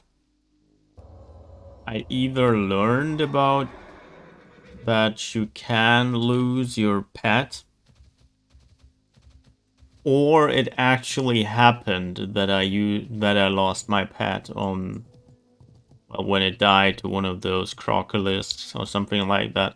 Something like that happened, like right either here, like, oh no, wait. This also looks familiar. Well, this is familiar, but somewhere along this path, I either learned about that or it actually happened to me that I lost my first and I think only ever pet forever. Like, I think in Wrath of the Lich King it wasn't a thing anymore that you could lose your pet. But I think if it was like unhappy, it dealt less damage or something like that. But I think in Classic, I actually either lost one like right here or somewhere, or, as I said, I learned about the fact that you can lose or could you lose. Oh wait, now I remember. I learned about that, and also I learned about that. Basically, like your pets level with you. Because yeah, I catched one of those. Because I had nothing but my my Jaguar thingy from the very beginning of the game, and I wanted one of those for tanking because those are tanks. And then I learned like, oh, that thing is like 5 levels under me. Shit. Because as I said, you actually, like in these games, they still have to level. They need experience, like you, like your mate, like you yourself. And it takes a while. Like, I don't think they need the exact same amount of experience you need, but they still, like, it's not a thing of like, that you do in like 10 minutes. Like, it does take a while to level them up. And with 10 minutes, I meant like per level, not like the whole thing. Like, it will take you a very long time to get your pet up from like level 30 to 40.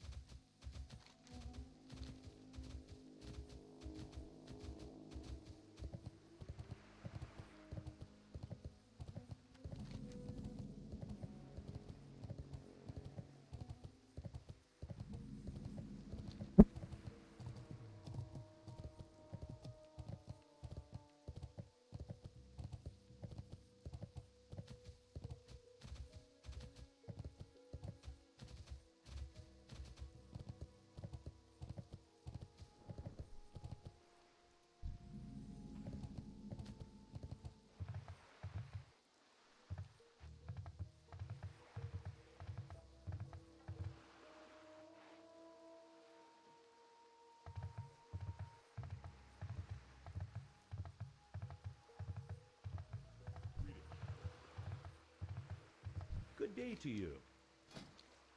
See you later. Can I help you?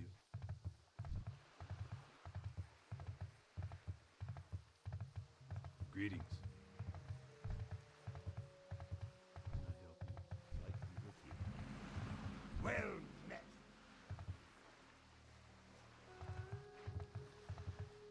No.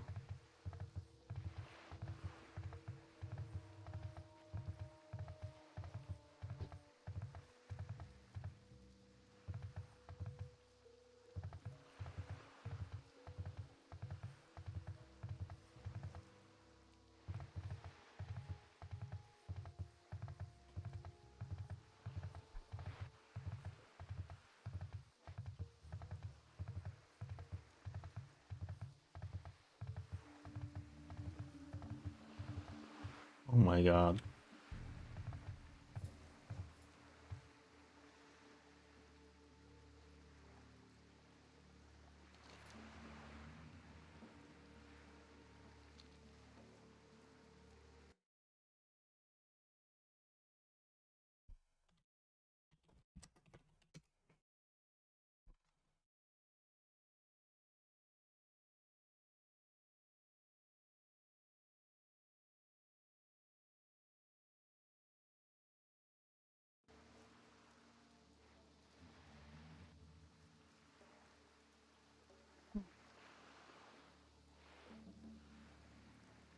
Bye.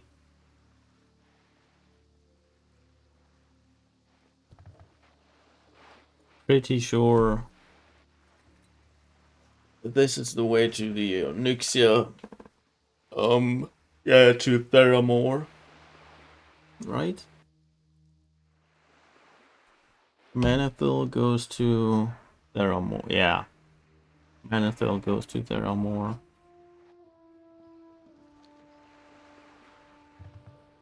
Just realized, oh my god, I never thought about that before.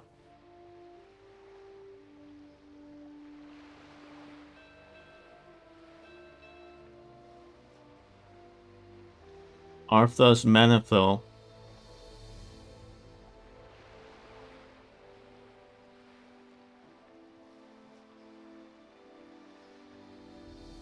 Manethil is linked to Theramore. Oh my god.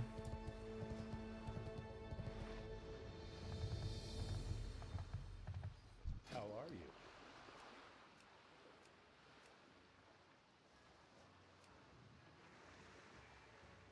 you? a good one.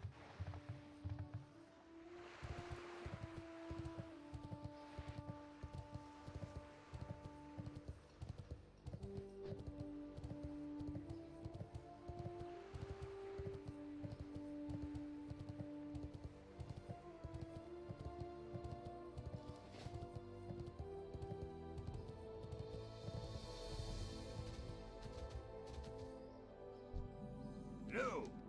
Be good. No. Hello. Be good.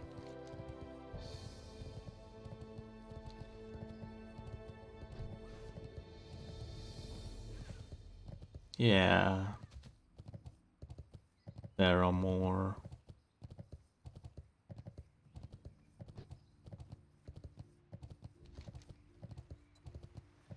My god, I could quest.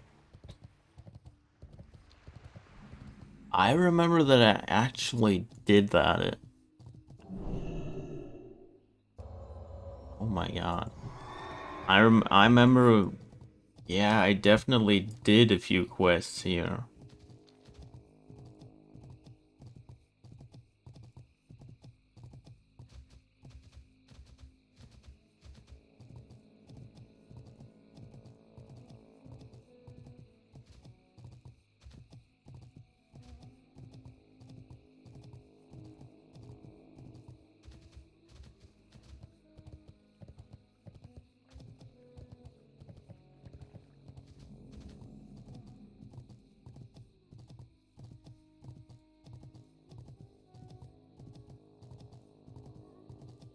The best part about this area is definitely Onyxia's horde down there. Onyxia's lair, sorry.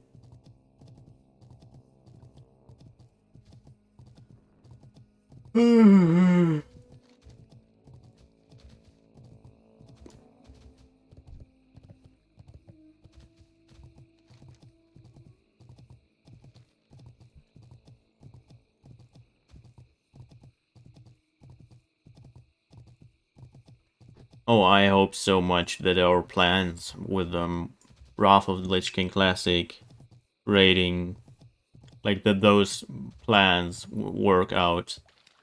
I really want to play the Wrath of the Lich King content so badly. Like, gee, I already wasted like 30, 40, 50 hours or whatever just to level this character up to maybe be able to play Wrath of the Lich King later.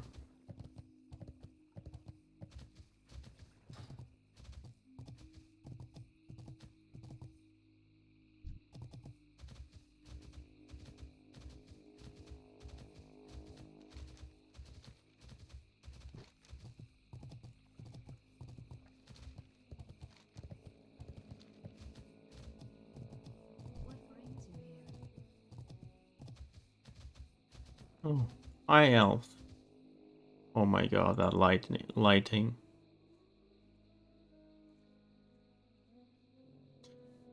Jesus, the lighting is fucked up. But yeah, you're definitely a high elf. Which we still cannot play to this fucking day.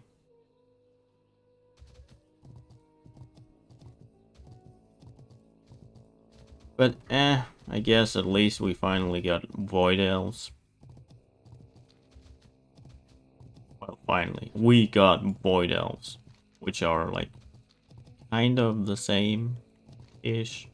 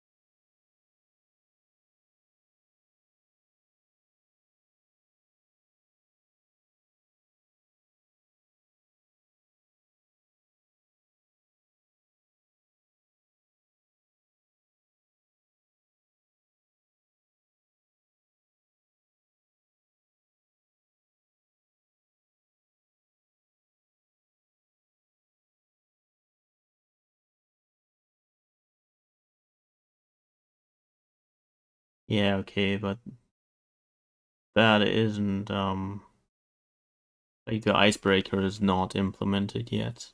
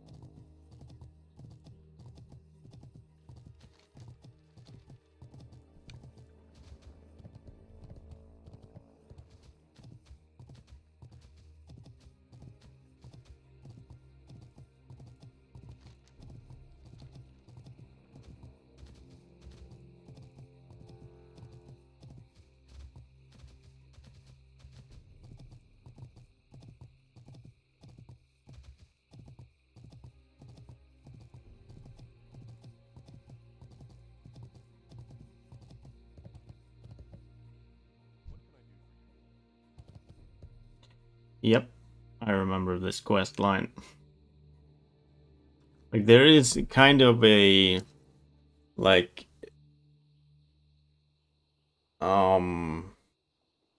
like a sleuthing, quest line where you basically, like, find the murderer, or, well, you find whoever, like, burned this inn down. It's kind of cool. Like, I don't really remember how it goes, but that is what I do remember. It was a pretty nifty quest line. Jesus Christ, why is there so many? What the hell?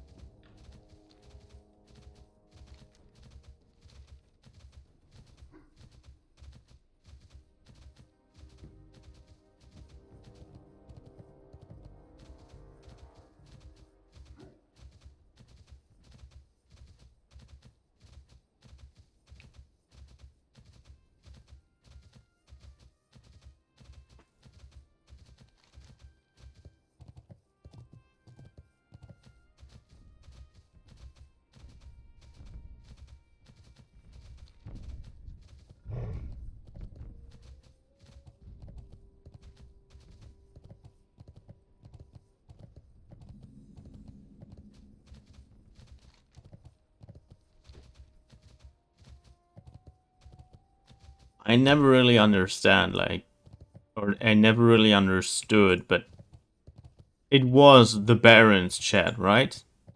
If that is, the Baron chat is like the meme chat. Like, I never really played Horde back in the day, like, not really. So I never really understood that.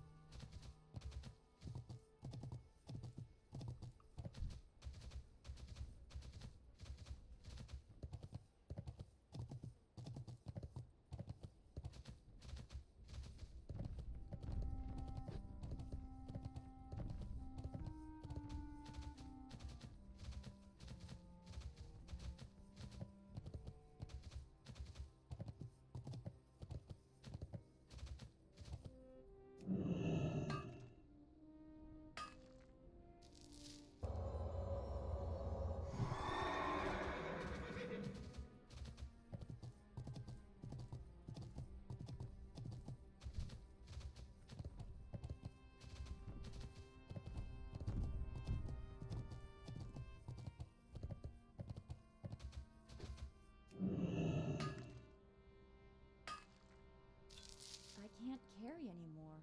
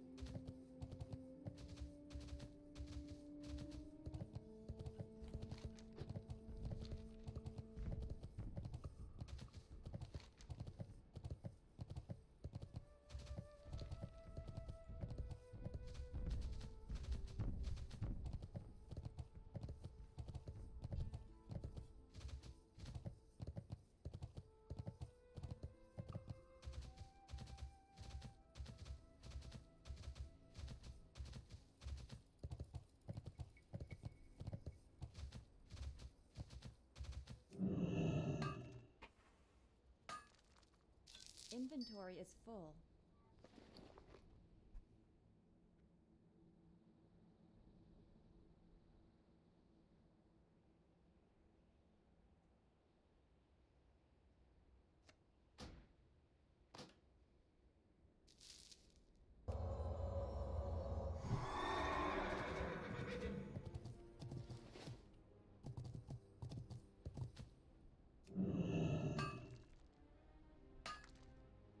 I can't carry anymore.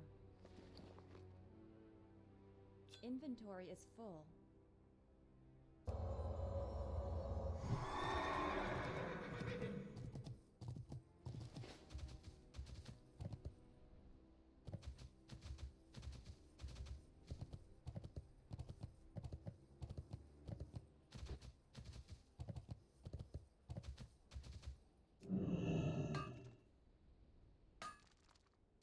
I can't carry anymore.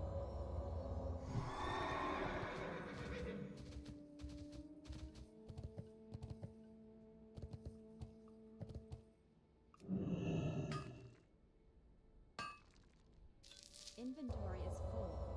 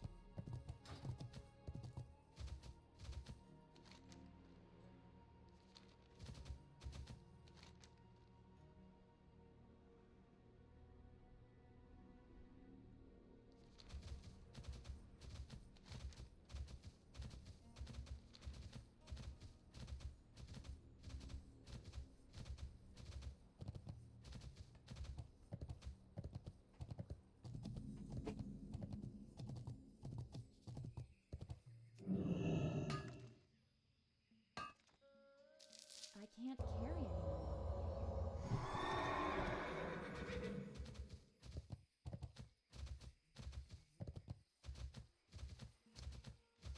I think I'll be done for today after I reach...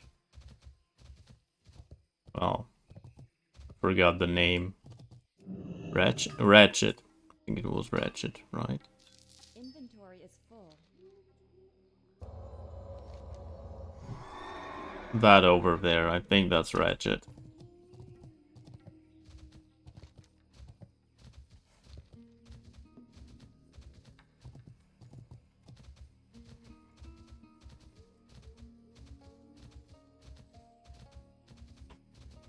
I'll port back and like get rid of some stuff. But overall, I'll be done.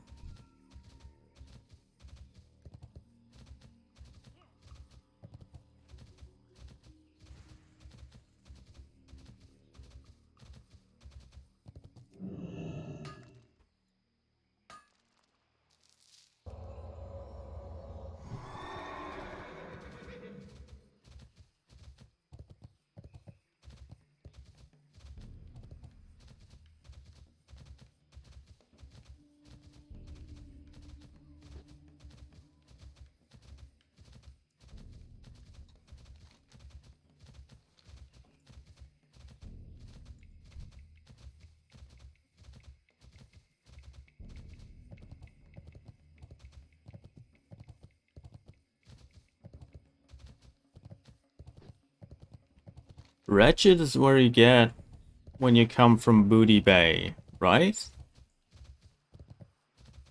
Yeah, I think this is where you come out. Yeah, yeah, that's the Booty Bay thing. Interesting.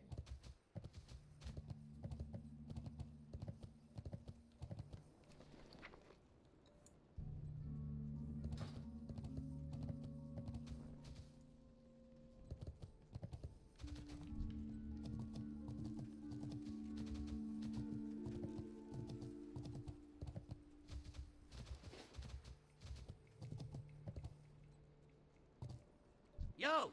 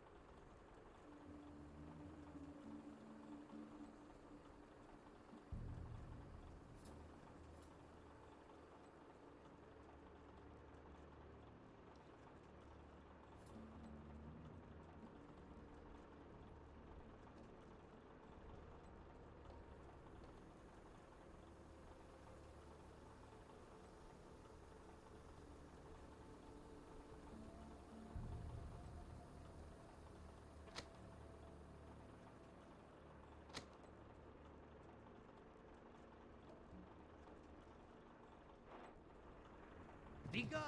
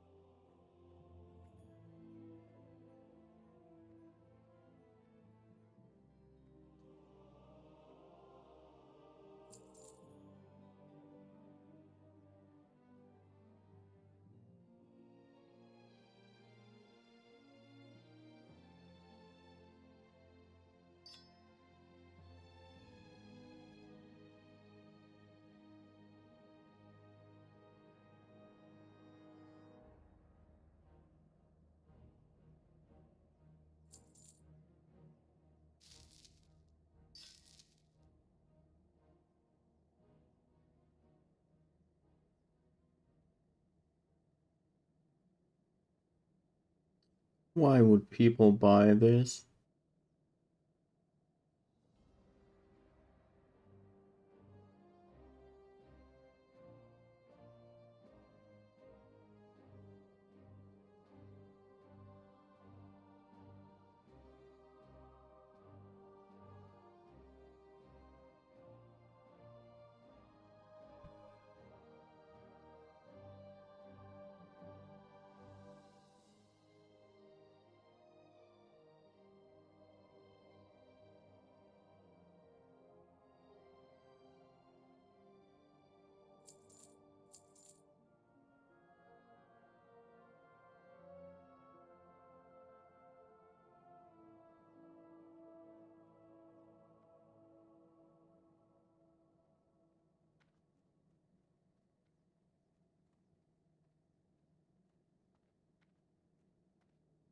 I'm pretty sure people aren't actually buying the blood shards.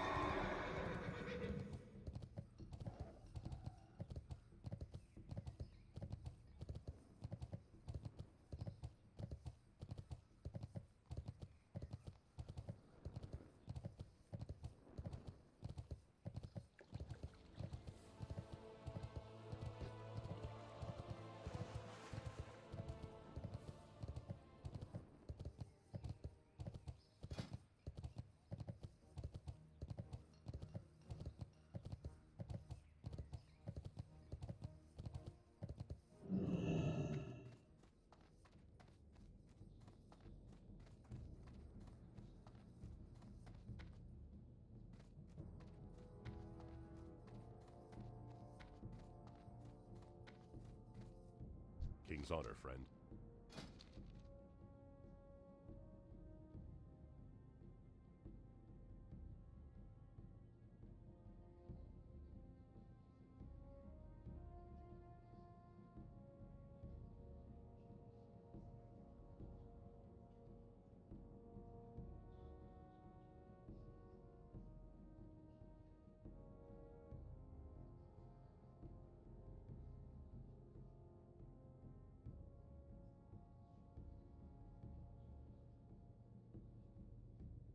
Light bless you.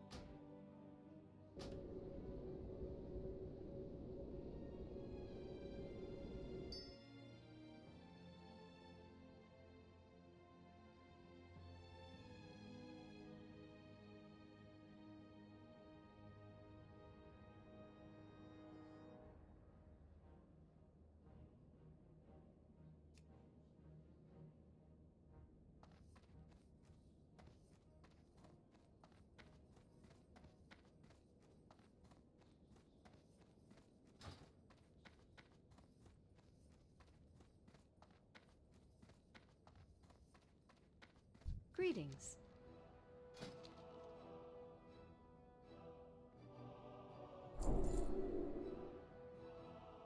Light bless you.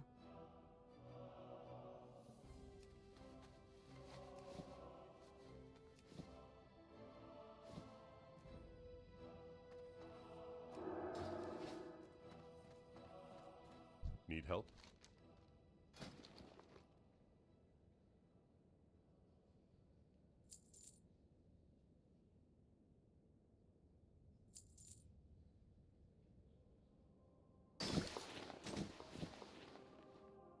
Be careful. Okay, that's it. Yeah.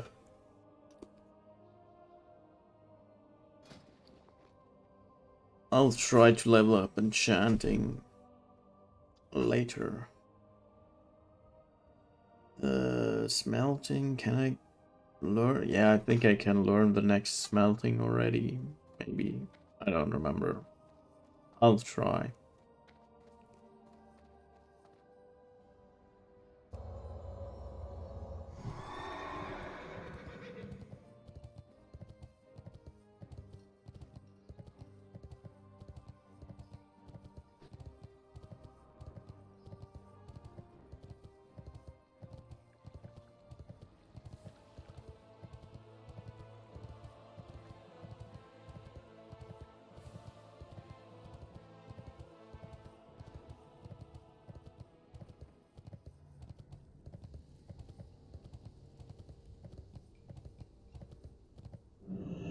What can I do for you?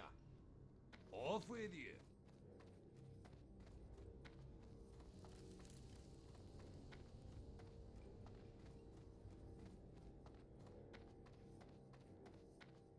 Here there.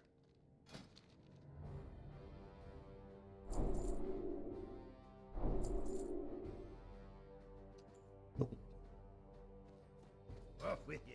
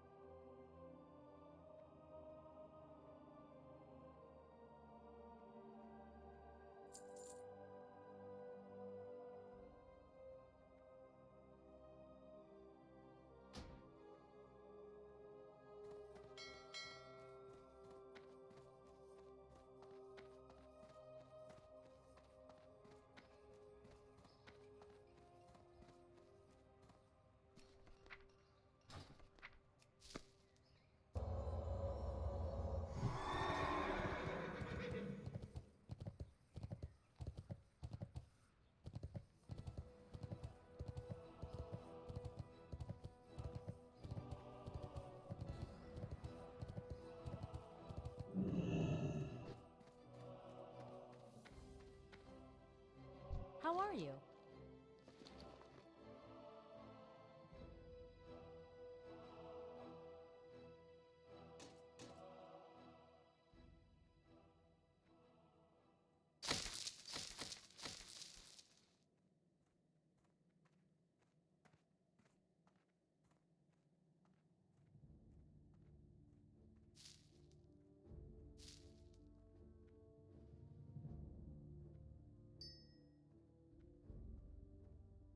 See you around.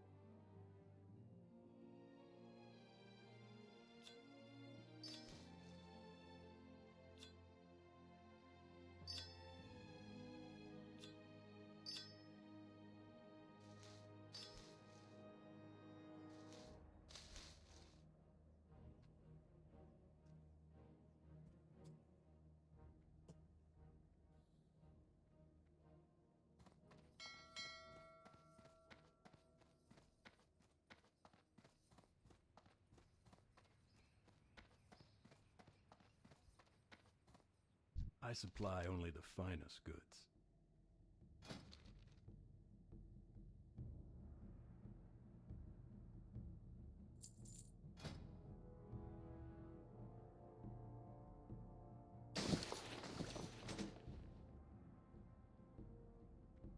Lausa.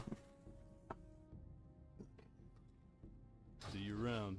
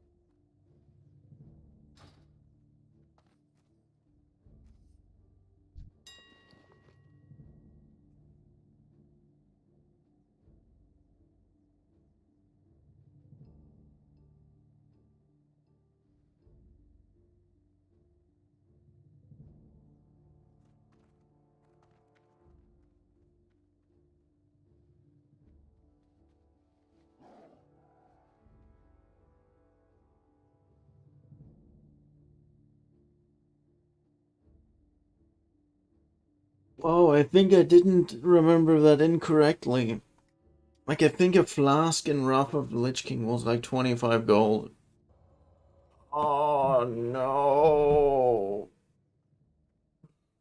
Ooh! That was so expensive.